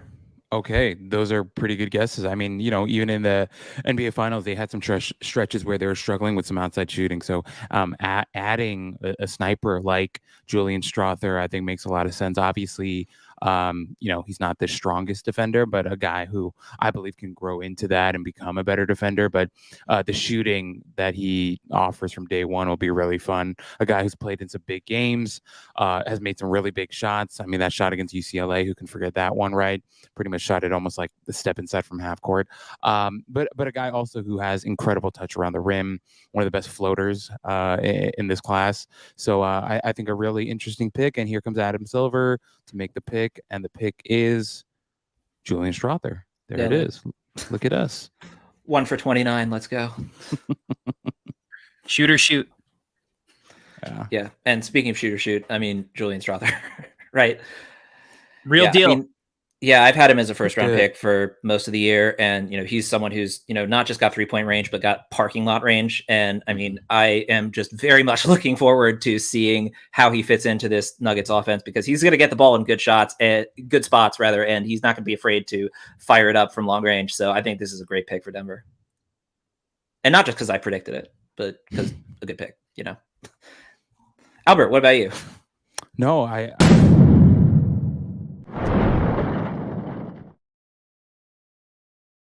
Oh no! Here we go. Yeah, no, it's not for you, Nick. Figured. Minnesota has traded to get number 33 from San Antonio. The Timberwolves are sending for 2 future second-round picks. There it is. There it is. Blew up the whole draft. Now I don't know what's going to go on.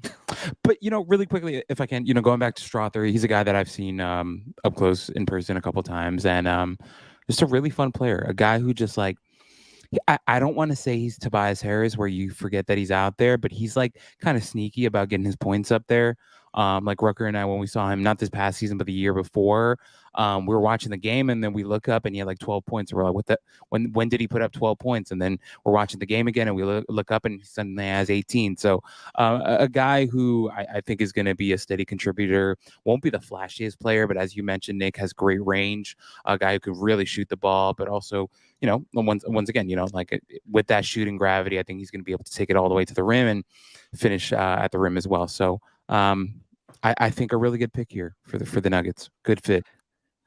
All right, so we are on the clock now for the Los Angeles Clippers at 30 with the last pick of the first round. You are all about to be officially free of me until the very end of the draft, so that I'm sure will be nice. But Corey, Albert, thoughts quickly on directions the Clippers might go here. I'll just start off.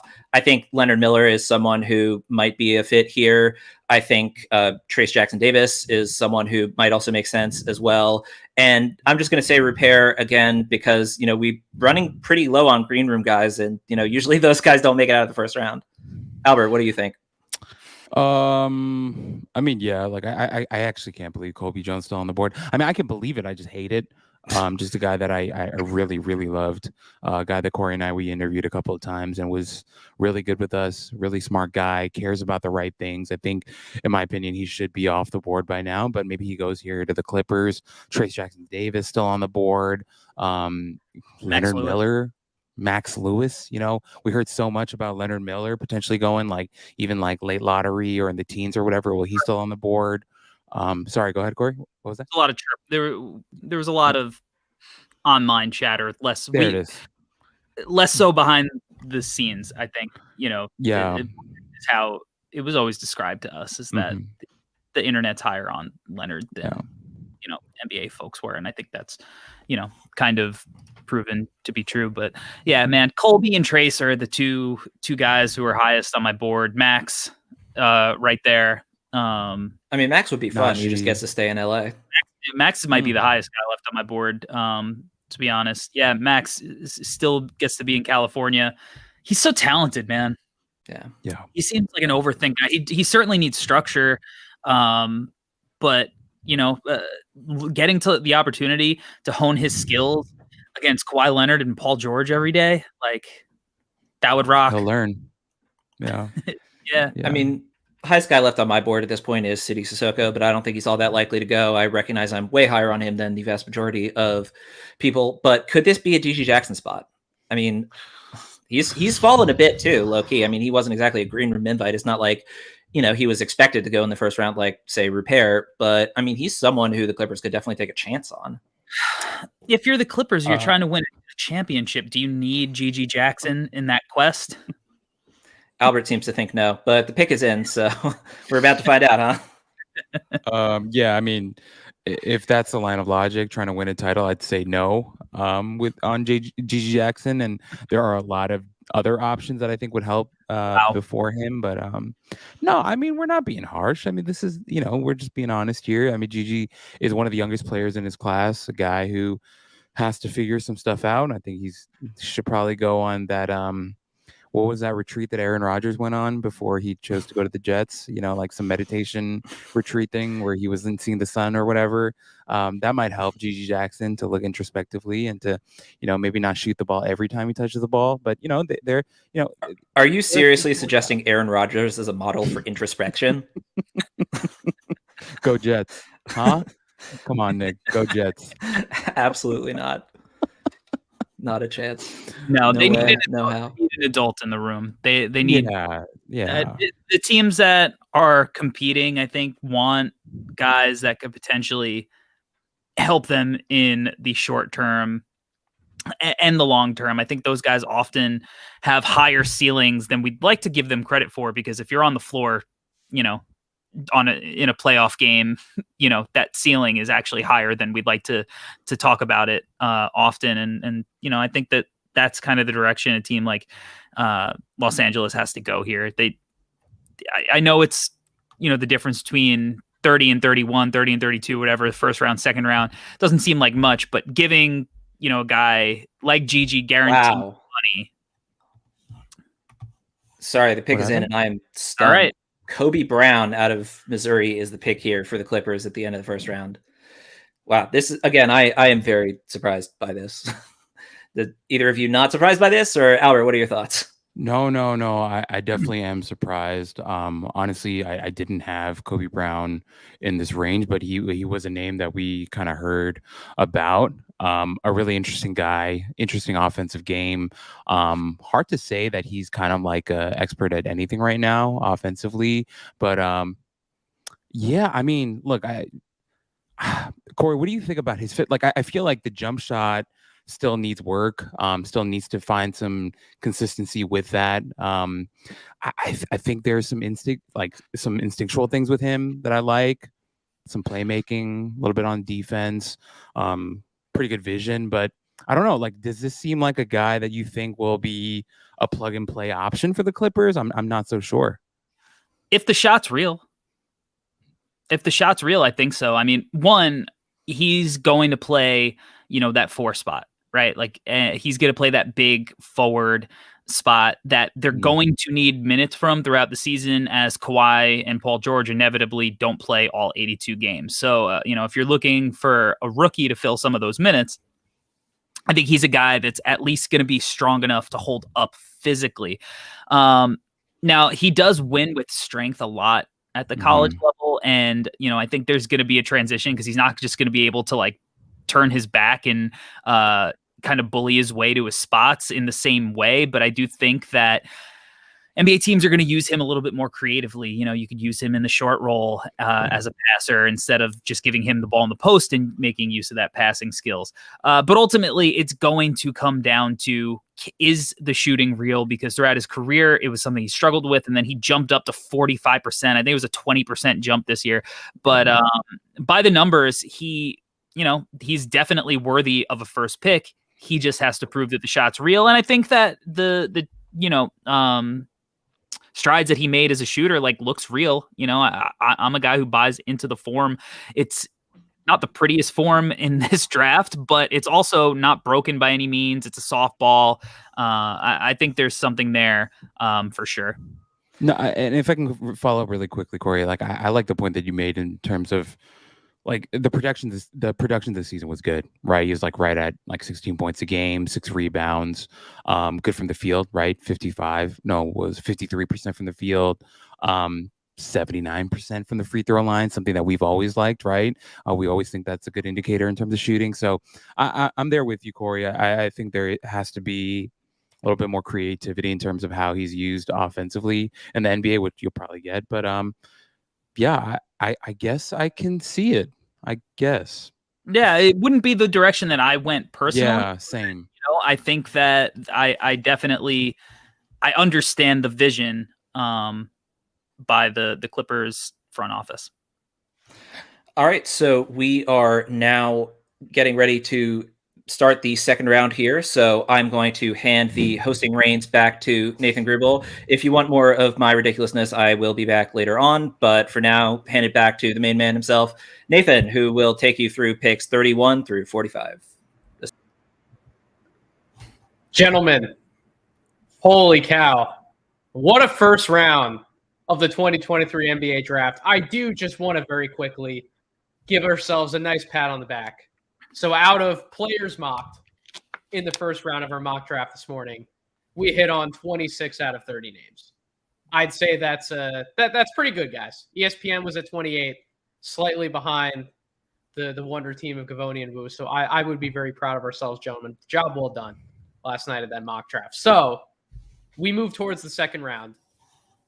The highest player left on our board, or in our mock, I should say, would be Colby Jones, I believe. Yeah. We had him mocked to the Rockets at pick 20. Any thoughts about him possibly sliding in here? I just want to say, him, I think this is huge for him. I think this is going to be just another thing for him to put on a board and be like, dude, I'm going to come out and just kill people. I think it's going to be a huge chip on his shoulder. I think he clearly has the ability. I think he should have been taken in the first round. We've talked about it. Offensively, he just knows what to do and where to be. A good passer, good cutter off ball, really improved as an outside shooter this past season. Defensively, a guy who can guard multiple positions, is going to compete really hard, really cares about that side of the ball.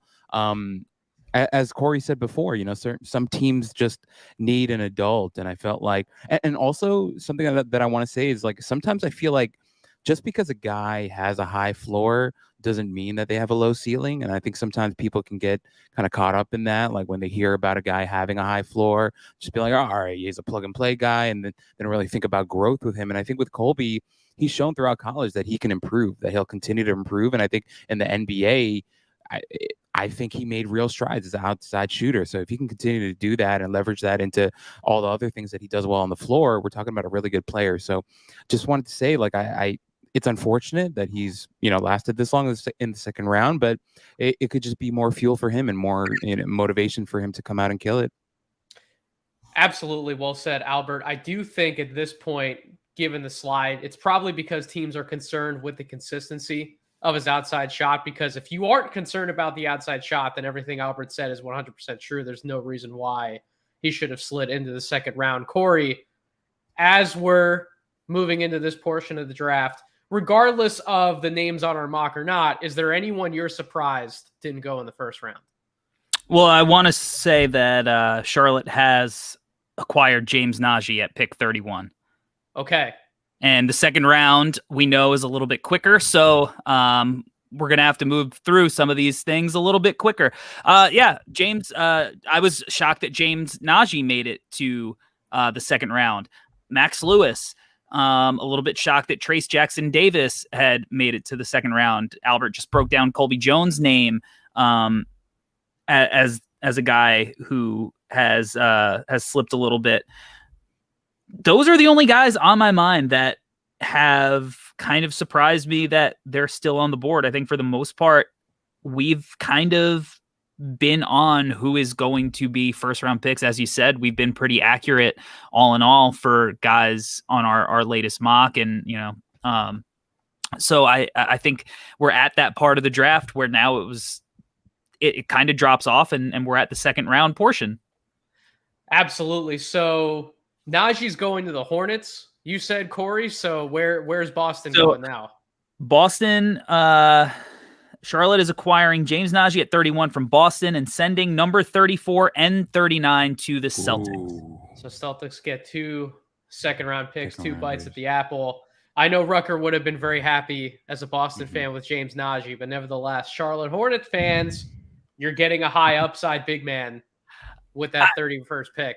Can you imagine the defensive rotation of James Najee and Mark Williams? Christ. Yeah, that's ridiculous. That's absolutely ridiculous to have those 2 big men, fortifying that center spot in the rotation. Yeah, I love that. I absolutely love that for Charlotte. And if you're James Najee, is there how many better players in the league do you have to catch lobs and get out and use your athletic gifts than playing with LaMelo and Brandon Miller and now Nick Smith, all guys who can push the pace and pass the ball a little bit.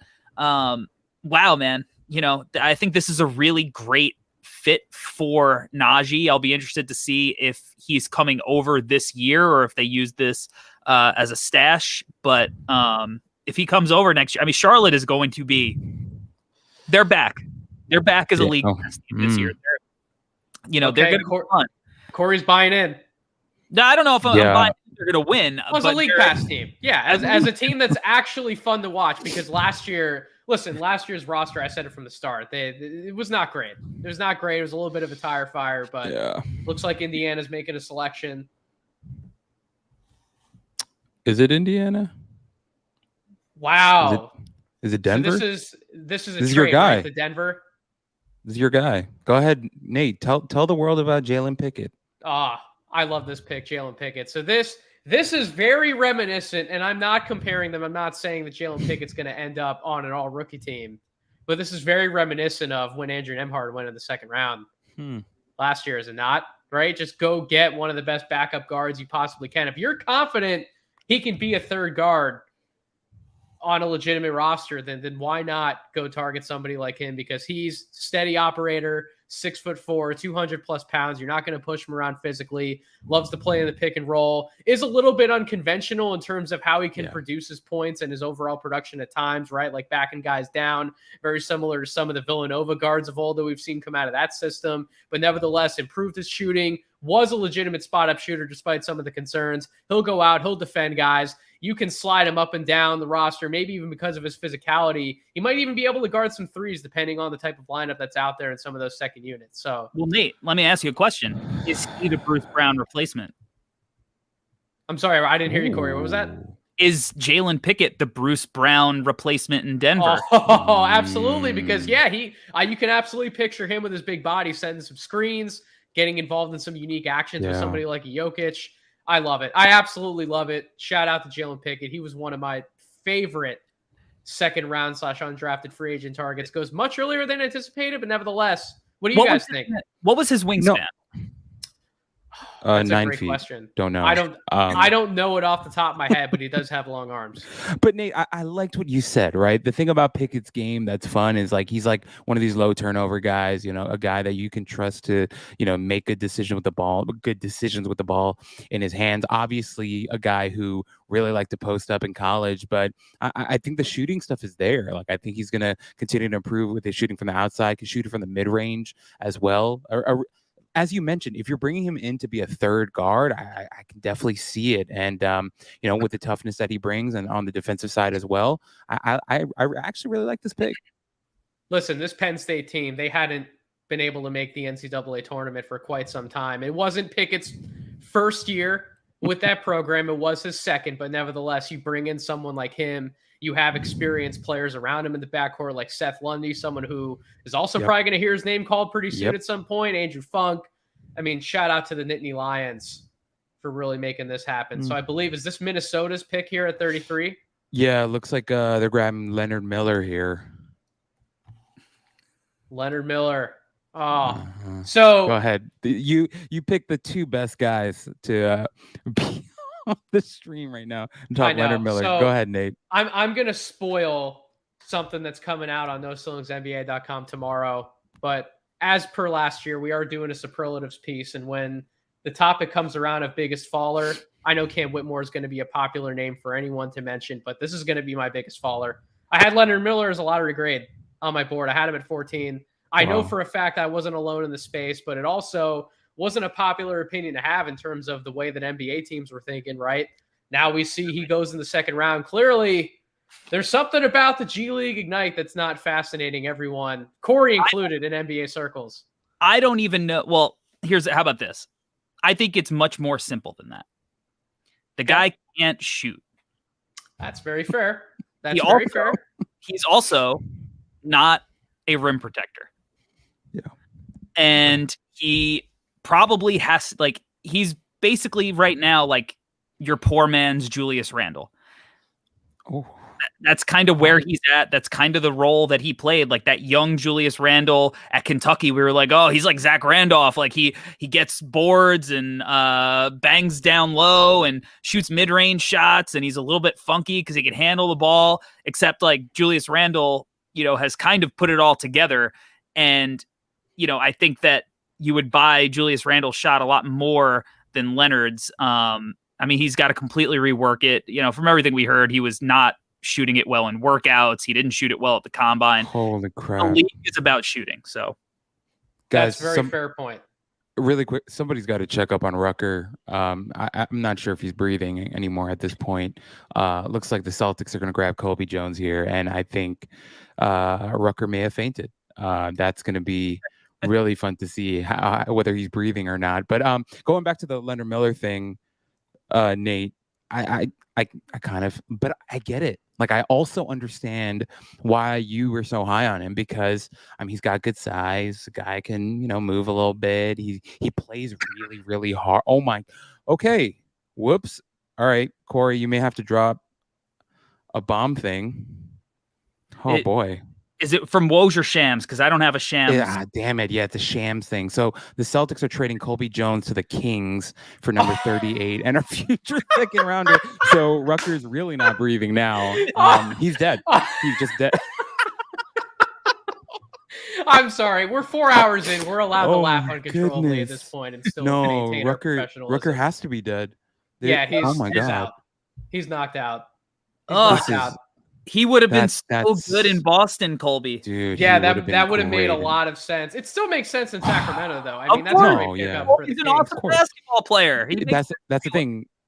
Colby, exactly, Corey. Colby makes sense anywhere. And God, I'm so worried for Rucker right now. Someone's got to get him away from a ledge or whatever. If this guy can shoot anywhere close to 34% from three-point range, he's going to be one of the steals of the draft. I mean, listen, I wasn't as high on him as you guys were on my final board, but still should have been a first-round pick. Getting him in the second round, there is a chance he returns like top 15 value in a redraft. Like, that's not out of the question. Absolutely. So, yeah, wow, what a deal! Good job, Nick. Good job, Nick. Great for Kings fans. Oh, look at this. We have a special guest in the building. Oh, man, I love this. So we have former New Orleans Pelicans front office executive Dan Purcell on the line here. Dan, what's going on, man? Oh, just got done with the our own first round live broadcast over at Sports Business Classroom. So look at that. Someone else who's rocking 4 hours plus in on a podcast. You love to see what we do, man. This is what we do, right? We live for this day. This is the day we live for. I told my wife this is my Christmas, so that's exactly how we're treating the NBA draft. So, Dan, thoughts on the first round now that you're coming away from it, coming over here? So first off, I love what Houston did. I can't, Cam Whitmore's knee became a huge issue. Obviously, I mean, he lost $26 million or whatever it is, and like that, right? So that's a big thing. But I actually like what Houston did. I'm not a huge Thompson fan. Corey and I have talked about that before. I'm not a huge Thompson twin fan, but they are feast or famine, right? And in those top 5, you have to go feast or famine. You have to go for the most upside, right? Yep. So if there's a guy other than Scoot who has, obviously Wembanyama, he's in his own category, but if there's anybody outside of number 1 and then Scoot who has the highest ceilings, it's those guys, right? Like they can either be an amazing all-star, 5, 6, 7-time all-star, or they can just be a role player, right? And that's what you're risking there. So it's interesting to see that. But then they came back. There had been there was a lot of chatter. I had a lot of sources around that area and the Cam Whitmore camp, and they were under the impression that Houston at 4 was their destination. They didn't realize that Houston at 20 was going to be their destination. And, it came to a surprise to most people, but the knee is obviously a big thing that came about in the last few days. The kid didn't even know about it. So what does that tell you? Like he didn't know about it until the scans happened when he went on a visit a couple days ago. So, kudos to Houston though. They kept in contact with the kid. They told him they were going to take him at some point. They told him that he was going to be, that they liked him and they wanted him to be on their team, and they ultimately did. And it didn't cost them anything. They got 2 top 10 talents at 4 and 20, which is amazing. I also really like what Dallas did. I thought Dallas, they turned nothing into something. And when you can do that on draft night, usually good things happen for you as it keeps going. They had to take a little money from Rashawn Holmes to get things done. But I like the kid from Marquette a lot. I think he could actually be probably an all-star. If there's a guy in the 20s that can be an all-star one day, it's him. And then, you have, obviously you had a guy who's going to be, you want him to be Tyson Chandler 2.0, right? That's kind of the look that they're going for. And so I like what those 3 teams did. I thought it was really good. Absolutely. So moving through some of the picks in this second round so far, we just got off of one doozy of a trade that's seeing Colby Jones ultimately going to the Sacramento Kings. He was the highest player who we had mocked in the first round, just in terms of pick value, who ultimately slid to the second. Where are you at on Colby Jones? You like him? You think this is fair value? You think you should have went first? We can kind of tell what his value is to the league, right? When you get moved like that extremely quick and it's happening super fast, that means there's a demand for you, right? And I think he was undervalued. He just got traded again, by the way, just so you guys know, he got traded again. So the demand so it tells you that there's a glut of teams at this, value and risk inflection point, and they all felt like he's in that. So he's probably beginning second, 31, 32, 33, but he fell. And, this happens in the second, in the second, you get guys all over the place flying around. It's 2 minutes. Everybody's running around. I thought Minnesota at 33, when they traded both, they were going for Gigi Jackson. They went with Leonard Miller. And, I don't really understand. He's like Check Diallo, but he's Check Diallo. You know what I mean? So it's like, I would have gone for the upside. Even though Gigi has his own issues, I would have gone for the upside myself. Julian Phillips is the pick here coming in. I believe this pick's going to the Wizards. It's going to the Bulls. Correct. It's going to the Bulls. Yeah, Bulls traded for it. All right, we're at the point I can't even keep up with the picks anymore, but that sounds about right. We're in the second round. So, Corey, you're the Bulls fan. You're also, at one point, I thought at least you were a Julian Phillips fan. Maybe you still are. So how do you feel about the pick? I like taking Julian Phillips as a second round shot here. We had a prospect on at one point, during our film sessions, and behind the scenes, they were like, what's going on with Julian Phillips? Like, does that guy know that dude could hoop? I think behind the scenes, his pedigree and what he was thought of in college, I think this is the type of guy that you take a shot on here. 6'8", long. He fits exactly the type of player that the Bulls have been targeting over since Karnisovas has taken over. Patrick Williams, Justin Lewis, Dalen Terry. He wants these long, athletic guys. The 80% at the free throw line gives me hope that he could shoot. Obviously the 3-point percentage wasn't there. He changed his his feet and his base this year. But up top, it looks good. So it's going to take some work from him to become a consistent 3-point shooter. But, he was doing like movement stuff off curls in high school, and he gets to the free throw line and plays defense. So, from a Bulls perspective, get a bunch of wings and try to develop them. Dan, I don't know if you've got to cut loose or not. You're looking to the side, but I was listening to Woj. I was just listening to Woj, what he was saying. I was just hearing. That makes sense. Because Milwaukee. We all need to know what the heck is going on. Yeah, because Milwaukee may move up again here. I was listening to what he said, but he's talking about the old Milwaukee trade. Things moving fast around here. So, if you're Milwaukee at 36, if that's supposedly where the pick's going to be made, I think we're going to keep seeing some of these second round picks. If you can nail them, especially with where the new CBA is going, it's going to mean potentially a lot for the back end of your rotation. So if you're the Bucks, maybe not even a name, but what type of player would you target here if you're the Bucks? Well, if it's a name, I'm taking upside. Give me Gigi. Okay. I know Gigi has his issues. Trust me, I know he has issues. I'm all about that. But I'm also about hitting home runs in the second rounds. And if he can turn himself around a little bit, and Milwaukee's a great place to do it because he doesn't have to come in and play. There is no pressure on him. If he can develop and be around those guys, like Drew Holiday would be a great guy for him to be around, right? Giannis is a great guy for him to be around. If I told you Andre Jackson was the selection for the Milwaukee Bucks, does that qualify for some sort of home run swing for you? No. It's a gamble. I'll say it's a gamble. Gigi Jackson came into this draft process as a late lottery pick. Yeah. He came into this as a late lottery pick. And when you can get guys that are late lottery and fall to the second round between 38 and 45, you go for it. You go for it. No, I agree. Any point 25 on, absolutely. And there's not a lot of European guys with potential like a Jokic or Ginobili. They had some potential, but I do have to get running. But I want to say, great job, guys. You guys kick ass. I appreciate everything you guys do.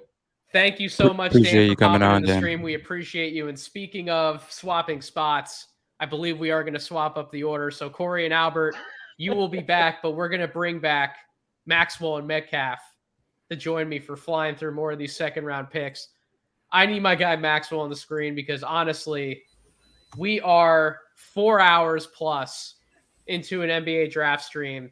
Maxwell, we're in the second round. It's sicko time, baby. This is sicko time. And Absolutely. Unfortunately, there's some real non-sicko prospects left on the board. We've still got Max Lewis out here. Like they're real guys. They're real guys. I'm supposed to be telling you about who played at like San Diego Southwestern Community College, and we've got real prospects on them. I can't believe Max Lewis is still on the board. Maxwell, why do you think that is from your best knowledge? I think teams got freaked out because he played for a really bad Pepperdine team, and I don't think that team was his fault. I think there were a lot of guys that were kind of gunning for themselves. I don't think they played like a team. They had zero rim protection.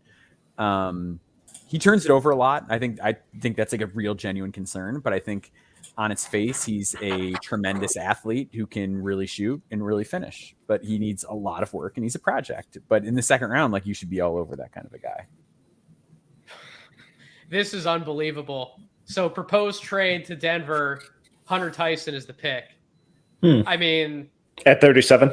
Yes. So listen, we had him mocked in our draft, right? We had him mocked as what Metcalf, he was Mr. Irrelevant. What's Mr. Irrelevant is the term we use in the NFL draft. But now going 37, on its face, it makes sense for a team like Denver, but still, boy, this just means that NBA teams are not comfortable taking someone like Max Lewis, and this is puzzling at this point. Maxwell, this might qualify as biggest faller for our yeah. I would just so much rather have Max Lewis. Like I get it. Like Hunter Tyson can really shoot the cover off the ball, and he's big and he can rebound. He's also like, I don't want to turn this into like he just had his moment. Now let's dump on him, but like he can't really stay in front of people, and he's like sneaky, not a good passer. Like if you just like look at his like historical like assist to turnover and stuff like that, like he's just not a great ball mover. And like I would so much rather just take another guy who can shoot in Max Lewis and like is athletic and just try and work through those kinks. But I don't know. Maybe they're just not at that point as an organization. They want to just keep getting guys in that like they don't want to have to focus on too much low maintenance. But Metcalf, who are you still surprises on the board? Boston now that's on the clock technically too. Oh God. I mean, GG is still kind of surprising. Max Lewis is a big one for me. Repair's still on the board. Repair. Trace Jackson Davis. Yeah, and I think we're kind of in that range where a lot of those guys, this is like as late as I kind of imagine them falling. But Max Lewis is easily the highest rated for me, and then GG after that. But by all accounts, GG was kind of falling down draft boards the last couple months, which is unfortunate for him. But the Hunter Tyson pick just feels like a real reach, like Maxwell was saying. Yeah.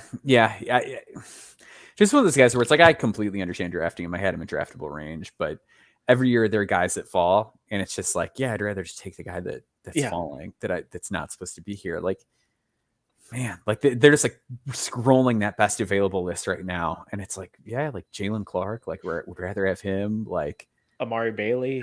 Yeah. So like, Amari Bailey and Jordan Walsh are the two guys to me where it's like we got to be getting in the range of at some point the potential value may just be too much to pass up on. Would you put Rupair in that category? Because I've like sneaky been. I would, but if I'm going to take a defensive specialist who we're still waiting on more to come from their offensive game, I'd rather have Walsh than Rupair. I've kind of been in that camp for a while now. That's just how I don't know how you guys feel. I agree, but I think Walsh offers more versatility as a defender. I think he's actually going to be able to scale up and handle some more front court matchups versus Rupair, who I get the length, but he's also, what did he measure, guys? I think it was like 6'5", something like that, with a really long wingspan. Like it was like 7'2" wingspan. Yeah. He doesn't project to me as someone who, though, like in terms of handling physicality, is going to be able to guard up like Jordan Walsh can. So no, that's why pick is in Jordan Walsh right there. Look at that, Jordan Walsh. You go. That's a good one. Love it. Love that he's finally off the board. Well, and like we talked about Walsh the other day, and that's to Boston, right? Sorry. Yeah. This is going to Boston. He was a guy that like I greatly preferred to somebody like Julian Phillips, just because of that physicality, like you talked about. Like this is a guy who's going to be able to defend forwards, defend down the lineup, smart player, willing to shoot threes.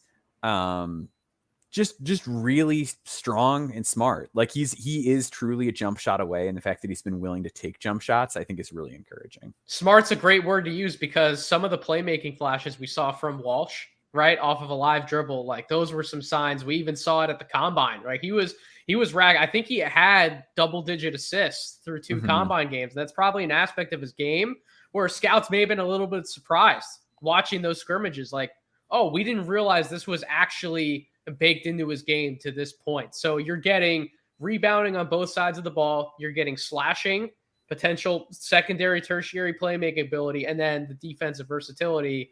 I get you have to be able to shoot to be on the floor in these higher level NBA games. But Maxwell, you talked about it. If he's willing to shoot and that spot up shot does come around, even from the corners, that's all he needs to really be an incredibly impactful player. And like he's one of those guys where just like a lot of the counting numbers are going to be really deceptive because of how cramped the court was there. Like he's a guy who can really, really pass the ball. And like when he was at Link, they would run a lot of offense through him. And like I had my gripes like, oh, sometimes he can be a little back to the basket and whatever. But like I thought at the combine, like he just showed he doesn't need to do that. Like I think he's a little more ready for NBA pace than I'd anticipated at certain points during the season. But yeah, a guy I had in that like that reasonable first round tier of my board. So if you're getting him at 38, that's lovely. That's what Metcalf, I believe we're out of the trade forest for now, correct? I think this pick is also a Celtics pick. Is it? I think so. I didn't see any. Oh, that's right. I think someone said earlier that it was two second-round picks. Part of the Najee. You are correct. 34 and 39. So this is also a Boston pick. These last 10 picks. Mogay, there you go. Mogay, love Mogay. Oh, love Mogay. I would have just rather had the Celtics take Najee.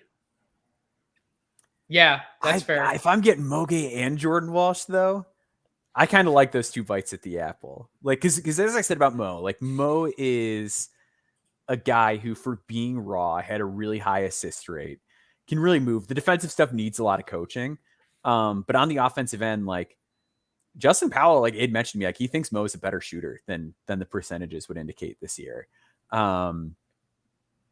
Really, that is really fascinating that around. Boston's going with 2 plus-sized forwards, right? Who can also move the ball in certain settings, right? So if they can't make the shot, at least have the wherewithal to be able to get the ball to where it needs to go. And then you're also bringing everything you can potentially, albeit, Mo Gay isn't exactly the closest to reaching his defensive ceiling, but still a potential value that could be there. I mean, Metcalf, talk to me. You're our defensive guy, right? Like I get that the awareness isn't there on that end yet, right? But doesn't he have the tools to potentially be something pretty interesting down the line?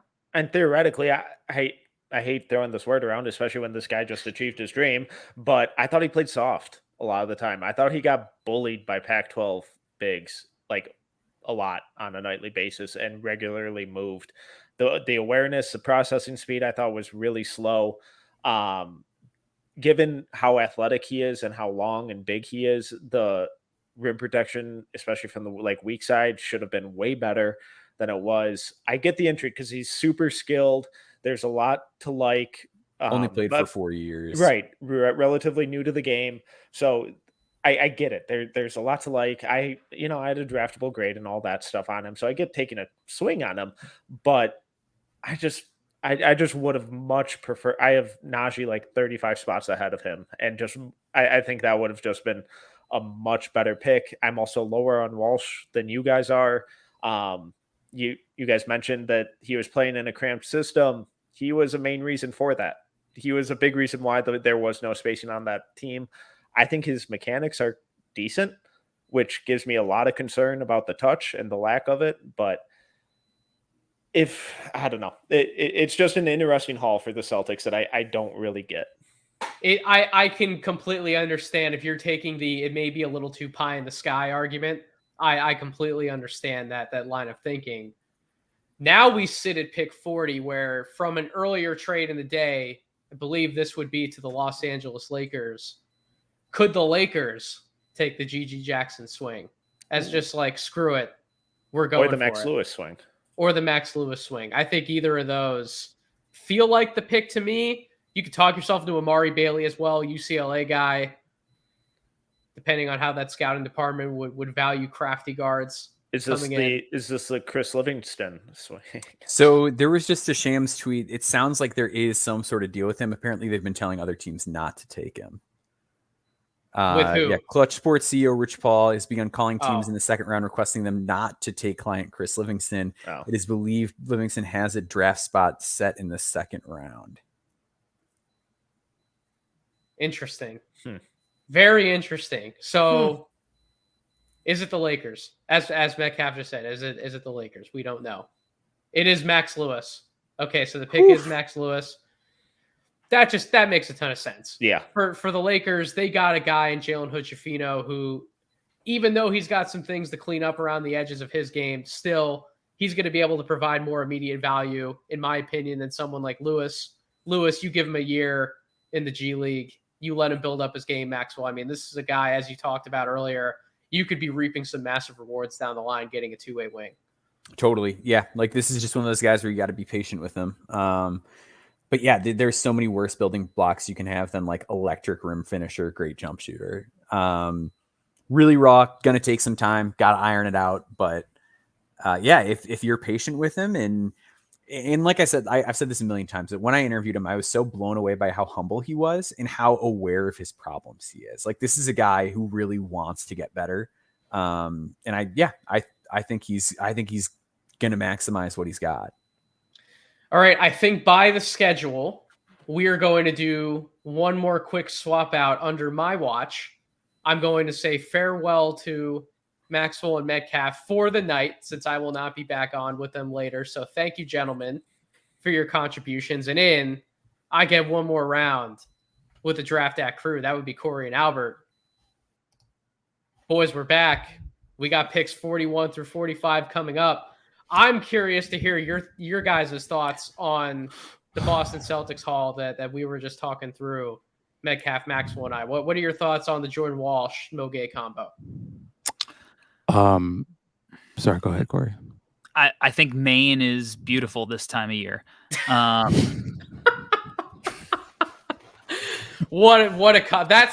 the right kind of comment. 4 hours and 41 minutes in. I like both of those guys as second round picks. I would have preferred a Max Lewis to either, but ultimately, like, this team wants to win a championship, and I don't know how much they're planning on relying any of these second round picks to contribute immediately in a big way this year. I think if either one of those guys can develop into anything worthwhile, 5-10 minute guys by the end of the season, that's great. But I mean, think about, the situation that a guy like Peyton Pritchard was in, who actually has proven that he could play NBA basketball and was barely getting any minutes for that squad.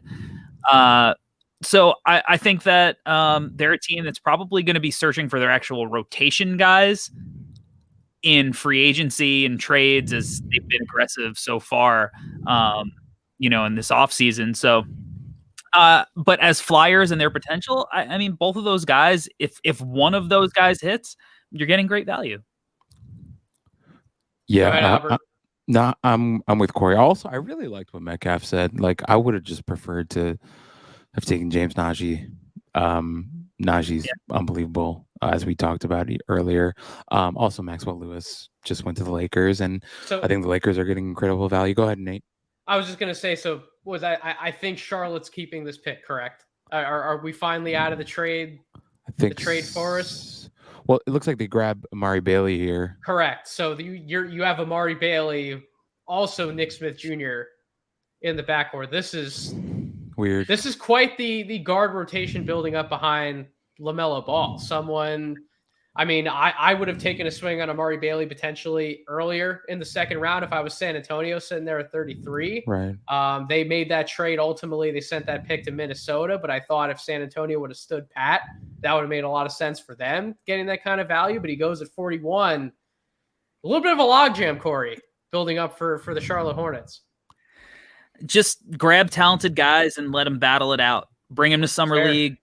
See what, I mean, again, like, they still have James Bouknight in the backcourt, not necessarily a point guard, but I don't know if I know Nick Smith isn't, and I don't think that Amari Bailey is exactly one either, but just they're getting a bunch of guys who can handle the ball, can potentially shoot, are long, can play multiple positions.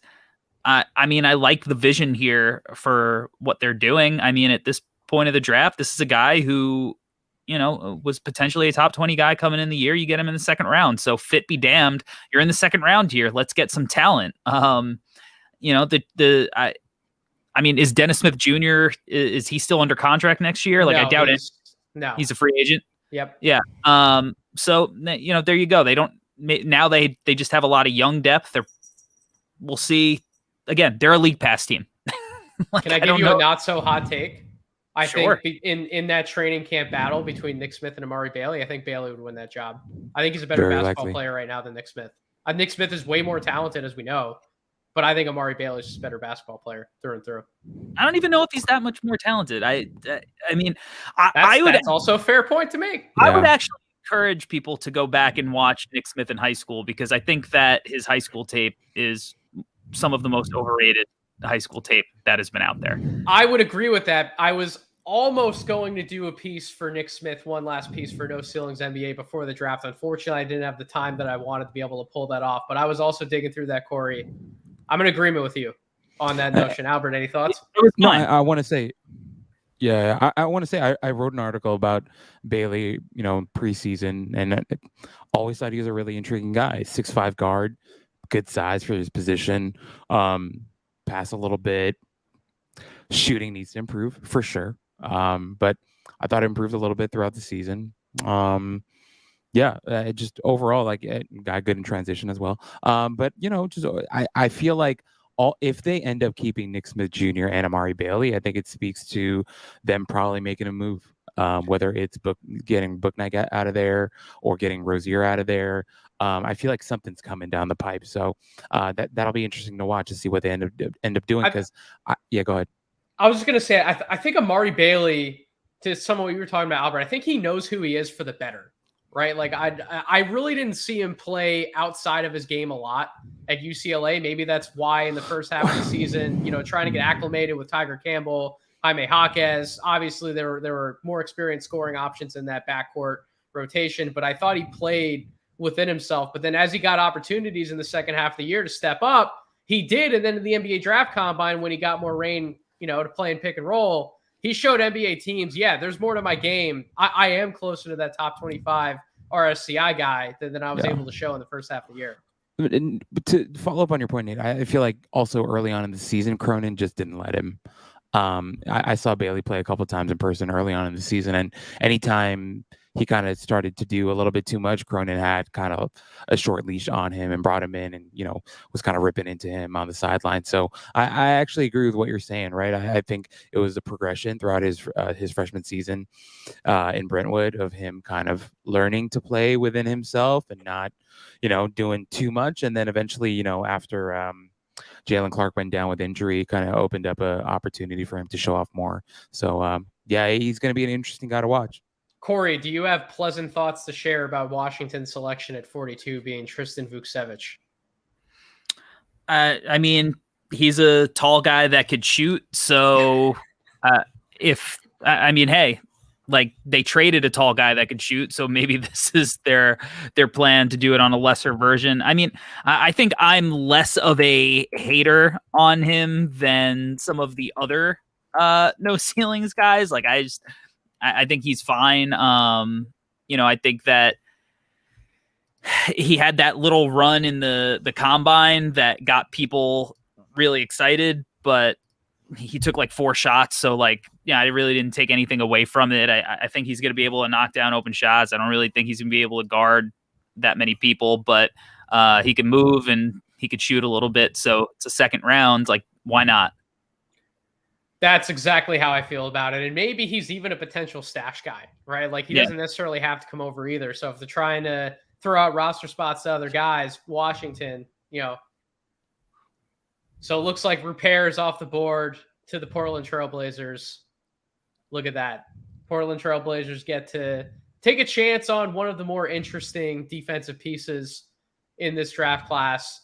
Athletic, I believe 6'5", 6'6", somewhere in there measured, 7'2", reported wingspan, versatile defender, a jump shot away from being an impactful player. How many times can I say that phrase in one night? We should just play a drinking game at this point with how many times I could utter that phrase. But nevertheless, Albert, thoughts? I mean, jump shot away, but actually away. Who are we referring to? We are talking about Rupert as the pick for Portland at 43. Okay. Oh, never mind. Corey was feeding into the joke. I get it. I got it. No, I literally had. I didn't know. No, he literally didn't know. I'm trying to pull up highlights here, guys. That's fair. You could have also. It could go either way. You could have also just been playing into the joke of draft night 2023. But nevertheless, thoughts. I mean, you kind of went over it, Nate. I feel like the shooting with him is a ways away.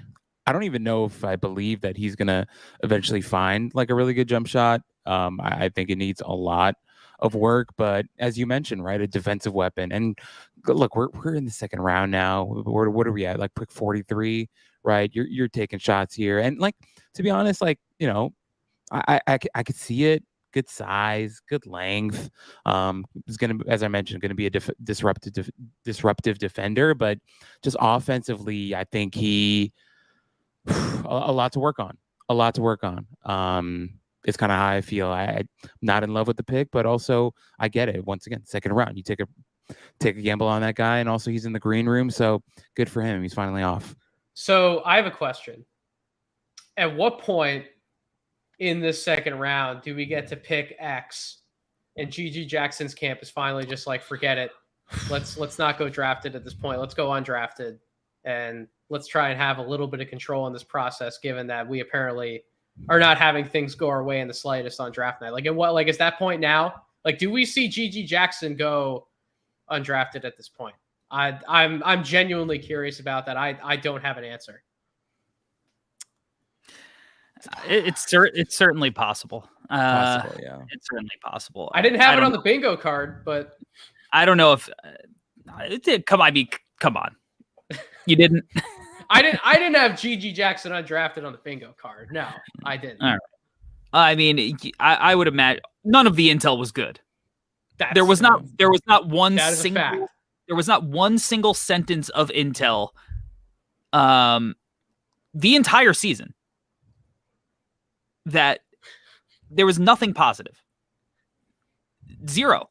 I know, but there were plenty of people who had him as like a projected top 10 pick, like not that long ago. We're talking like 2.5 months ago. It's amazing how it genuinely is amazing how some of this happens. Well, what did we say? We said he should have stayed in school. Yeah, yes, we did. Amani Bates had the same situation, and he's probably going to go undrafted too. These are two guys who reclassified, had terrible years. You bought into tools and high school pedigree, but I got news for you. Go back and watch Gigi's high school tape. That was bad too. He's been bad. Like Gigi's thing has always been theoretical, always. So look, he's probably, there's still 15, 16, 17, 18 picks, whatever it is, for him to get selected. But if he doesn't get selected, I'm not, going to be completely and utterly shocked. But Rupert, definitely a Mike Schmitz special. And why can't he be Thabo Sefolosha? It's fair. Speaking of France's own, Sidy Cissoko is also the next pick, 44th to the San Antonio Spurs. I love that pick. I love it. Just at that point, like we're all talking about some of these guys, just take a swing. Take a swing on someone who can defend multiple positions, is plenty athletic, has some of the better live dribble passing chops of wings in this class. I get that he didn't prove that he can score a lick efficiently in the G League, yet somehow the man still shot 30% from 3-point range. So there can't be zero signs of touch, right? There's got to be something in there. What has to be reworked, what has to be further developed, I get it. He can play out of control. He has to improve some of his decision-making, but he's still a very young prospect. He did produce to an extent in a pro league. Let's give Sidy Cissoko a chance, especially at a pick like 44. I'm perfectly fine with it on San Antonio. Nate, I'm right there with you. Cissoko, another guy that I got to see during the Victor Scoot exhibition. I don't know, like I saw him during warmups, saw it during the game. I was kind of like, I think he could develop into being a pretty decent shooter. Obviously, right now he's not there, but like you said, there are other skills that he has. He's got good size for the position, really good in transition, can pass a little bit, and adding a French guy here for Victor, I think that's a good move too. That helps with him getting acclimated, and Cissoko having played in the G League last season is going to help too. So I'm right there with you, Nate. I think this is good value for him. I know some people had a first round grade on him, but to grab him at this point in the draft and thinking about Victor and thinking about CD's, development, I could totally see it. I liked him. Seeing him in warm was good frame too. NBA ready frame. A lot to like. Corey, thoughts on Cissoko? Yeah, I broke down film with him this year, and he was one of the funnest personalities. Just like he's going to be a good teammate. The guys are going to like him. He was like close to the top of the list in dunks in the G League, or he might have even led the G League in dunks this year. I think he was second, if I'm correct, in dunks. Yeah, so like he was right at the top of the list. Major downhill threat, needs to be coached up, and that's what you do at any point of the draft. You're betting on guys that need to be coached up and that have interesting tools and skills to be honed, and I think CD does. I always thought the CD lottery buzz was a little too far. It was a little aggressive because he's a guy who really needs to shore up his ball handling and his shooting. Like there's stuff there for sure. Like you could see it when it all clicks together. Like in highlights, it looks amazing, but he just has to put it together. And when he put it together, there was a stretch where he was averaging 20 points per game and it looked fantastic. But I think a lot of his production had to do with the fact that these G League guys are getting a lot of minutes, and when you're on the floor for a lot of minutes, you put up statistics. because you're out there and somebody has to do it. But his tools are really fun. He's really fun. I think he's going to be a versatile defender. He's super strong and has like a really thick frame. So Pop is going to have a great time with him. And this is a Pop team, to a T, like a bunch of foreign guys, some defensive guys that are interesting, and some toolsy guards. So very fun. Is that yeah, exactly. It's a Victor Wembanyama special, right? Oh, look at this. Our boy Gigi Jackson is finally off the board. 45 for the Memphis Grizzlies. I mean, what can we say? I don't even know how to react to that, man. Yeah. Memphis, take the home run swing. Why not at 45? Take the home run swing. Yeah, better than doing it at 10. That's yeah.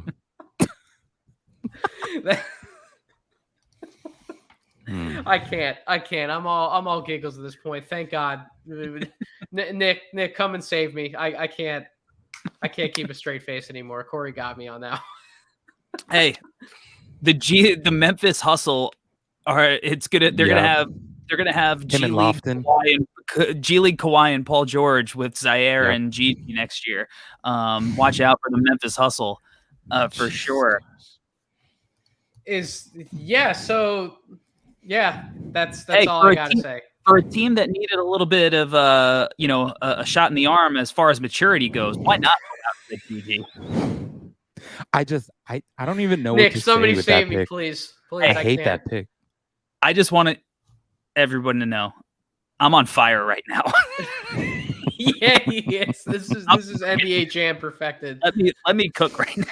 this is NBA Jam perfected. All right, I can't, guys. This has been incredibly fun. It is time for me to hand over the reins to Nick to close out the stream. Thank you, everyone who got to tune in with us on our No Ceilings NBA YouTube stream. Seriously, thank you from the bottom of all of our hearts for tuning into our work, checking us out all year long. I promise 2024 is going to be an even better draft cycle. I can't wait to get started with you guys in short order, but until we meet again, signing off. Have a great night, everybody. All right, so looks like we are back in business here with the chaos to the end of this particular draft, and we're on the board here with Atlanta at 46. Seth Lundy is the pick. So Metcalf, let's throw it to you since you're here on the screen with me. Thoughts? Seth Lundy going to the Hawks. Also, Rucker, deepest apologies.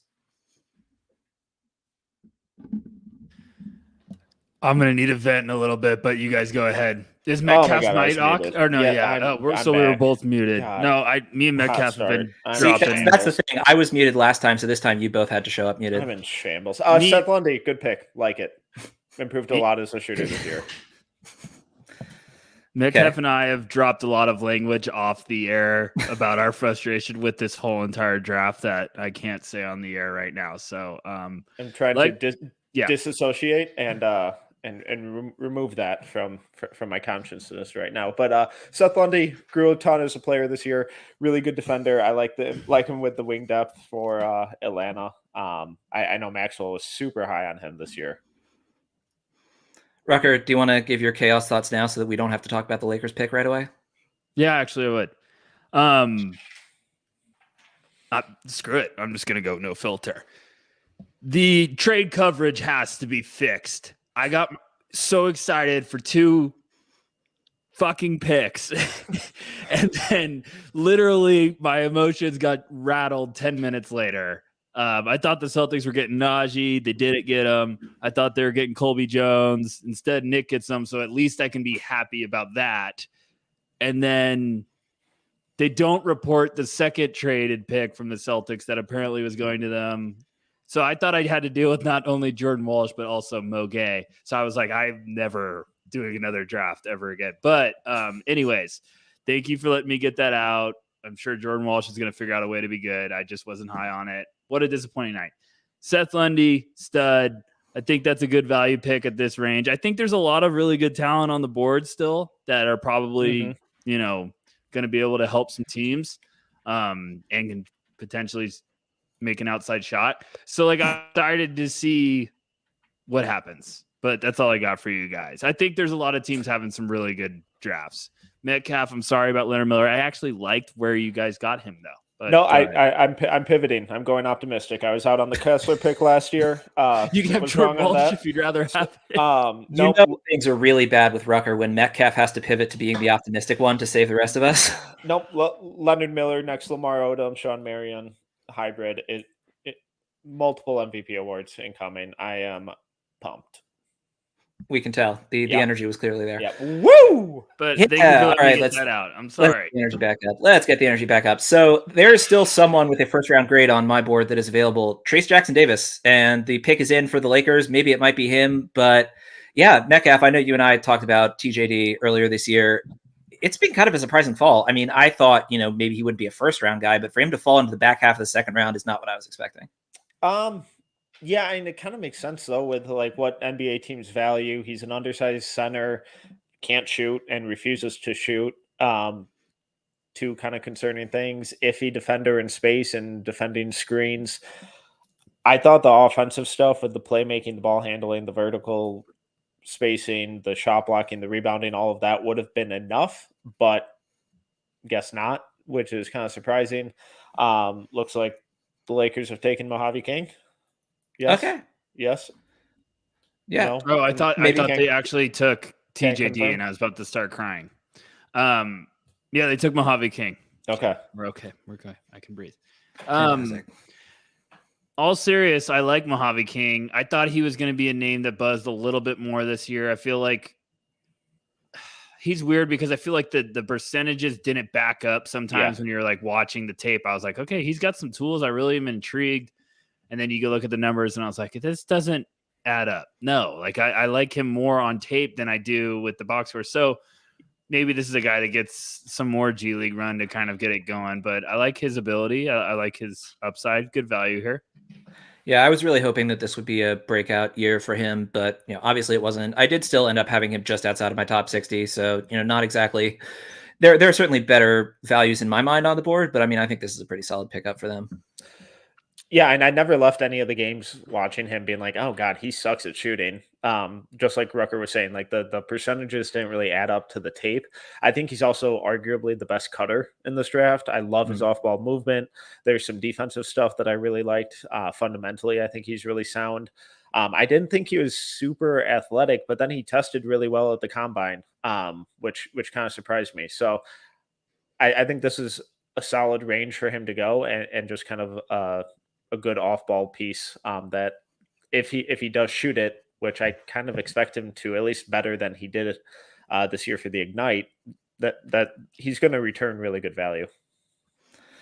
All right, on the clock for the Clippers here, question mark. I mean, these are, the last 10 picks of the second round, so any of these could be sold at any time. So, well, gotta love the chaos, of course. But thoughts here, why don't we start with you, Metcalf? Who do you think the Clippers might be targeting here?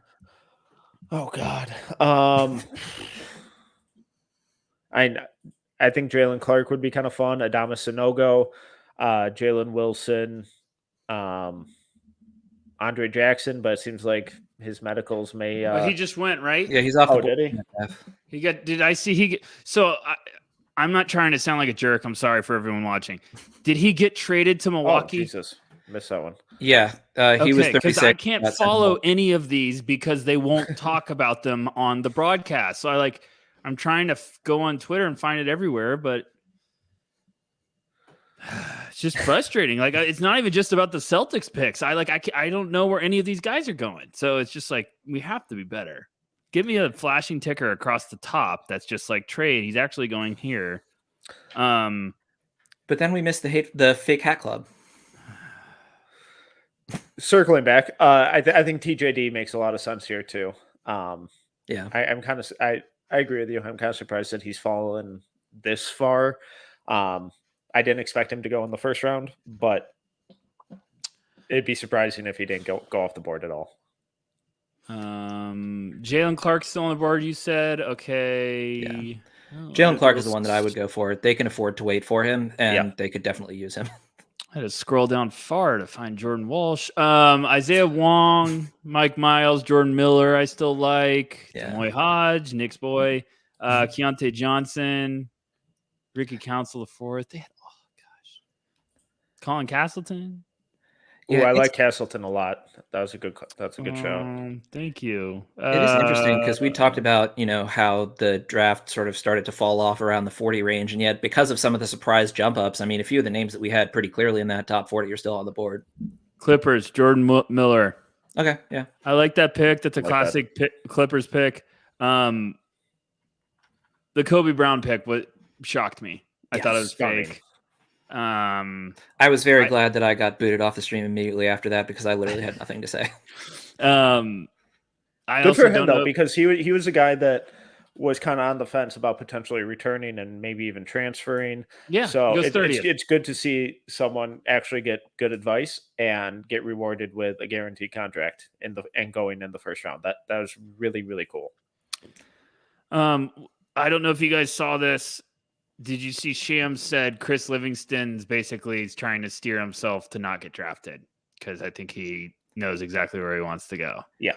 I mean, I think we were hearing rumors when the Lakers were picking that Rich Paul was telling people to not draft him. And, very, very coincidental and, totally, nothing at all to do with any sort of similarity that it was the Lakers that we were talking about here with the potential Chris Livingston discussion. Yes. Apparently, Chris Jackson Davis just said on Twitter, y'all will regret it. I promise you. So there we go. Start to see him get a. Gosh, I love that. Gosh. Good. Man, we were talking about Scoot earlier about how he's just going to absolutely destroy Brandon Miller every possible chance he gets for the rest of his career. That's going to be Trace Jackson Davis with literally everybody. It's going to be fun times. Yeah. All right, Cleveland on the clock here. Were you guys hi, Jordan Walsh? I'm trying to get this demon behind me. Can someone get me excited about Jordan Walsh? Nope. I decline comment. Yeah, thanks, appreciate it. Let's talk. No, wait, did Amani just go? He did. To Cleveland? Okay. He did.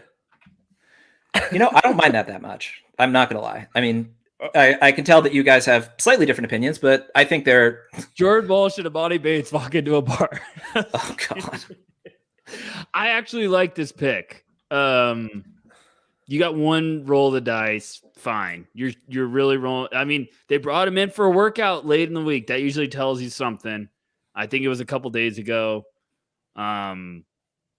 I really didn't know I didn't think he was going to get drafted. I went back and forth. I was like, someone's going to take a shot, but at 49, wow.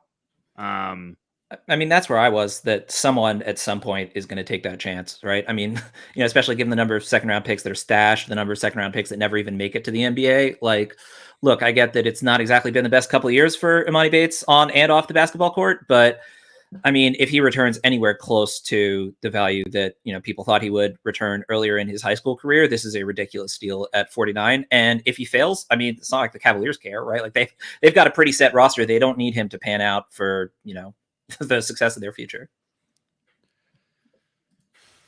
Those are all things that could happen. Great. Glad to hear the enthusiasm. No, it's just I wouldn't have touched him. I don't think he's been a good basketball player for 3+ years now. Going back to his senior year in his last year in high school, the highlight tape's insane because he does stuff like this where he just pulls up and launches from midcourt. But inefficient shooter, doesn't defend at all, doesn't pass, not an athlete, no length. I don't get it, but I think I read a comment where an NBA team was like, we have him on our board to say basically in a polite way that like he is a prospect. Like I almost read it as if like they might have a board of 500 names and like he was just the 500th one. And I'm just throwing a number out. Like that's the way I read the comment. But I think a ton of teams were just like, we don't even have him on our board. But then like I think some teams were like, we'll roll the dice on this. And I have the same questions Metcalf has. But if you think like this is a second round pick that can return some value, which like he has the talent, he does stuff that like normal second round picks wouldn't do. Like he has some stuff that's just freakish. But there's a long way to like he needs to buy in completely on like you got to be a good teammate. This isn't about you trying to average 20. You got to run like the right offense. You got to pass the ball. Like he just took some shots that were ridiculous, but there's a lot of talent there. So that's what you're looking for second round picks, especially almost near 50. You're looking Yeah, for potentially gold. And hopefully the G League will be good for him Yeah. because he's going to be coached hard. He's going to be going against grown men who aren't going to shy away from him. He's not going to be the guy on any of these teams. So he's going to have to learn how to play basketball. And if he doesn't, he doesn't. And if he does, then like you guys are saying, there is something there that can, at least grow into a rotation guy down the road. Selection here for OKC at 50, Keontae Johnson out of Kansas State. This is solid. I had him right around this range. I mean, I get why you might want to take the chance. I personally would have, if you're going to take a chance on a 23-year-old prospect, I would have gone with Trace Jackson Davis. But hey, that's how it is sometimes. Rucker, your thoughts? I think this one could stick. I like this where he's going a lot. I think the Thunder will give him a shot to actually earn it. I think this could be the one that really pans out in the second round. Because I just think OKC's a team where like we don't care how old you are. Like if you could play and help us, you're going to play. And I think Keontae is going to be a guy that maybe not right away, but maybe you're looking up in a couple years. And it's always fascinating when we obsess with age, because I've never watched a playoff game and just been like, how old is he? Like every time he scores, like I've never been like, is he 32? Like 28? Like at some point it's like, can the guy play an NBA game? Can he help out? And I think Keontae Johnson is going to figure out a way to have a lengthy career.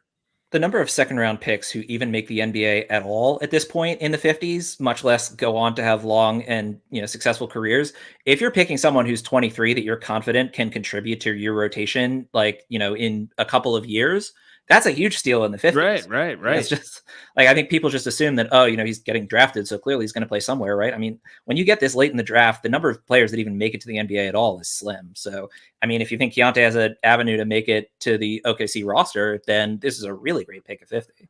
Yeah, and I think there are a lot of Lou Dort, Kenrich Williams vibes with what he does on the court, and if either of those guys end up moving on or become expendable or too expensive, I think this is a really easy kind of replacement for that. Just the physicality he plays with, good defender, really good rebounder. The shot took a big jump this year, and I'm assuming the medicals cleared. Yes. So, that's obviously horrifying when it happened, but I think he's one of these older kind of physical toolsy forwards that surprisingly has a decent shot to kind of carve out a spot on a team.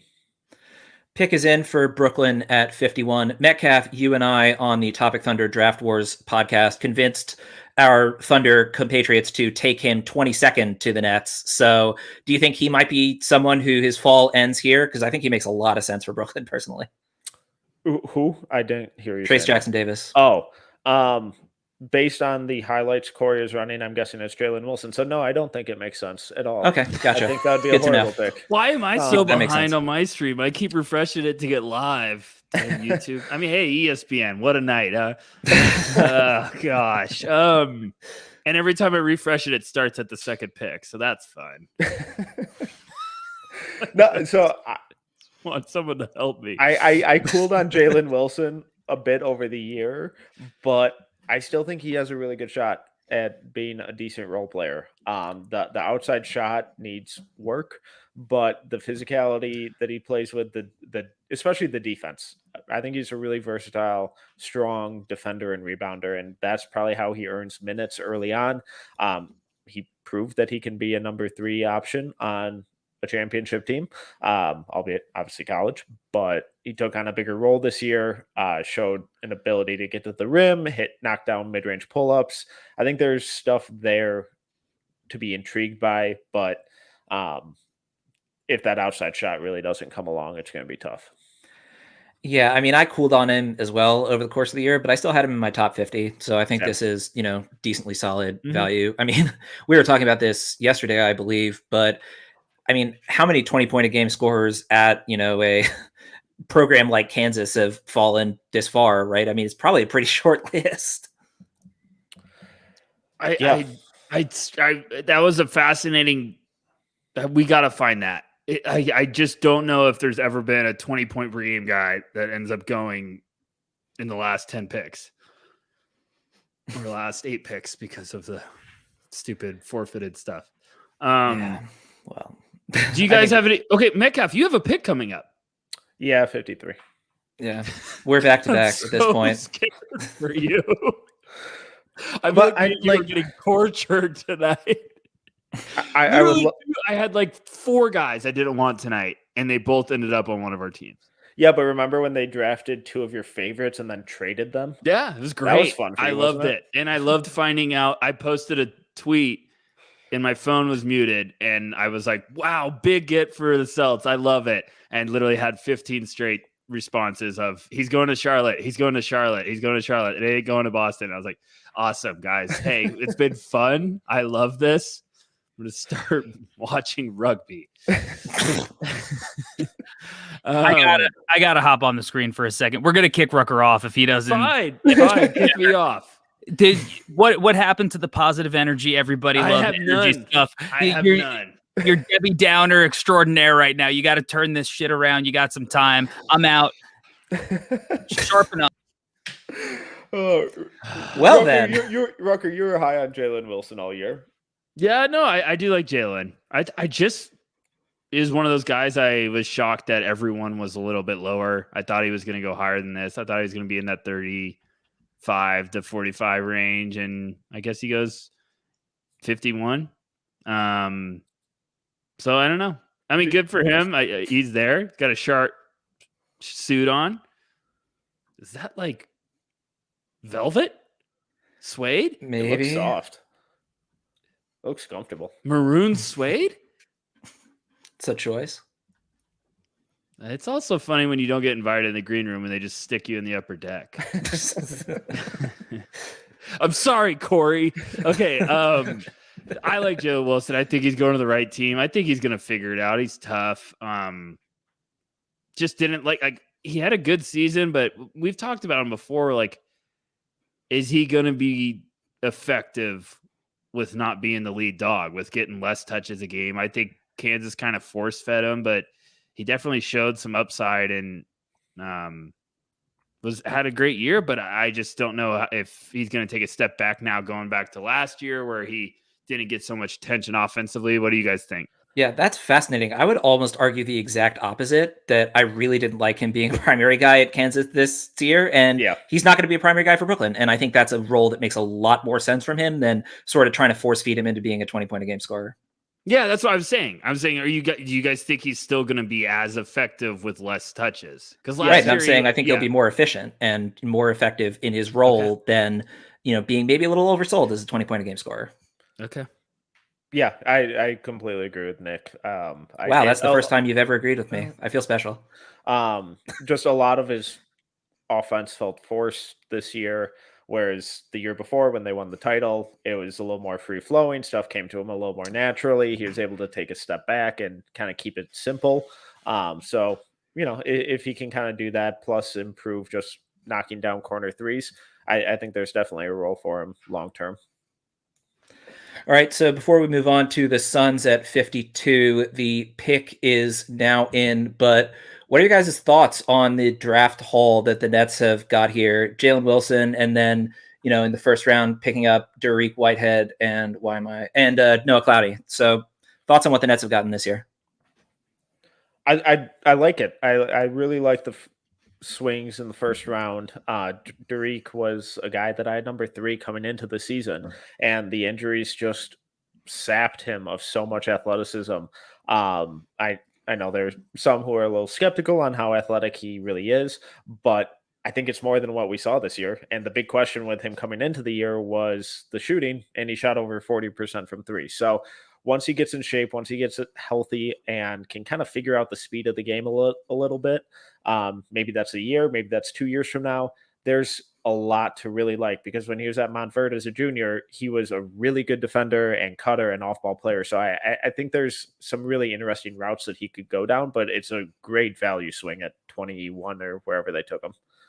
All right, Rucker, the pick is in at 52 in your neck of woods in Phoenix. Toumani Camara out of Dayton. I really like this pick, but I'm curious for your thoughts because this is, again, your part of the world. It sounds like this is getting traded. Oh, There's perfect. a proposed trade to Washington. Right, of course. I mean, I thought Kamara was one of those guys that definitely helped himself during the combine. I mean, do you guys have any passionate thoughts about his game? I feel like he's just one of these versatile guys that seem like a second rounder you'd probably want to take a gamble on. I mean, I really enjoyed his game. I watched a decent amount of Dayton this year because, as y'all know, I am a huge Deron Holmes person. So, I saw a lot of his game. And I mean, he's someone who I think has the requisite size and athleticism to be an NBA level defender. And I mean, the role he's going to play in Phoenix, right? He's mostly just going to be, rim running out in transition, very limited offense, mostly relied on the defensive end. And I think he could definitely be a fit for that kind of role. But Metcalf, your Timberwolves are on the clock now. The Timberwolves and then the Kings back to back. So, Rucker, we're going to need you to carry us through here. Yes, that was a joke. I'm good. I'm here. I don't know. I think there's still some good names on the board. Isaiah Wong, Terquavion Smith, maybe. I don't know. It's what are you thinking, Metcalf? Who are you rooting for? Pick is in fast. Whoa. I kind of hope it's Turk. I don't think Jalen Noel's returning to the team. Tim Conley drafted Bones Highland. Provides some shooting. Meh. Okay, because there aren't enough bigs on the team already. No, I don't want TJD. I think Turk makes a lot of sense here. Ricky Council, I think, would be really interesting. Isaiah Wong. Would you be willing to wait on Jalen Clark?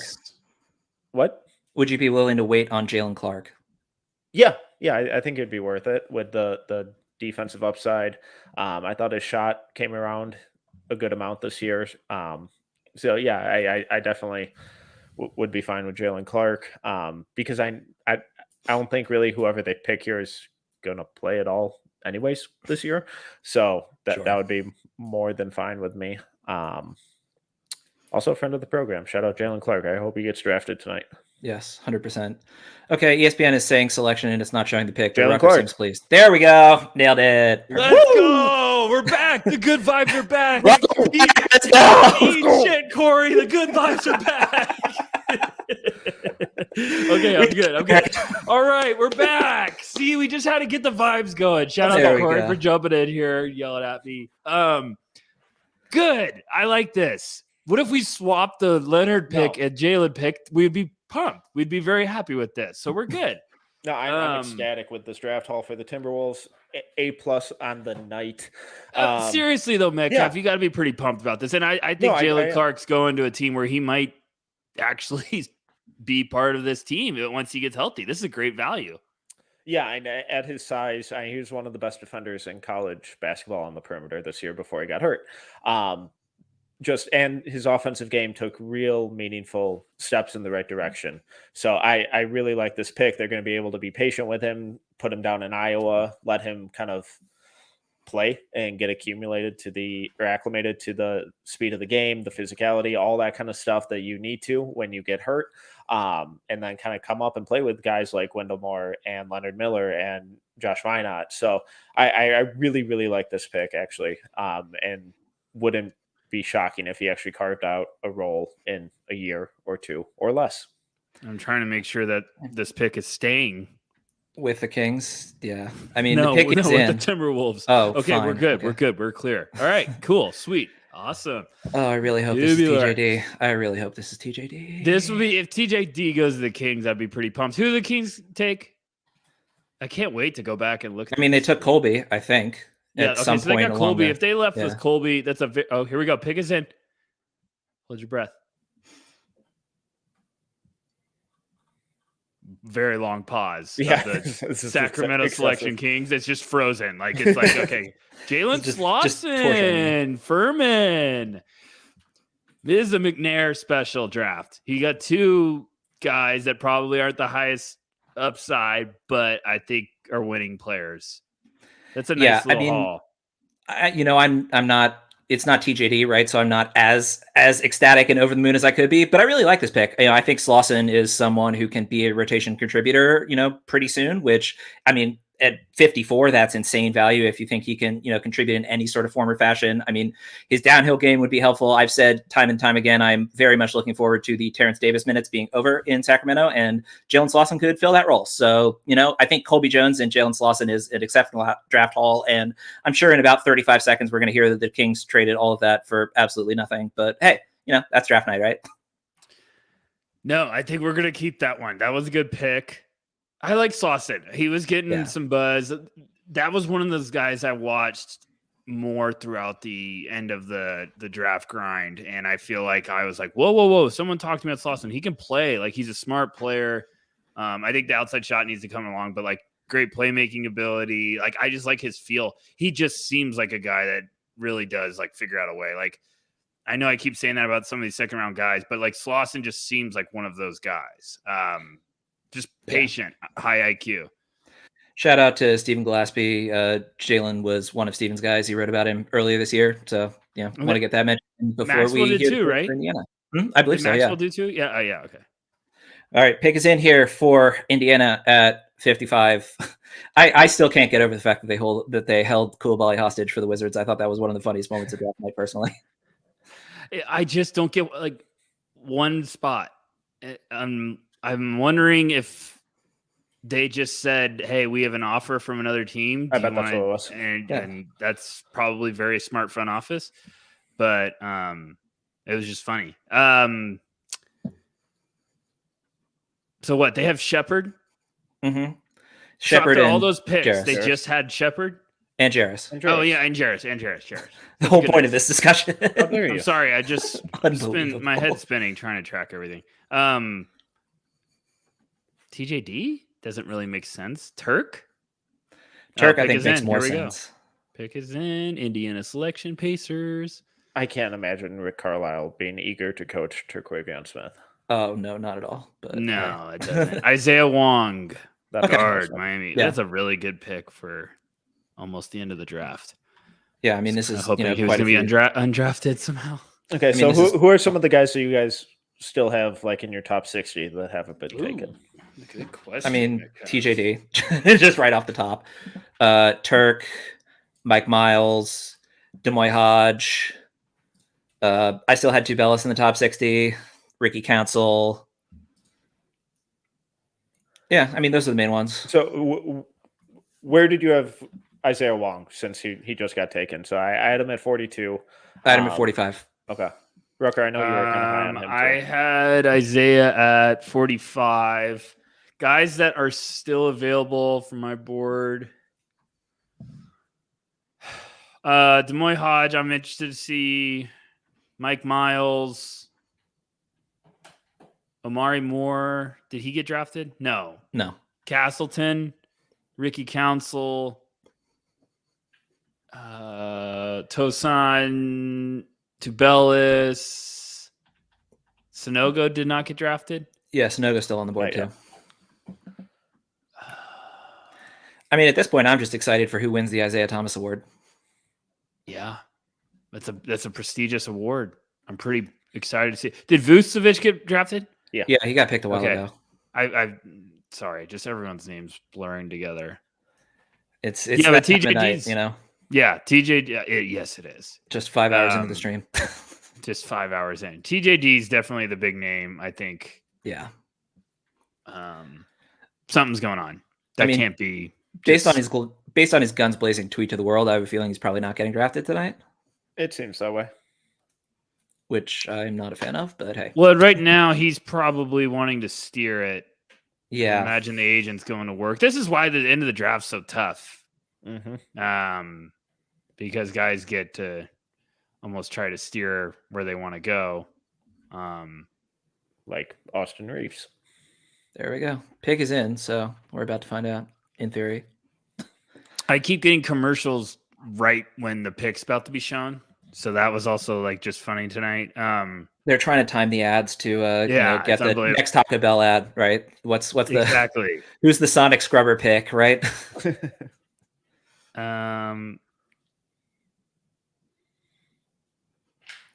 Well, no, okay. You just keep waiting. Yeah, just keep waiting.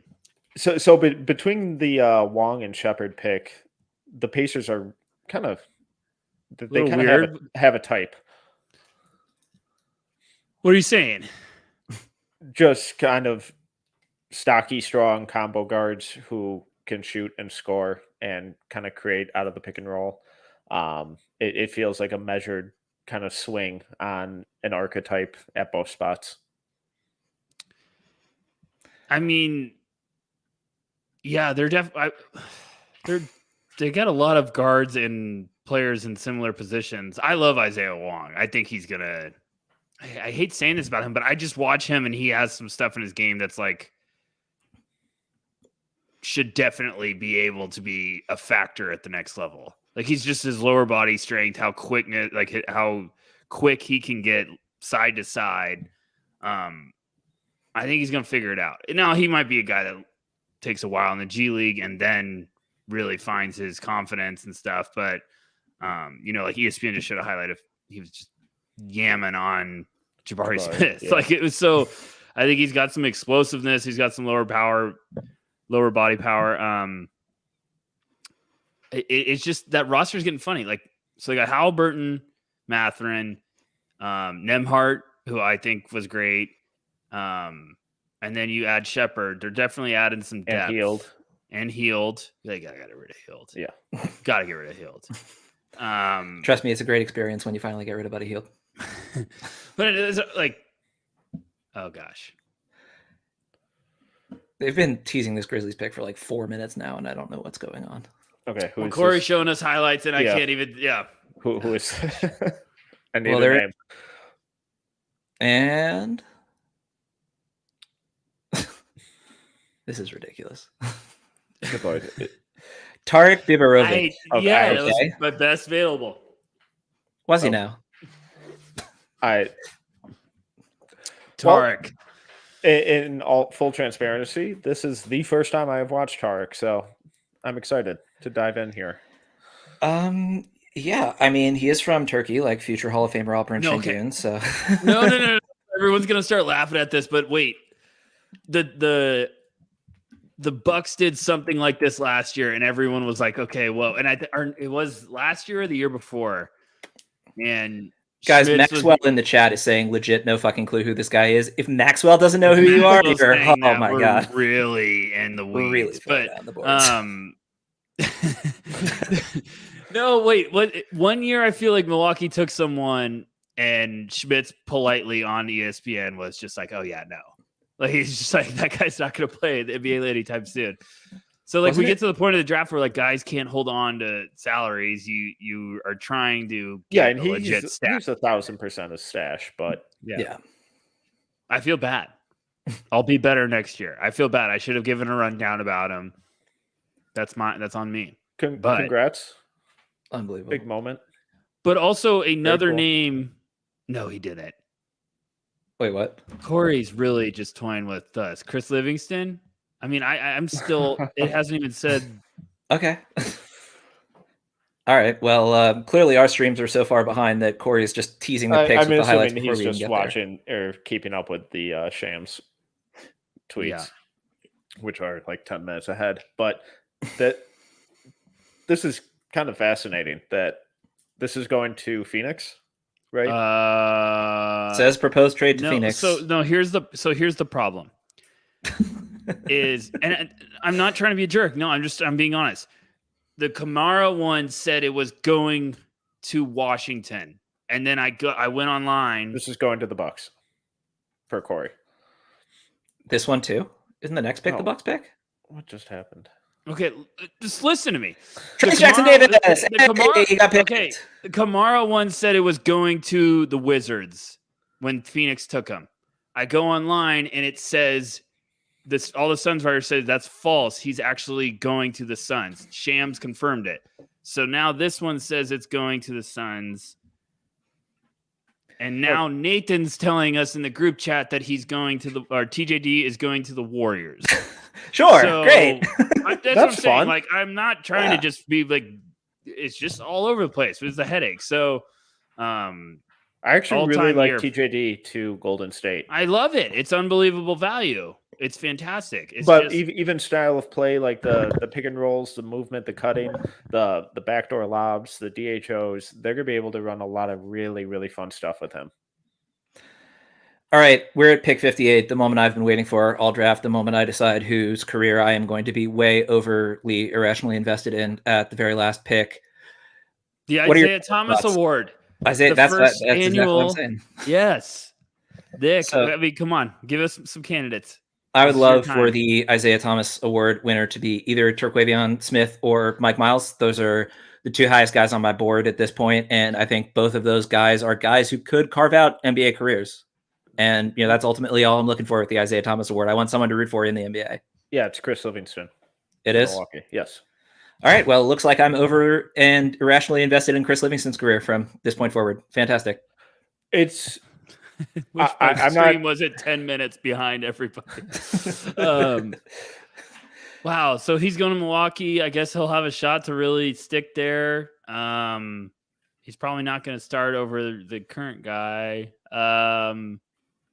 Man, what a weird journey for him. So like Yeah. an I hour like ago. him. So like an hour ago, it was Shams or someone Yeah. tweeted out that Shams. Clutch was asking teams not to draft him because either to go undrafted so he could pick a spot, or that they had a spot already in the second round. Do we think that this is actually their spot, or that Milwaukee was just like, screw it, we're taking him?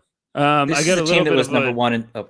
I'm sorry. I just have a little bit of a Shams bomb. The Warriors are trading Patrick Baldwin Jr. to the Wizards as part of the Chris Paul Jordan Poole trade, sources said.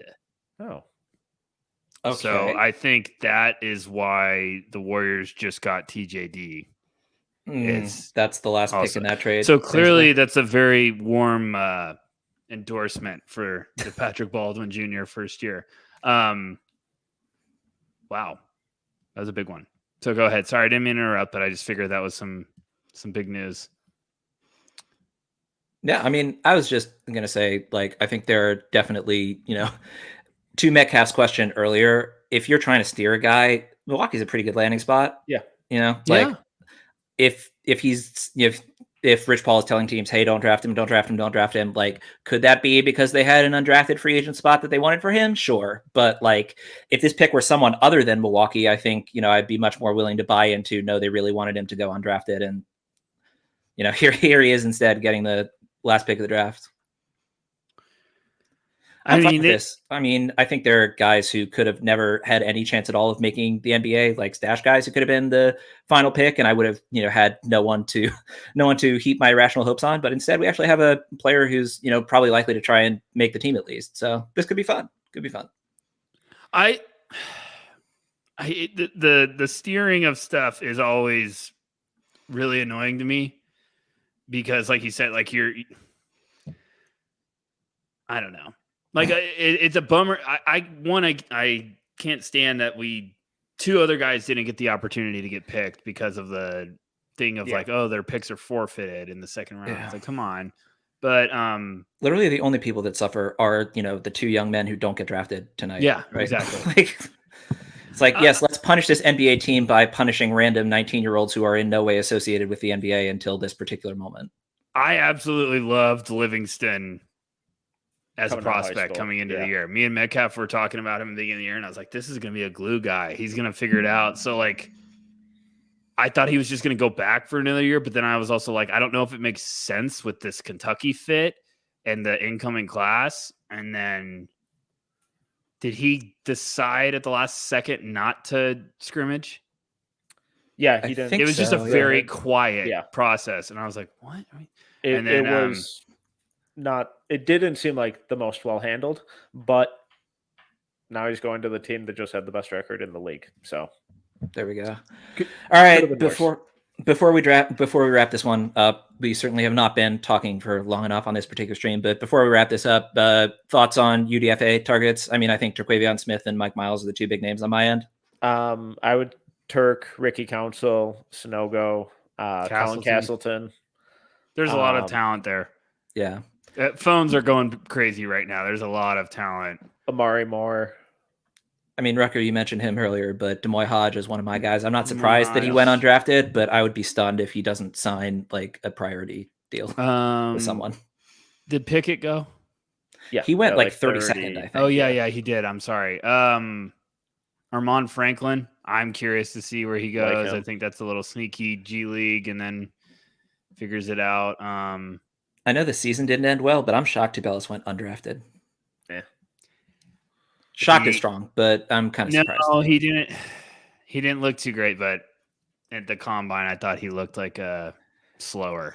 I thought I was like, oh gosh, he looks slow compared to this right now. So I was like, I don't know. But another one, I think someone will give him a shot. So the two ways are going to be very interesting to see. Yeah, Turk and Ricky Council are definitely the big surprises. Maxwell in the chat saying Castleton to the Lakers on a two-way. Love that for him.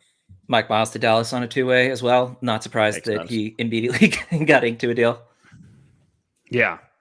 Well, this is a blast. This is a blast. Thanks Yeah. everyone for Thank you hanging guys out. for checking in. This is a great time. Thank you both for closing it up with me. Absolutely. And thank you to all of you who joined us tonight. This is No Ceiling signing off.